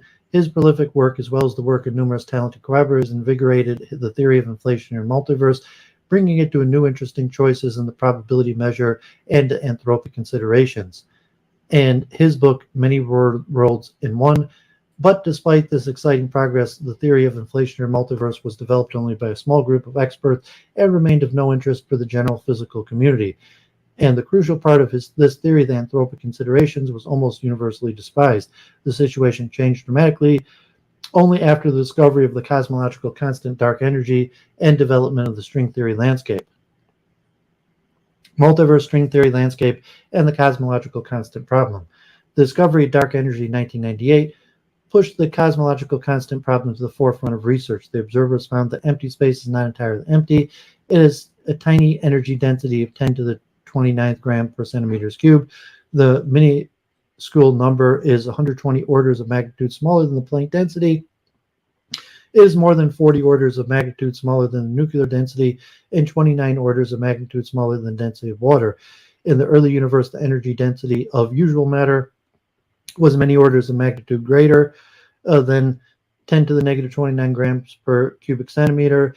In the distant future, it will be much smaller than the vacuum energy density. But for some mysterious reason, it is of the same order of magnitude, the energy density of matter of the universe at present time. This discovery triggered an unexpected change of events in theoretical physics. For many decades, theorists were unsuccessfully trying to find a theory that would explain why the cosmological constant representing the vacuum energy density is exactly zero, but we could not do it. It was a spectacular failure. After 1998, we faced much more complicated problem. It was necessary to explain why vacuum energy cosmological constant is not exactly zero, but it is extremely small, and why this constant is of the same order of magnitude as the density of normal matter at the present epoch. The only known way to address these two problems without invoking incredible fine-tuning was related to the anthropic principle and therefore to the theory of the multiverse.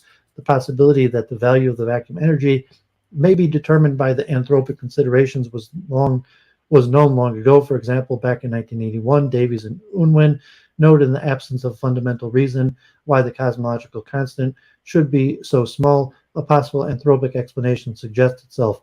Perhaps the excessive smallness of the cosmological constant is a feature that only characterizes our particular region of the universe. In other reasons, the fine-tune fails and the cosmological constant assumes much greater values. But in such region, the cosmological constant dominates the gravitational dynamics, leading to exponential expansion, or for negative values, collapse into anti-de Sitter space.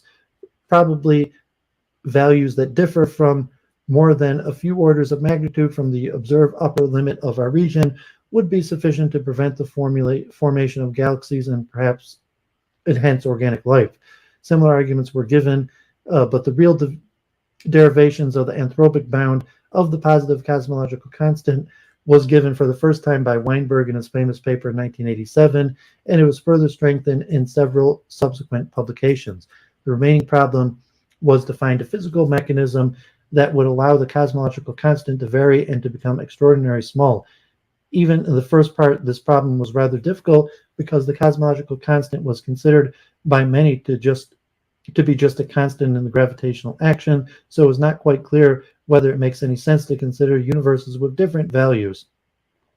Thus, then in 1974, it was realized that a constant scalar field may play a role of the cosmological constant, taking different values in different places and in different time, but having 10 to 100 different vectori with different values of the cosmological constant would not explain why it is as small as 10 to the negative 20 in Planck units. To address this issue, Davies and Unwin suggested to use a twisted configuration of the scalar field interloping between two minima of the Higgs-type potential in a hope to represent different values of the effective cosmological constant by slowly changing spatial distributions of the scalar field. However, for the parameters used, this distribution represented a narrow domain wall, which did not lead to the cancellation of the cosmological constant. In an attempt to explain the smallness of the cosmological constant, Banks introduced one of the first models of dark energy, but after studying it, he concluded, this is a dead blow for the present model. Even the anthropic principle cannot save it. In what follows, I will describe three different ideas proposed in 1984 to 86, which found their way to modern discussions of the cosmological constant problem.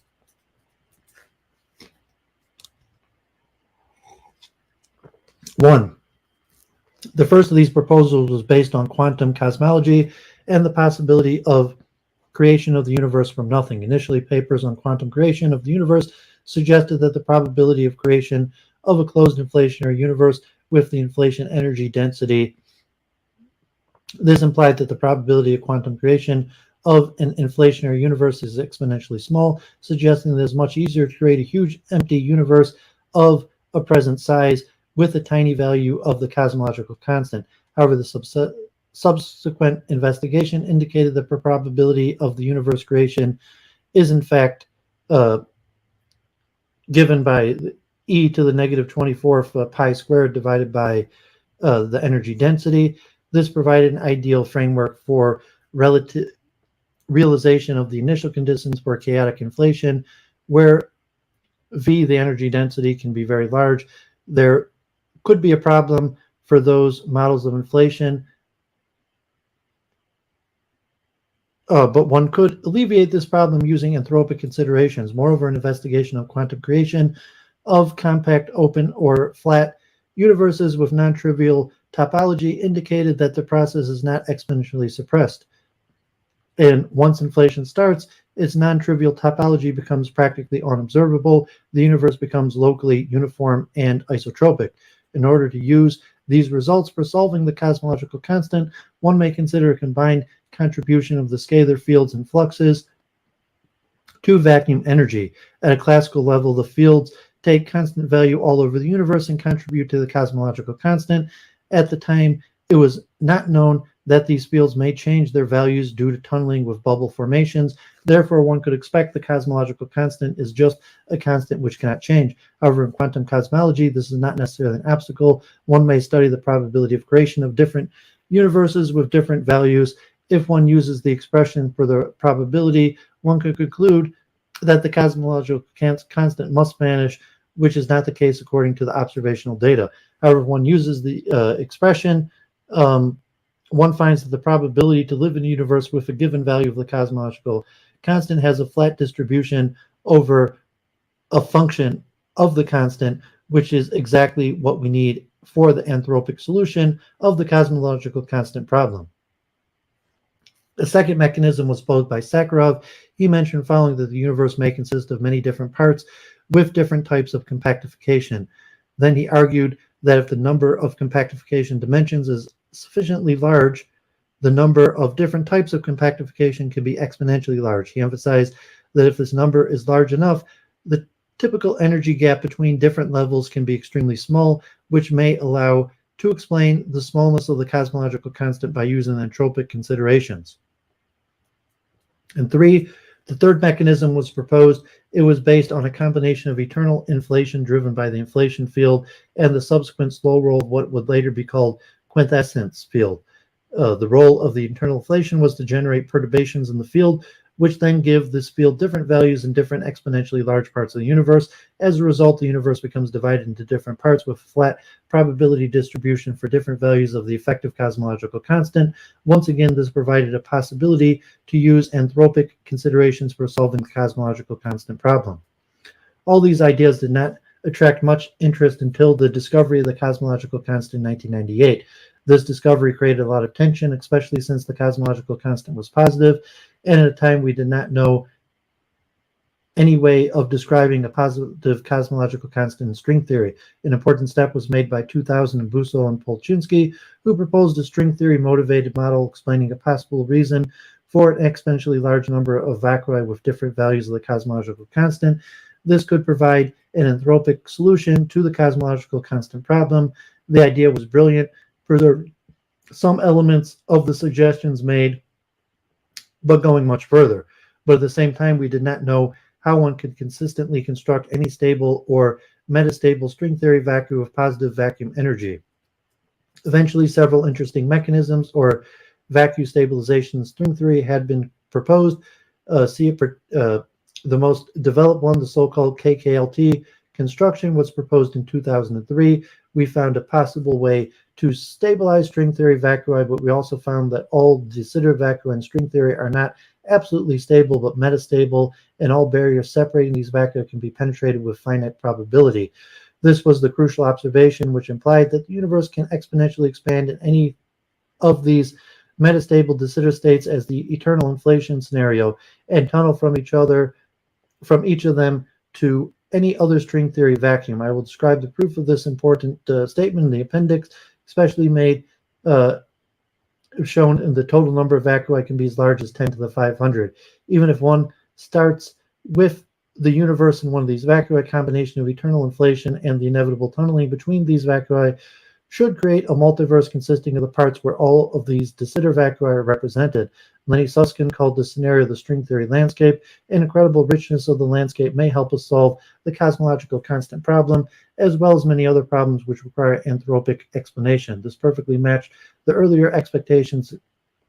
After these developments, the general attitude towards inflation and multiverse and anthropic considerations changed. Powerful efforts by Vilenkin, Susskind, Busso, Guth, Shanker, Hull, Nomura, and many others rapidly transformed this field into a vibrant and rapidly developing branch of theoretical physics. String theory underpinnings of vacuum stabilizations, uplifting inflation, and other aspects of the multiverse scenario received strong boosts from subsequent works of Silverstein, Cottrell, Polchinski, Kalush, and others, especially in the recent series of paper.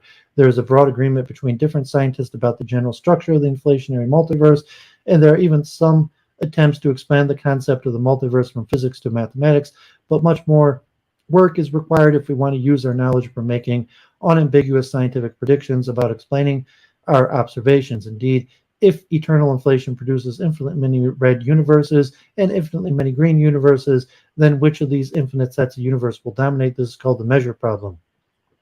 This problem is not specific to the multiverse. It is just a byproduct of dealing with infinities. Consider, for example, the usual flat or open Friedman universe. If it is infinite, and therefore contains infinite number of planets, infinite number of cities, infinite number of rooms. Since there are infinitely many of them, there are also infinite many bad rooms where all oxygen molecules simultaneously move into the corner of the room and everybody suffocates. The probability of this process in each particular room is incredibly small, but if one takes into account that the number of bad rooms is infinite, the statement about the probabilities becomes ambiguous. For example, one can take one bad room and one normal room and yet another bad and normal room, continue this counting for infinitely long time, and conclude that 50% of the rooms are bad. This is one of many paradoxes which appear when one compares infinities. One way to deal with this is to follow the lead of quantum mechanics and make only those predictions that an observer can actually verify under initial conditions that he should know or prepare before making predictions. This makes the subset of accessible rooms finite, and the normal expectations based on the standard laws of thermodynamics prevail. If it's too early to tell which of the proposed solutions of the measure problem will be finally accepted, for some recent reviews and proposals, it is important that whereas different approaches lead to slightly different constraints on the possible values of the cosmological constant, these differences do not change the main qualitative conclusions. Many parts of inflationary multiverse are expected to be in a state with very large absolute value in the cosmological constant. We cannot live there, but there are many exponentially large parts of the multiverse with an extremely small value of the cosmological constant compatible with our existence. That is all that we can say with reasonable certainty, and this is already quite sufficient to make the cosmological problem, if not completely and ambiguously solved, then at least significantly ameliorated. Similarly, there is a strong correlation between life as we know it and the values of the electron charge and its mass, as well as the ratio between the mass of the proton and the mass of the neutron, as with the number of non-compactified dimensions. Therefore, some of the physical parameters describing our part of the world may be environmental, specific to the part of the multiverse where we can live. Meanwhile, the discovery of many deep symmetries in the theory of elementary particles suggests the relationship between many other parameters may be fundamental rather than environmental. This relates our discussion to the famous statement made by Einstein in his autobiographical notes. I would like to state a theorem which at present cannot be based on anything more than faith in the simplicity, intelligibility of nature. There are no arbitrary constant. Nature is so constituted that it's possible logically to lay down such strongly determined laws that within these laws only rationally completely determined constants occur, not constants therefore whose numerical values could be changed without destroying the theory. The theory of the inflationary multiverse does not challenge this philosophical attitude, which is deeply rooted in the basic principles of science. But what we have found is the total number of truly fundamental constants, which may be much smaller than the one we could expect by studying the observable part of the universe. Sometimes what we perceive as a fundamental constant may just be an environmental parameter, which seems constant because of the effects of inflation, but which may take entirely different values in other parts of the world.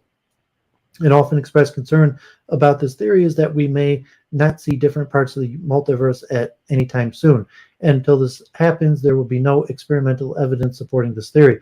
However, I do believe that we already have strong experimental evidence in favor of the theory of the multiverse.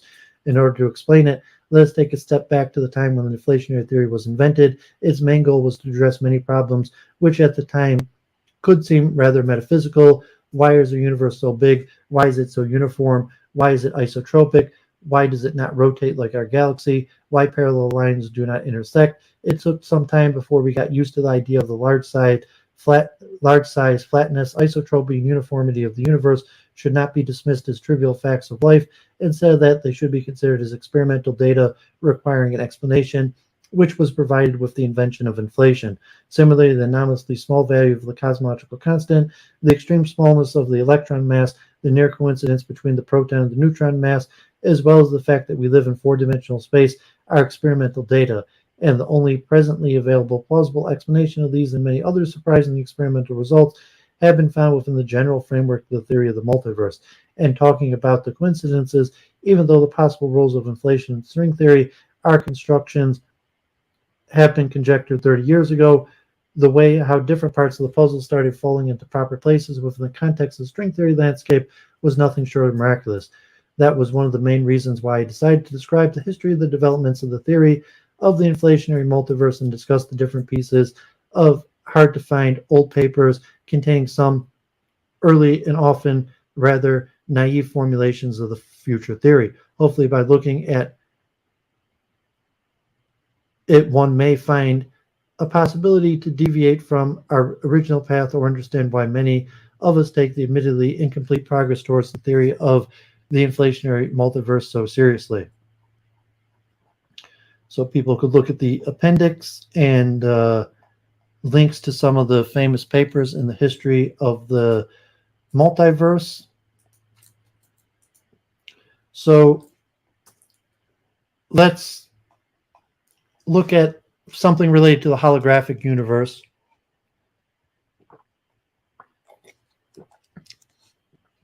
Information in the holographic universe. Theoretical results about black holes suggest that the universe can be like a gigantic hologram by Jacob Bekenstein. Ask anybody what the physical world is made of, and you are likely to be told matter and energy.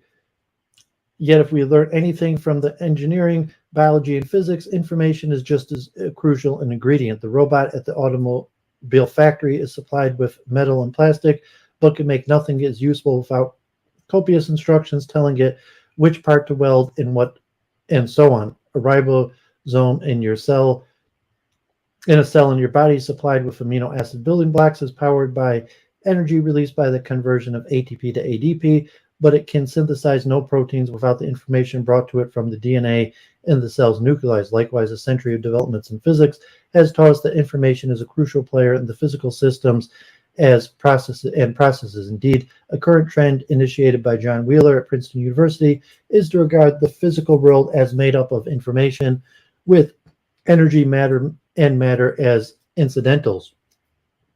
This viewpoint invites a new look at the venerable questions. The information storage capacity of devices such as hard disk drives have been increasingly by leaps and bounds.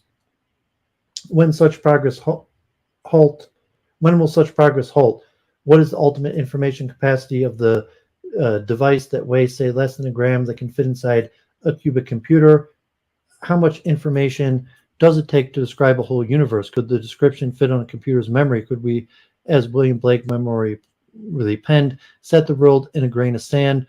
Or is that idea no more than poetic license? Remarkably, recent developments in theoretical physics answer some of these questions, and answers might be important clues to the ultimate theory of reality. By studying the mysterious properties of black holes, physicists have deduced absolute limits on how much information a region of space or a quantity of matter or energy can hold. Related results suggest that our universe, which we perceive to have these spatial dimensions, might instead be written on two-dimensional surface, like a hologram. Our everyday perceptions of the world as a three-dimensional would then be either profound illusion or merely one of two alternative ways of viewing reality. A grain of sand may not encompass our world, but a flat screen might. A Tale of Two Entropies. Formal information theory originated in the seminal 1948 paper by American applied mathematician Claude Shannon, who introduced today's most widely used measure of information content, entropy. Entropy has long been a central concept of thermodynamics, the branch of physics dealing with heat. Thermodynamic entropy is popularly described as the disorder in a physical system. In 1877, Austrian physicist Ludwig Boltzmann characterized it as, in more precise in terms of number of distinct microscopic states that a particle composing a chunk of matter could be in while looking at the same macroscopic chunk of matter. For example, the air in the room around you, one would count all the ways that the individual molecules could be distributed in the room and all the ways they could be moving. While Shannon cast about a way for quantifying the information contained in, say, a message, he was led by logic to a formula with the same form of Boltzmann's. The Shannon entropy of a message is the number of binary digits or bits needed to encode it. Shannon entropy does not enlighten us about the value of the information, which is highly dependent on context, yet as an objective measure of quantity of information. It has been enormously useful in science and technology. For instance, the design of every modern communication device, from cellular phones to modems to compact disc players, relies on Shannon entropy. Thermodynamic entropy and Shannon entropy are conceptually equivalent. The number of arrangements that are counted by Boltzmann entropy reflects the amount of Shannon entropy one would need to implement any particular arrangement. The two entropies have two salient differences, though. First, the thermodynamic entropy used by a chemist or a refrigeration engineer is expressed in units of energy divided by temperature, where Shannon entropy is used by communication engineers in bits, essentially dimensionless. The difference is merely a matter of convention. Even when reduced to common units, however, typical values of the two entropies differ vastly in magnitude. A silicon microchip carrying a gigabyte of data, for instance, has a Shannon entropy of about 10 to the 10 bits. 1 byte is 8 bits, tremendously smaller than the chip's thermodynamic entropy, which is about 10 to the 23rd bits at room temperature. This discrepancy occurs because the entropies are computed for different degrees of freedom. A degree of freedom is the quantity that can vary, such as the coordinate specifying a particle's location or one component of its velocity. The Shannon entropy of the chip cares only about the overall state in which a tiny transistor etched on the silicon crystal. The transistor is on or off. It is a 0 or 1, a single binary degree of freedom. Thermodynamic entropy, in contrast, depends on the states of all the billions of atoms and the roaming electrons that make up each transistor. Miniaturization brings closer to the day when each atom will store 1 bit of information for us. The useful Shannon entropy of the state-of-art microchip will edge closer to the magnitude its material thermodynamic entropy. When the two entropies are calculated for the same degree of freedom, they are equal. What are the ultimate degrees of freedom? Atoms, after all, are made up of electrons and nuclear. Nuclear are agglomerated protons and neutrons, and those in turn are composed of quarks. Many physicists today consider electrons and quarks to be excitations of superstrings, which they hypothesize to be the most fundamental entities, but the vicissitudes of a century of revelations in physics warn us not to be dogmatic. There could be more levels of structure in the universe that are dreamt of in today's physics. One cannot calculate the ultimate information capacity of a chunk of matter, or equivalently, its true thermodynamic entropy, without knowing the nature of the ultimate constituents of matter, or at the deepest level of structure, which I refer to as X. So the overview, the world as a hologram. An astonishing theory called the holographic principle holds that the universe is like a hologram. Just as a trick of light allows a fully three-dimensional image to be recorded on a flat piece of film, our seemingly three-dimensional universe could be completely equivalent to alternative quantum fields and physical laws painted on a distant, vast surface. The physics of black holes, immensely dense concentrations of mass, provides a hint that the principle might be true. Studies of black holes show that, although it defies common sense, that the maximum entropy of or information content of any region in space is defined not by its volume but by its surface area. Physicists hope that this surprising finding is a clue to the ultimate theory of reality. This ambiguity causes no problem in analyzing particular thermodynamics, such as that of car engines, for example, because the quarks within the atoms can be ignored. They do not change their states under the relatively benign conditions of the engine. Given the dizzying progress of miniaturization, one can playfully contemplate a day when quarks will serve to store information 1 bit apiece, perhaps. How much information would then fit into our 1 centimeter cube, and how much if we harness superstrings or even deeper, yet undreamt of levels? Surprisingly, developments in gravitational physics in the past 3 decades have supplied some clear answers to what seem to be elusive questions. The entropy of a black hole is proportional to the area of its event horizon, the surface within each with which even light cannot escape the gravity of the hole. Specifically, a hole with a horizon spanning a Planck area has A divided by 4 units of entropy. The Planck area, approximately 10 to the negative 66 square centimeters, is the fundamental quantum unit of area determined by the strength of gravity.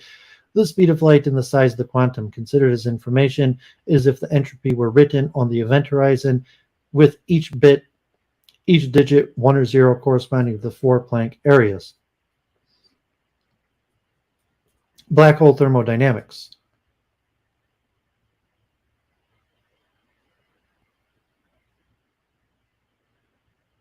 A central player in these developments is the black hole. Black holes are a consequence of general relativity. Albert Einstein's 1950 geometric theory of gravitation. In this theory, gravitation arises from the curvature of spacetime, which makes objects move as if they were pulled by a force. Conversely, the curvature is caused by the presence of matter and energy. According to Einstein equations, a sufficiently dense concentration of matter or energy will curve spacetime so extremely that it rends, forming a black hole. The laws of relativity forbid anything that went into a black hole from coming out again, at least within the classical non-quantum description of the physics.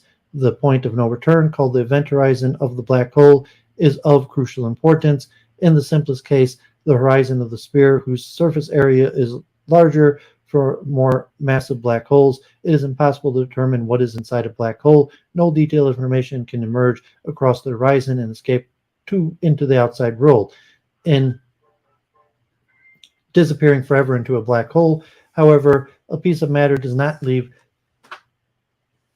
leave some traces. Its energy, we count any mass as energy in accordance with Einstein's equals mc squared, is permanently reflected in an increment in the black hole's mass.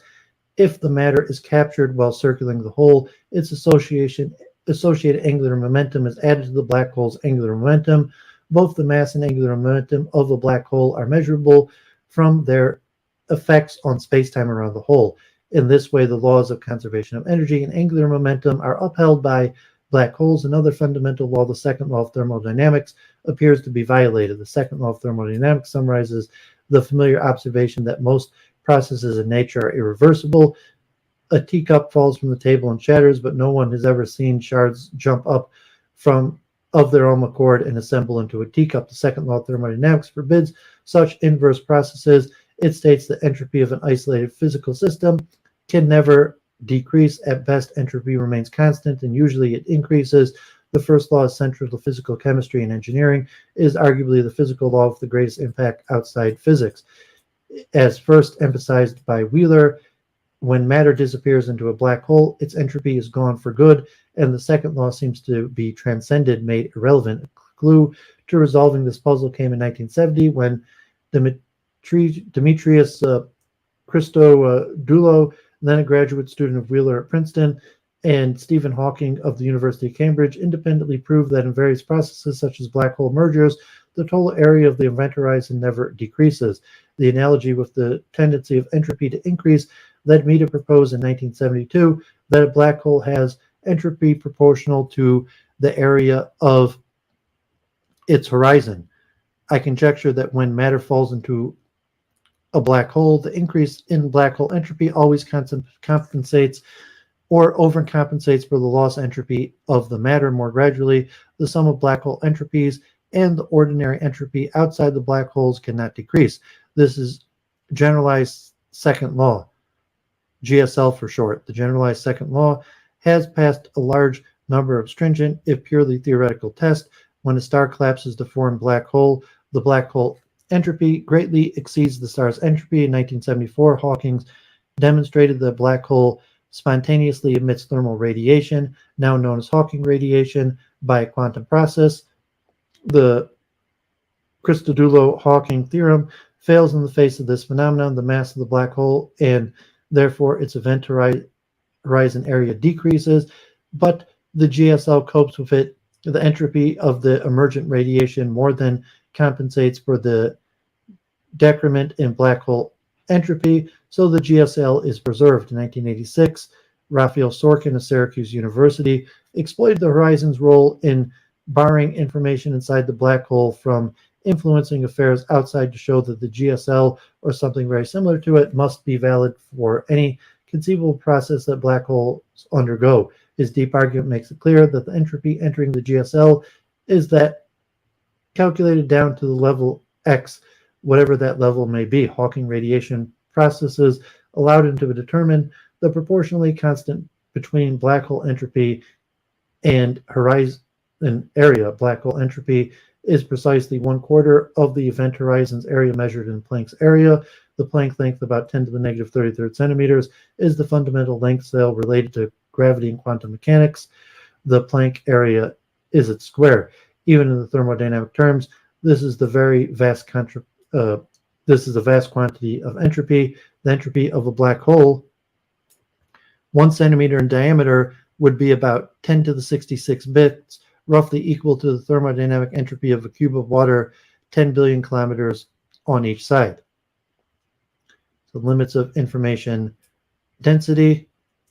The thermodynamics of black holes allows one to deduce limits on the density of entropy or information in various circumstances. The holographic bound defines how much information can be contained in a specific region of space. It can be derived by considering a roughly spherical distribution of matter that is contained within surface area A. The matter is induced to collapse from a black hole. The black hole's area must be smaller than A, so its entropy must be less than A divided by 4. Because entropy cannot decrease, one infers that the original distribution of matter must also carry less than A divided by 4 units of entropy of information. This result that the maximum information content of a region of space is fixed by its area defies the common sense expectation that the capacity of a region should depend on its volume.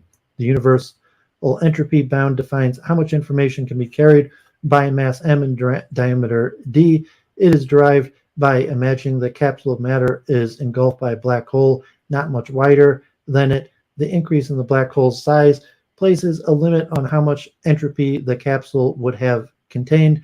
This limit is tighter than the holographic bound, except when the capsule is almost as dense as the black hole. The holographic and universal information bounds are far beyond the data storage capacities of any current technology, and they greatly exceed the density of information on chromosomes and the thermodynamic entropy of water.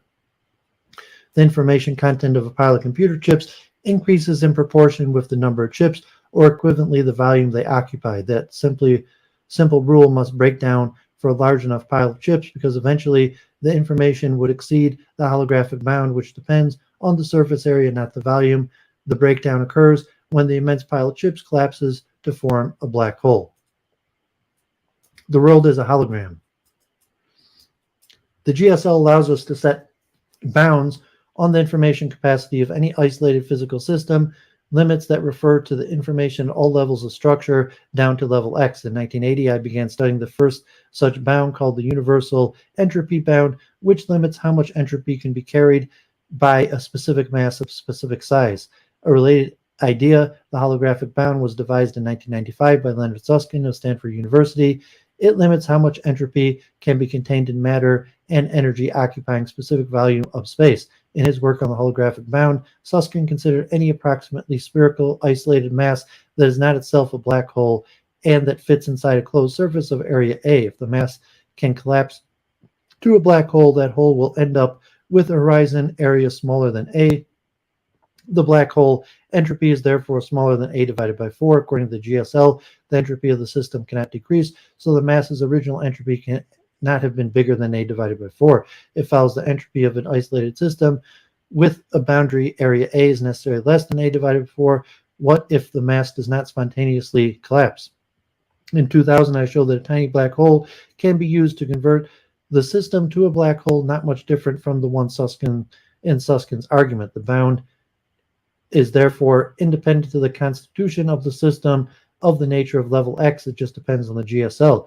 We can now answer some of the elusive questions about the ultimate limits of information storage. A device measuring a centimeter across could in principle hold up to 10 to 66 bits, a mind-boggling amount. The visible universe contains at least 10 to 100 bits of entropy, which could in principle be packed inside a sphere a tenth of a light year across. Estimating the entropy of the universe is a difficult problem. However, in much larger numbers requiring a sphere almost as big as the universe itself are entirely plausible. But it is another aspect of the holographic bound that is truly astonishing.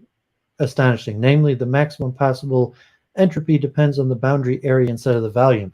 Imagine that if we are piling up computer memory chips in a big heap, the number of transistors to total data storage capacity increases with the volume of the heap. So too does the total thermodynamic entropy of all the chips. Remarkably, though, the thermodynamical ultimate information capacity of the space occupied by the heap increases only with the surface area, because volume increases more rapidly than the surface area. At some point, the entropy of all the chips would exceed the holographic bound. It would seem that either the GSL or a common sense idea of entropy and information capacity must fail. In fact, what fails is the pile itself. It would collapse under its own gravity and form a black hole before the impasse was reached. Thereafter, each additional memory trip would increase the mass of the surface area of the black hole in a way that would continue to preserve the GSL.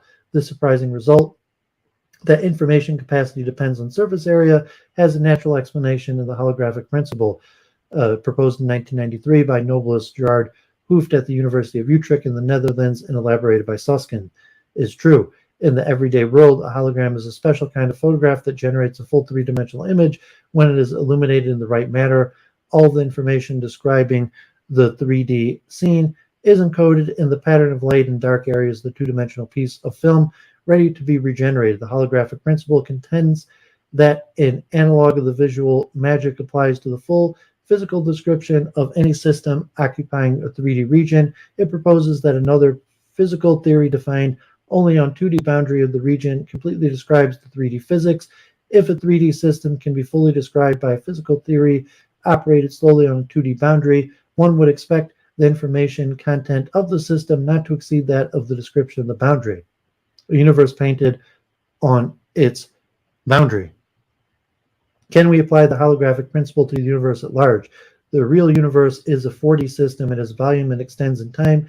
If the physics of our universe is holographic, there would be an alternative set of physical laws operating on a 3D boundary of space-time, somewhere that would be equivalent to our known 4D physics. We do not yet know of any such 3D theory that works in that way. Indeed, what surface should we use as the boundary of the universe? One step towards realizing these ideas is to study models that are simpler than a real universe. A classic concrete examples of the holographic principle at work involves the so-called de Sitter spacetimes. The original de Sitter spacetime is a model universe first obtained by Dutch astronomer William de Sitter in 1917 as a solution of Einstein's equations, including the repulsive force known as the cosmological constant. De Sitter spacetime is empty, expands at an accelerating rate in a very highly symmetrical. In 1997, astronomers studied distant supernova explosions, conclude that our universe now expands in an accelerated fashion and will probably become increasingly like a de Sitter spacetime in the future. Now, if the repulsion in Einstein's equation is changed to attraction, de Sitter solution turns into anti-de Sitter spacetime, which has equally as much symmetry. More important for the holographic concept, it possesses a boundary which is located at infinity and looks a lot like everyday spacetime. Using anti-de Sitter spacetime, the theorists have devised a concrete example of a holographic principle at work. A universe described by superstring theory functioning in an anti-de Sitter spacetime is completely equivalent to the quantum field theory operating on the boundary of the spacetime. Thus, the full majesty of superstring theory and the anti-de Sitter universe is painted on the boundary of the universe. Drawn Maldacena at Harvard University first conjectured such a relation in 1997 from the 5D anti-de Sitter case, and it was later confirmed for many situations by Edward DeWitton at the Institute for Advanced Study in Princeton, and Stephen Gusberg and Igor Klebanov and Alexander Polakov at Princeton University. Examples of this holographic correspondence are known for spacetime with varieties of dimension. The result means that two ostensibly very different theories, not even acting in space of the same dimension, are equivalent. Creatures living in one of these universes would be incapable of determining if they inhabited a 5D universe described by string theory or a 4D one described by quantum field theory of point particles. Of course, the structure of their brains might give them an overwhelming common sense prejudice in favor of one description or another, in just the way that our brains construct an innate perception of the universe has three spatial dimensions. The holographic equivalence can allow a different calculation of the 4D boundary spacetime, such as the behavior of quarks and gluons, to be traded for another easy calculation of the highly symmetric 5D anti-de Sitter spacetime. The correspondence works the other way too. Witten had showed that a black hole in anti-de Sitter spacetime corresponds to hot radiation in the alternative physics operating on the boundary spacetime.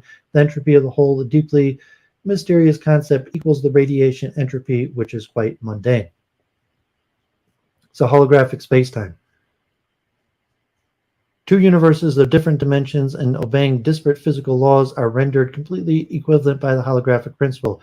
Theorists have demonstrated this principle mathematically for a specific type of five-dimensional spacetime called anti-de Sitter and its four-dimensional boundary. In effect, the 5D universe is recorded like a hologram on the 4D surface of its periphery. Superstring theory rules that 5D spacetime, but the so-called conformal field theory points particles operates on the 4D hologram. A black hole in the 5D spacetime is equivalent to hot radiation on the hologram. For example, the hole and the radiation have the same entropy, even though the physical origin of entropy is completely different for each case. Although these two descriptions of the universe seem utterly unlike, no experiment could distinguish between them even in principle. The expanding universe. Highly symmetric and empty, the 5D anti-de Sitter universe is hardly like our universe existing in 4D, filled with matter and radiation and riddled with violent events. Even if we approximate our real universe with one that has matter and radiation spread universally throughout, we get not an anti-de Sitter universe, but rather a Friedman-Robinson-Walker universe. Most cosmologists today that our universe resembles an FRW universe, one that is infinite, has no boundary, and will go on expanding ad infinitum. Does such a universe conform to the holographic principle or to the holographic bound? Susskind's argument based on the collapse to a black hole is of no help here. Indeed, the holographic bound deduced from black holes must break down in a uniform expanding universe. The entropy of a region uniformly filled with matter and radiation is truly proportional to its volume. A sufficiently large region will therefore violate the holographic bound. 1999, Raphael Bousso and then at Stanford proposed a modified holographic bound, which has since been found to work even in situations where the bounds were discussed earlier cannot be applied. Basso's formulation starts with any suitable 2D surface. It may be closed like a sphere or open like a sheet of paper. One then imagines a brief burst of light issuing simultaneously and perpendicularly from all over one side of the surface. The only demand is that the imaginary light rays are converging to start with. Light emitted from the inner surface of a spherical shell, for instance, satisfies the requirement. One then considers the entropy of the matter and radiation that these imaginary rays traverse up to the point where they start crossing. Bousso conjectured that this entropy cannot exceed the entropy represented by the initial surface, 1/4 of its area measured in Planck areas. This is a different way of tallying up the entropy that is used in the original holographic bound. Bousso bound refers to the entropy as a region at one time, but rather than the sum of entropies of locales at a variety of times, those that are illuminated by the light burst on the surface. Bousso's bound subsumes other entropy bounds while avoiding their limitations. Both the universal entropy bounds and the Hughes-Susskind form of the holographic bound can be deduced from Bousso's for any isolated system that is not evolving rapidly and whose gravitational field is not strong. When these conditions are overstepped, as for a collapsing sphere of matter already inside a black hole, these bounds eventually fail, whereas Bousso's bound continues to hold. Bousso has also shown that his strategy can be used to locate the 2D surfaces on which holograms of the world can be set up. Augurs of a revolution. Researchers have proposed many other entropy bounds. The proliferation of variations of holographic motif makes it clear that the subject does not reach the status of a physical law. But although the holographic way of thinking is not yet fully understood, it seems to be here to stay. And with it comes a realization that the fundamental belief prevalent over 50 years that field theory is the ultimate language of physics must give way. Fields such as electromagnetic field vary continuously from point to point and thereby described an infinity of degrees of freedom. Superstring theory also embraces an infinite number of degrees of freedom.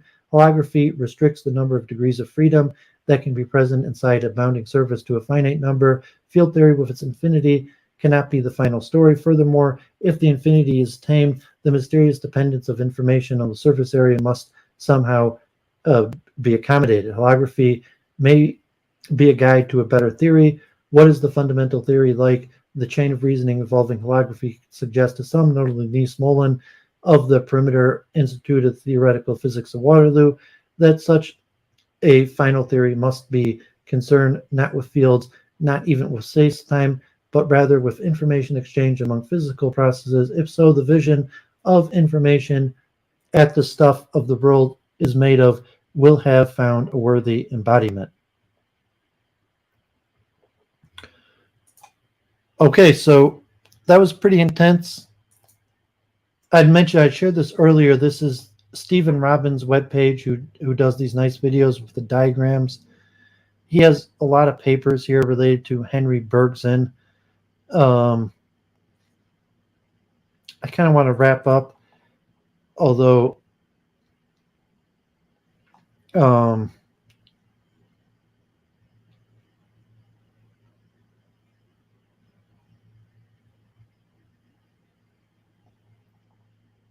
so let me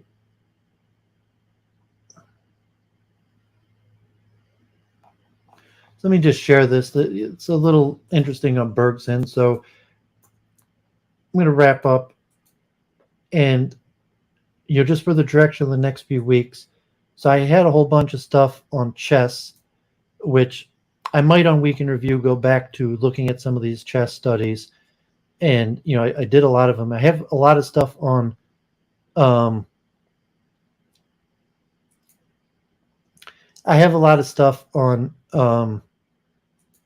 in my multiple truth hypothesis folder.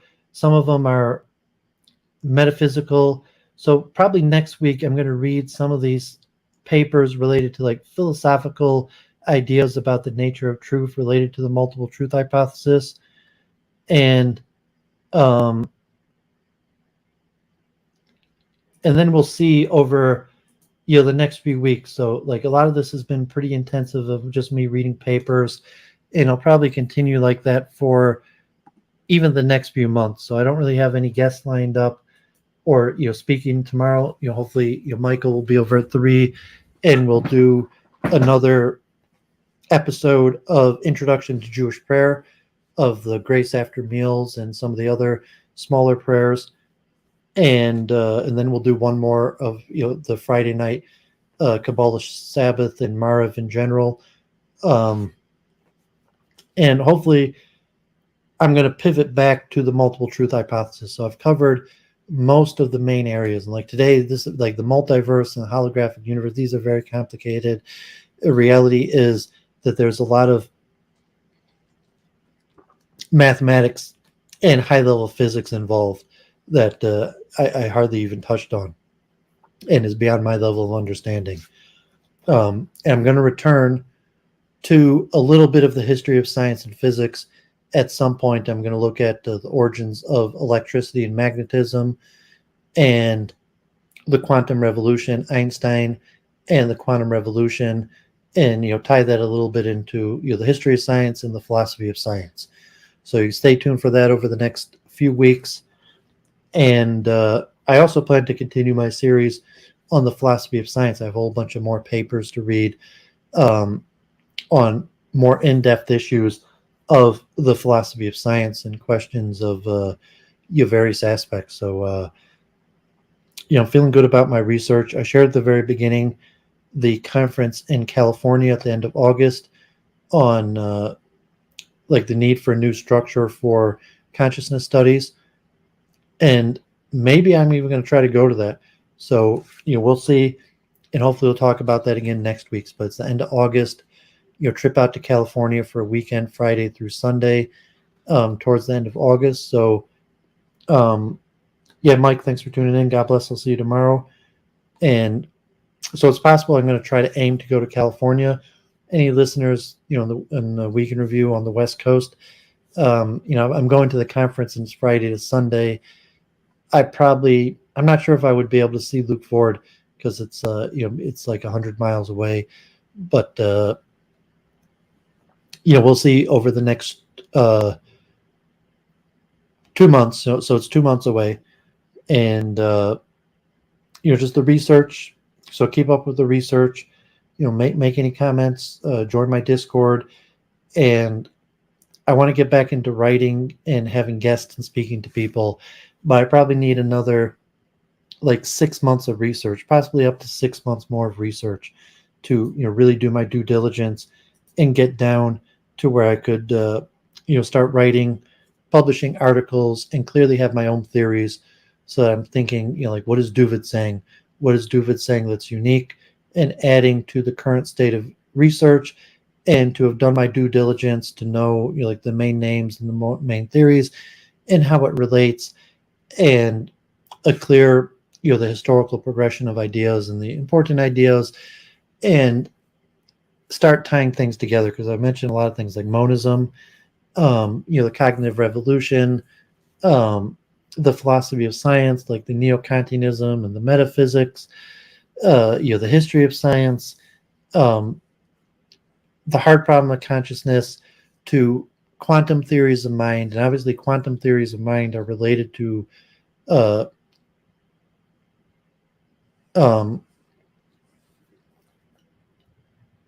physics and quantum particles. And so I have to do a little bit more research in physics, really a lot more research in physics. All of these fields are endless. So any of these things I'm talking about, any person could endlessly do research in just one of these fields.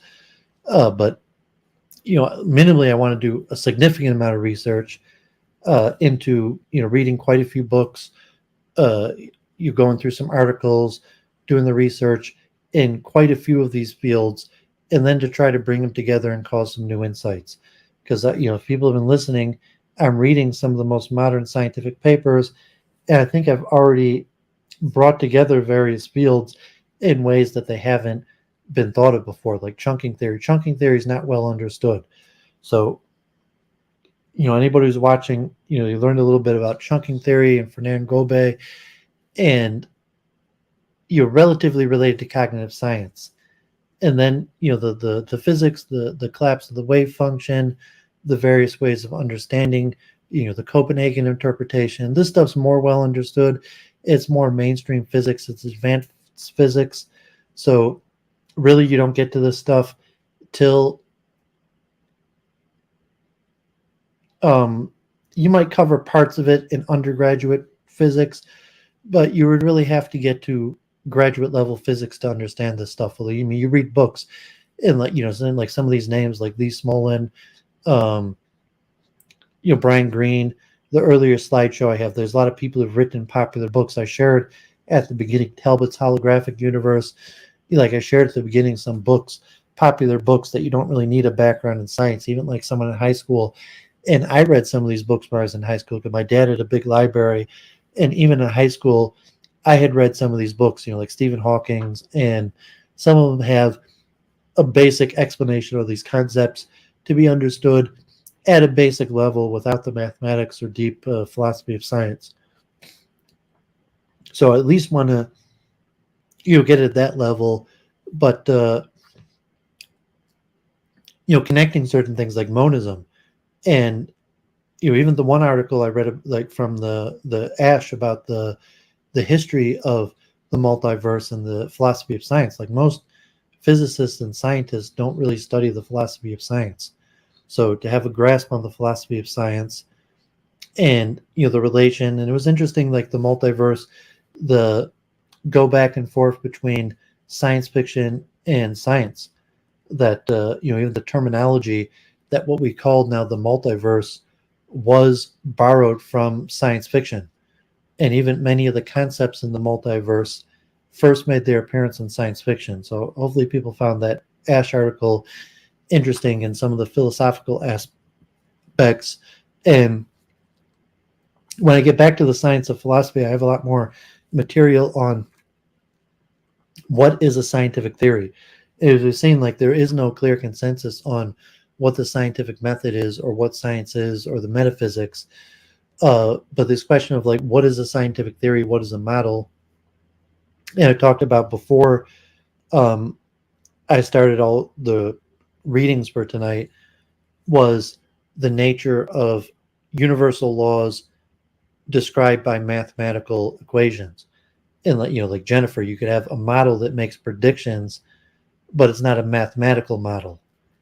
Or you could have just a model that has explanatory power, and it might not make future predictions, but it might describe already understood phenomenon. Then, like how we understood like three-dimensional space, uh, the flatness of the universe, the cosmological constant, these various things that you could say known through experimental data, and like the Big Bang or the various mathematical explanations. So we have these experimentally observed phenomenon, and we can't really create scientific laws that explain them in the nature of like Newtonian physics or even Einsteinian or quantum mechanics to explain this. So you have cosmological explanations like the Big Bang, like evolution, which are cosmological explanations that are extrapolations of scientific laws to explain history, how we got to our present situation. So I said like mathematical universal laws of science that predict the future and explain the past. I mean, to say if you have a mathematical law of nature and you hypothesize back in time and then run the equation and see, do you get the current present reality? And so something like the Big Bang, it's like, oh, we have these equations. What happens if we start these equations billions of years ago and then run the equations? Do we get our current state? And then also, what if you take our current state and run time backwards, and say you have the equations and set the current state and predict from the future, but you could also take the same equations and given a negative value of time and give a prediction of previous former states. And so that's the nature of the description of history, and you'll call scientific models. And so when I get back into more of the second half of my philosophy of science series, so I only did 5 out of 10, and I'm going to do 5 more, and those were all long streams, like 5 hours of me reading, and they all could have went on, and I have a lot of material that I've already prepared for that. And so we'll talk about the science of measurement, different theories of modeling, relate to the multiple truth hypothesis, different theories of truth, things like the correspondence theory of truth. And, so the research is endless. So, thank God we can review. Got 8 people watching right now. Chat hasn't been that active today, but, that's fine. If anyone has anything to say, they could make a comment or, join my Discord, reach out, and you have any insights. But yeah, I mean, the research is endless. That's why we can review. And I've been doing, like 5-hour streams solo, most of it just me reading papers. And so like the research is endless. I could and should do this like really the rest of my life. My mind is active, and it's like there's enough material that just scratching the surface, and could come back to any of these topics like the history of the multiverse. Could look at some of the fundamental papers and try to delve more deeper into them. So, God bless. Signing off. Appreciate everyone tuning in, and comments, and feel free to make comments or join my Discord, reach out, and speak more. So the Foam Expo is this week. I don't think I'm going to go because they got the construction on 696. I got a dentist appointment Friday, and my mom needs me to do something Thursday. So Tuesday, it's remotely possible I'm going to go to the Foam Expo. I went to the Foam Expo in past years. I'm not sure like I'm going to learn anything from going to the Foam Expo again. I mean, the foam is important in like material sciences, and say like foam. Basically like foam is just like a material where they put air into it. Oh, hey Patricia, thanks for tuning in. So yeah, God bless. Have a good night. So like foam makes material lightweight because it adds air into it, and there's various forms of foam that could be quite hard. And so the Foam Expo, all these various materials that are put in the automobile, largely for the purpose of making the vehicle lighter. And I went in past years, like since the Foam Expo first started, and really like 5 years I've been going to the Foam Expo. And I think I'm not going to go just because they got construction in the area on the highway, and God forbid. So I'm probably going to skip the Foam Expo. So Michael tomorrow, and then we can review next week. So God bless everyone. Have a great week. I think it's the new month, so me and Michael talked about Rosh Chodesh and the blessing of the new month, and Hallel, and the various prayer inserts. So this week is the new month, Hebrew month, and I guess towards the end of the month will be the beginning of the 3 weeks and the fast days. So just thought I'd mention that. So God bless. Have a great night. Reach out.